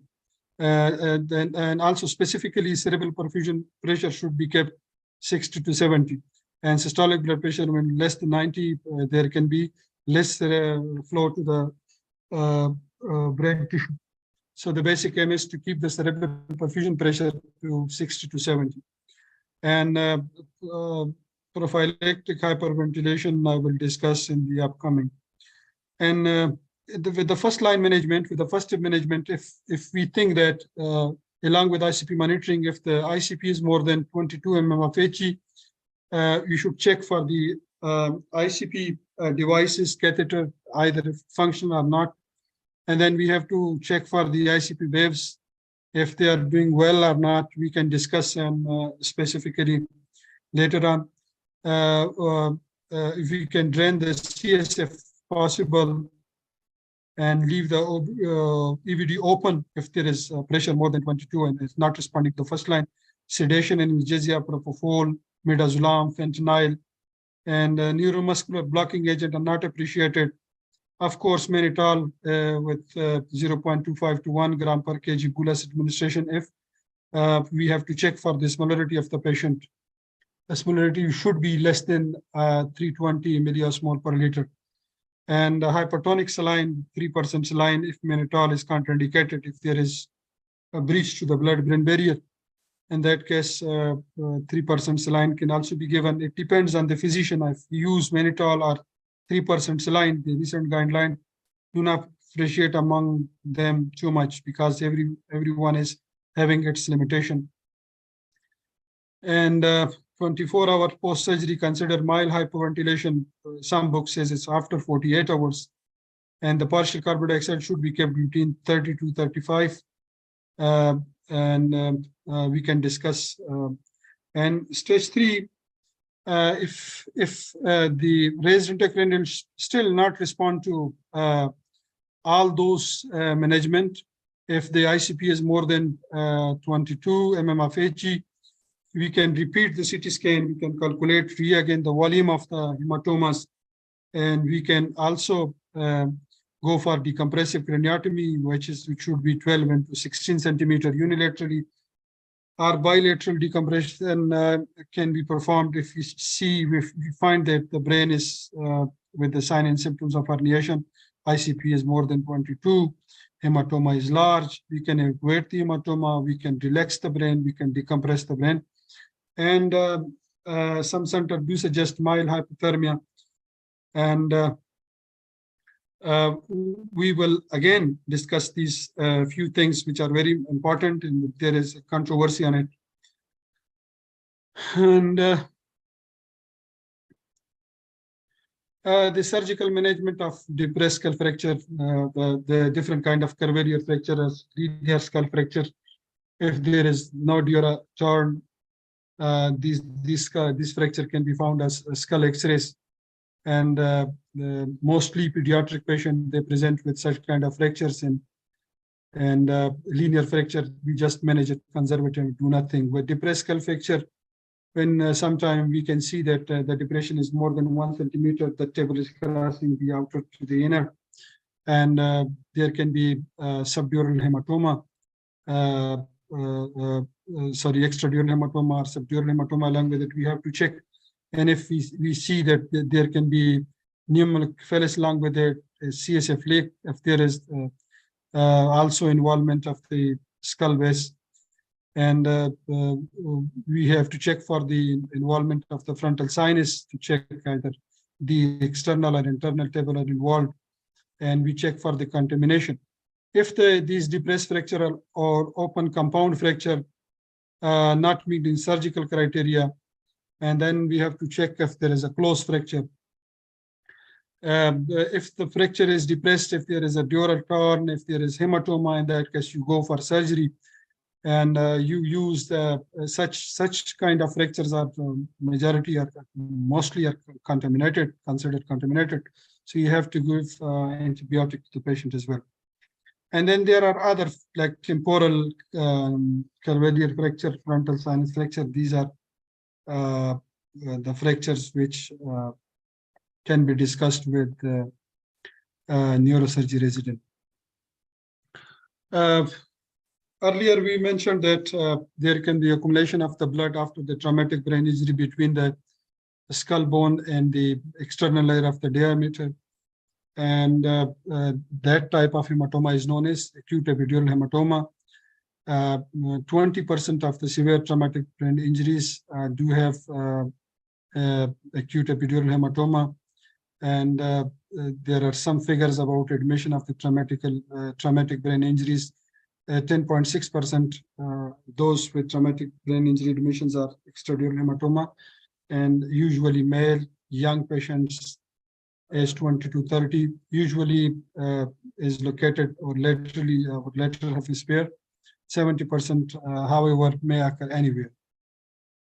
Source of the bleeding is very important. It may be 85% cases, it can be from the arterial nature, from the middle meningeal artery, from the anterior branch, and sometimes it can be from the fracture of the bone, and 15% it can be from the meningeal vein, dipolic veins, bridging vein can be from them as well.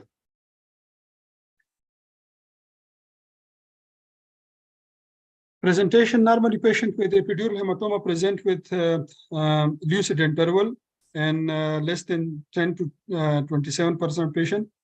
There can be a brief loss of consciousness just after the head injury, and there can be a transient complete recovery followed by sudden neurological deterioration.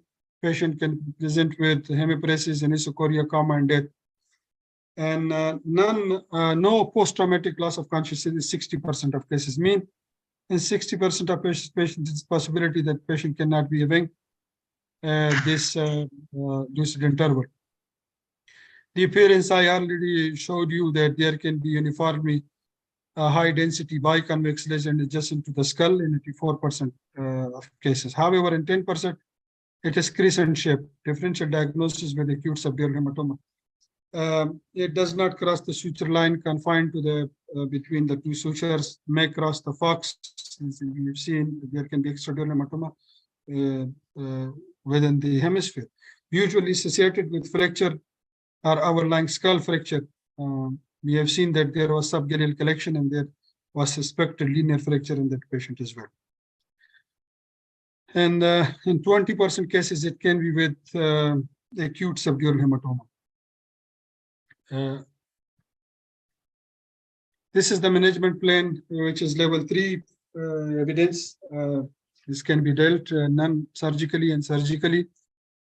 All those patients with GCS were more than 8 without focal neurologic deficit. All of the following findings should be seen, and then should be considered that patient can be dealt non-neurosurgically. If the volume is less than 30 ml, thickness is less than 15 mm, and midline shift less than 5 mm, in that case, close observation and serial CT scan after each 6 to 12 hours to check if the volume is increases more than 30 ml, and midlife shift is progressive. In that case, patient is prone towards surgery. The surgical indication, as I already mentioned, more than 30 ml, regardless of GCS score. If the volume exceeds, it means that it can herniate the brain, that you have to operate. And hematoma equation as soon as possible through craniotomy, and possible for extradural hematoma and coma if the GCS is less than 9 plus anisocoria.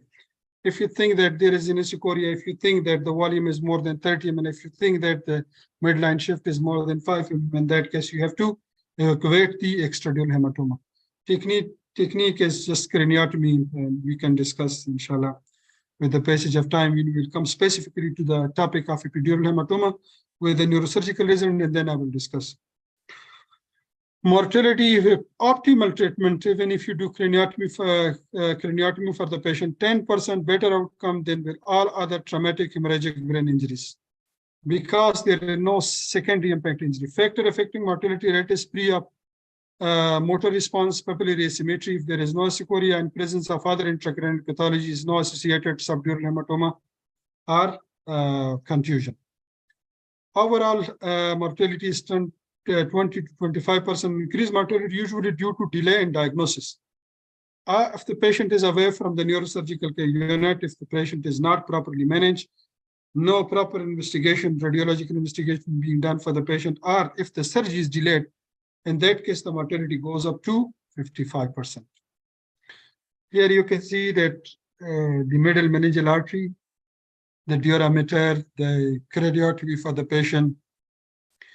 This hematoma is excavated, and down there you can see that there are some dark spaces here, right? So this shows that there can be contusion inside, and then can be associated acute subdural, which was 20% in such kind of patient. And then there is a subdural hematoma. Like I earlier mentioned, it was a concentric tip. That hematoma is located between the dura and echinoid matter mostly. And it is present less than 28 hours, 48 hours after injury. It should be present there.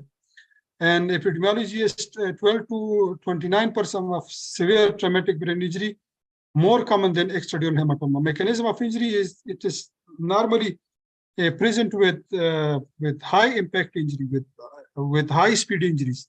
In young patient, mainly due to motor vehicle accidents, versus in elder patient, mainly due to fall. And in elder patient, majority in cases of those who are taking medicine for heart diseases like blood thinners, coagulopathies, and those. And the other thing is the brain of the elder patient is atrophic, and there is tension on the bridging vein that can cause accumulation of the blood subdurally. Location is usually, it is normally located in the lateral hemisphere, like you have seen in the CT scan, but can also be present interhemispheric along with the tentorium and posterior inclinal fossa. Delayed subdural hematoma formation, 0.5% in operated acute subdural patient. Yes, it can be seen. I've seen patient. Subdural hematoma not present on initial CT scan. Treatment is as acute subdural hematoma. Some patient, when you operate them, and then if do a check CT again, you will find that there is a 0 point chances for the patient to be having acute subdural hematoma. In that case, you have to open the patient. You do not leave the patient as such. So you have to do surgery for such patient. The source of the bleeding and subdural hematoma is subdural accumulation of blood around the brain. Sorry, can you hear me? Hello? Yes, we can hear you. Okay, sir. The source of the bleed is, as I already mentioned. Sorry? Subdural accumulation of. Pause without explanation of the slides. It's going Sorry? to be too late in the. Yes. Can you go a little bit fast without explaining the picture, sir? As the Okay, that's okay. Okay, the source of bleeding is in majority of cases it is venous, right? Are going to be few in there. Okay. Then I think this is very critical for the students. Then we have to stop it here. Then in the next lecture we can start from here. Is that okay? Go ahead. Is that okay, sir? Yes, go ahead. Continue, please.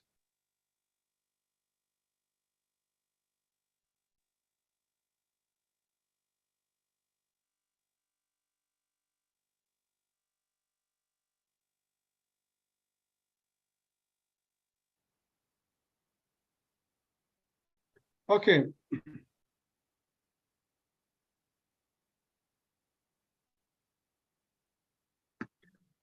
The source of bleeding can be venous. Majority of cases, it can be from the cortical veins, from the bridging veins, right? Presentation mostly it's a high-speed injury presentation, maybe mostly in patients is less than with GCS less than 8, and sometimes lucid interval can be present, but majority of cases not. The prognosis in case of acute subdural hematoma is worse than that of extradural hematoma. On CT scan, there will be crescentric appearance. We already have seen that. I already explained. And management can be non-surgical.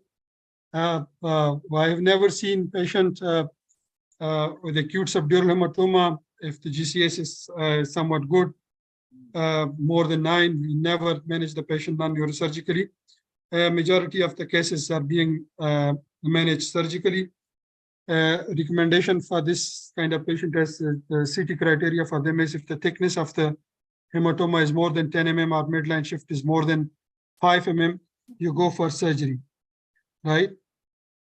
And if the patient is the less than with the thickness on the CT scan less than 10 mm, and if the patient is having midline shift less than 5 mm, plus if the patient is comatose, operate as soon as possible.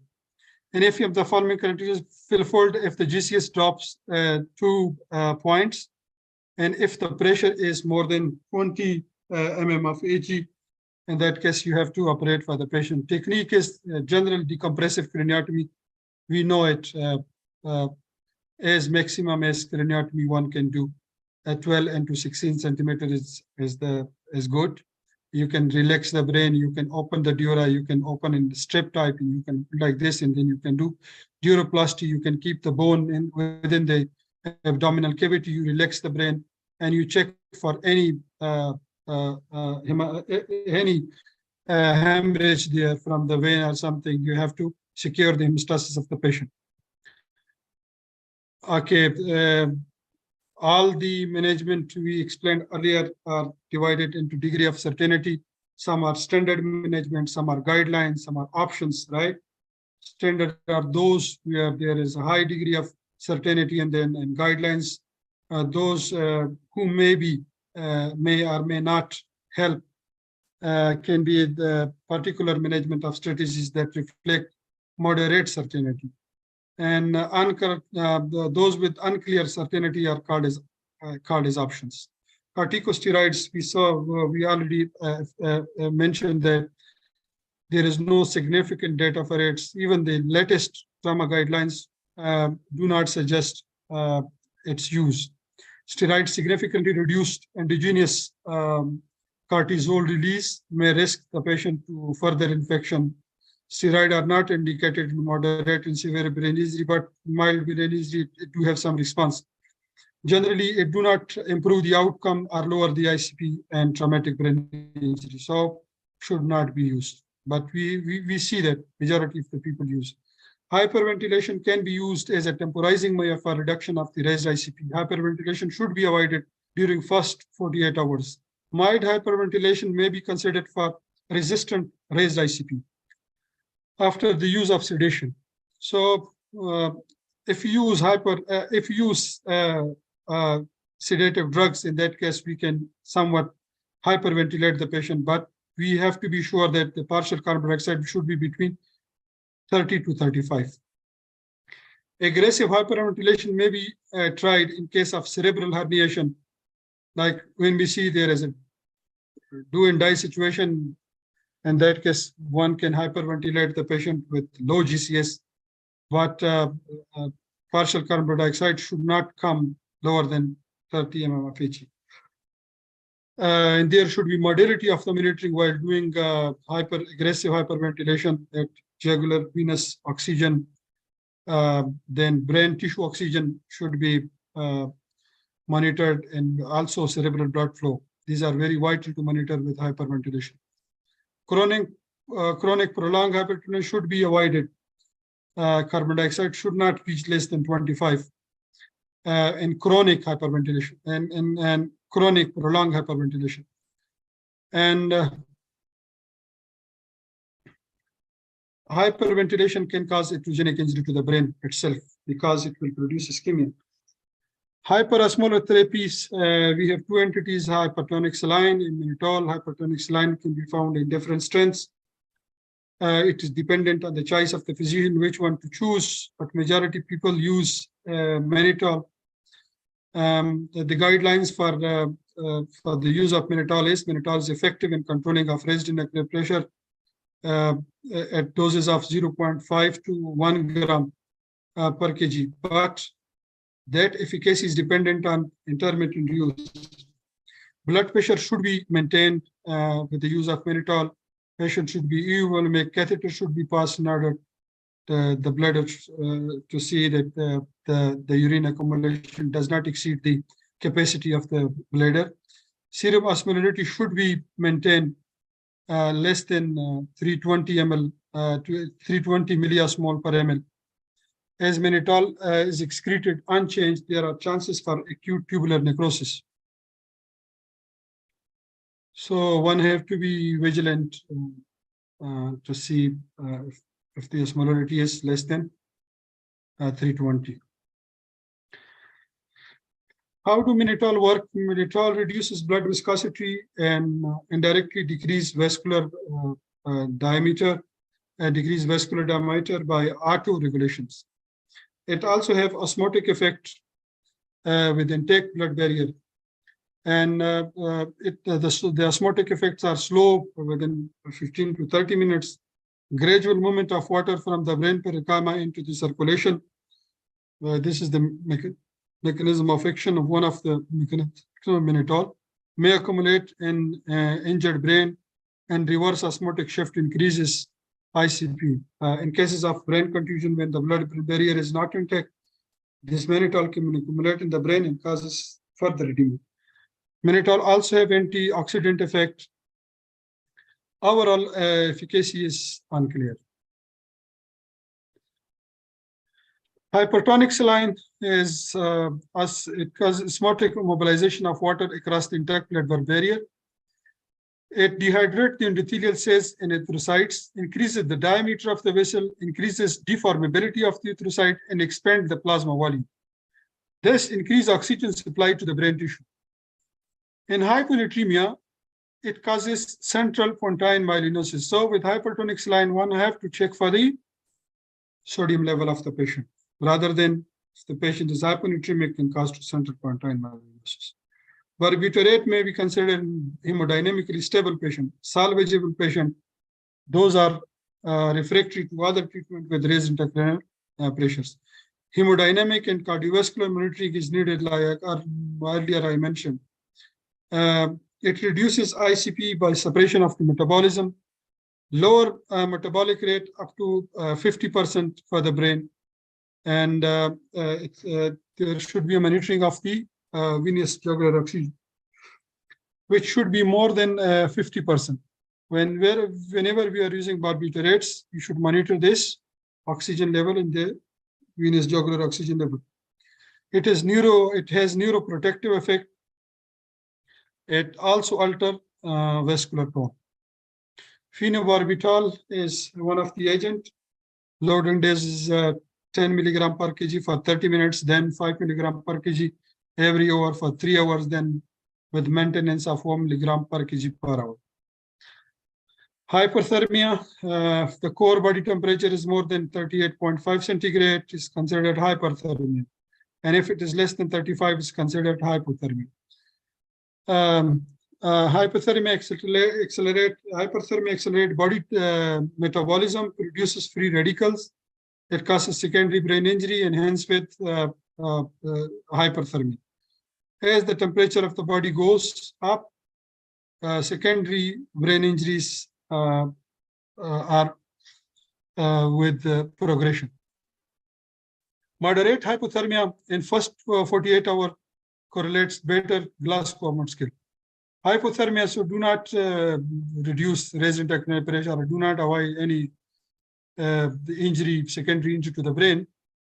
But all the recent guidelines shows that the Glasgow outcome scale of such patient is good as compared to other.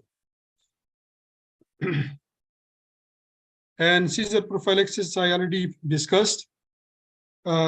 If the seizure occur within the 7 days of the traumatic brain injury is early, and if it's more than 7 days, those are late seizures.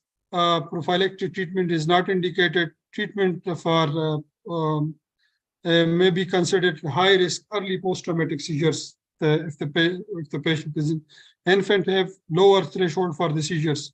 Neonatal seizures are difficult to control with single drug. So all those patients who have neonatals, those who have traumatic brain injury, can be given prophylactic anti-epileptics because they are more prone to seizures.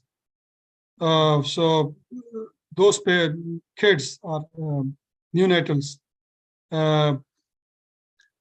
Diagnosing seizures in comatose patient and young patient is very difficult. So EEG monitor should be attached. With this, I come to a conclusion of this session. We know that the head injury is a very long topic. It's a very broad topic. And then if you are a resident, you have to explain it like with anything. But if you are a consultant, it's very difficult for you to explain it briefly. So I try to manipulate this presentation with different things. Maybe there are some deficiencies along with it, but since the topic is very broad, I hope that I had convinced the students. Thank you very much, sir. Thank you so much, Dr. Khalid Khan Zadran, consultant neurosurgeon from Afghanistan. It was a very nice, amazing, and interesting lecture. The participants have been getting benefited from your lecture. It was an amazing lecture. And if anyone of the participants having any queries, suggestions, or any questions, please proceed with that.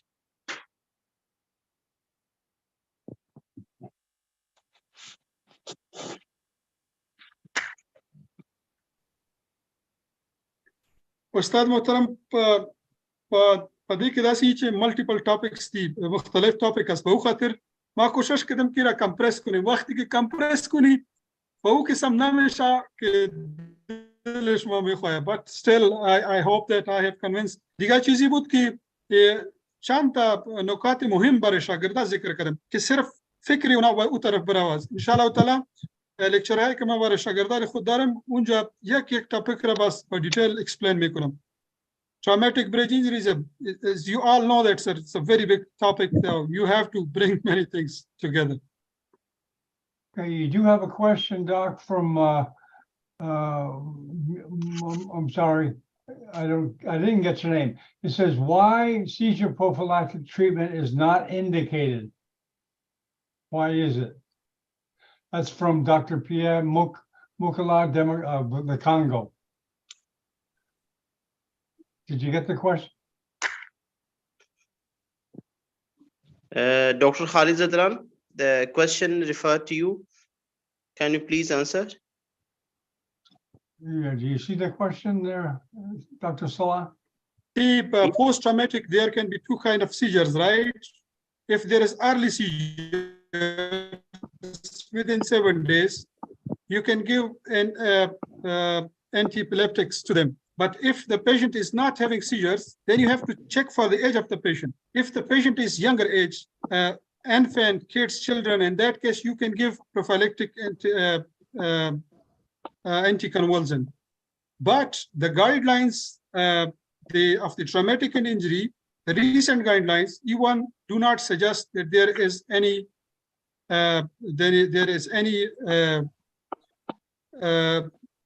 that the anticonvulsant couldn't be beneficial to the patient because those patients up to the time they do not have seizures, you are not supposed to give prophylactic anticonvulsants. So this is the guidelines which suggest that if the patient is young and if he has early seizures, if he has episode of seizures during traumatic brain injury, if you notice it, then you can start anticonvulsant seizure. Yes, sir. This question was basically, I hope they get his answer. Dr. Piri from the Democratic Republic of Congo. So I think he may got the answer. The second question is from the one of our participant.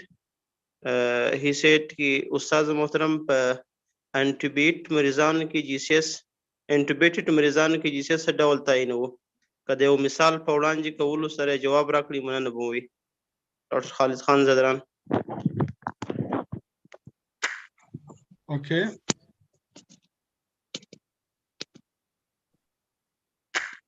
So he is basically asking a simple question that in an intubated patient how we can calculate the GCS. The patient is already intubated. Okay. An intubated patient, what is missing with the person is you have to check 15, right? And the worst most is 3. If the patient is intubated, it means that there is no verbal response to the patient. You give the other two parameters like eye and motor response to the patient. And then for verbal response, you keep T, right? And yes, this is for verbal response, you have to mention T. And that T is sufficient, that T is silent. The other two things you have to calculate is eye opening or motor response. So if you get like 2 from the eye response and 2 from the motor response, it is 4. And then you can write T along with it if the patient is intubated. Yes, sir. Thank you for your answer. He might get the answer. Thank you so much. And currently, we don't have any more question. If any of them have any question, please write down your question. We will be answer you shortly. So I want to give a few words from Dr. Ahmad Ubaid Mujaddadi. If you want to add any suggestion or queries. Thank you so much. Thank you, Dr. Ahmed. I want to thank all the participants for their patience that they are here with us till this very late night. Almost it is 12 midnight in Afghanistan, and I want also thanks Professor Fawad Pirzad, the president of Afghanistan Neurosurgical Society, that he is here with us and follow all the webinar. And I also want to thanks John Bennett for his patience and all the services that he is providing for the moment for this webinar. So Dr. Zadran has presented a very comprehensive and very informative presentation for the student. It is very difficult to present a very huge topic only in 1 hour. And I know that how much he has tried to shorten this presentation, despite of all his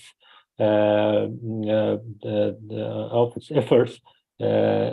Still, it was possible because the traumatic brain injuries is one of the biggest component in neurosurgery, and it takes 5 years training and also long life experience to manage the traumatic brain injury cases properly. Even we consultants is still in a learning condition, and we are still learning. And I have learned a lot from this comprehensive presentation, but it will bore a little bit our student.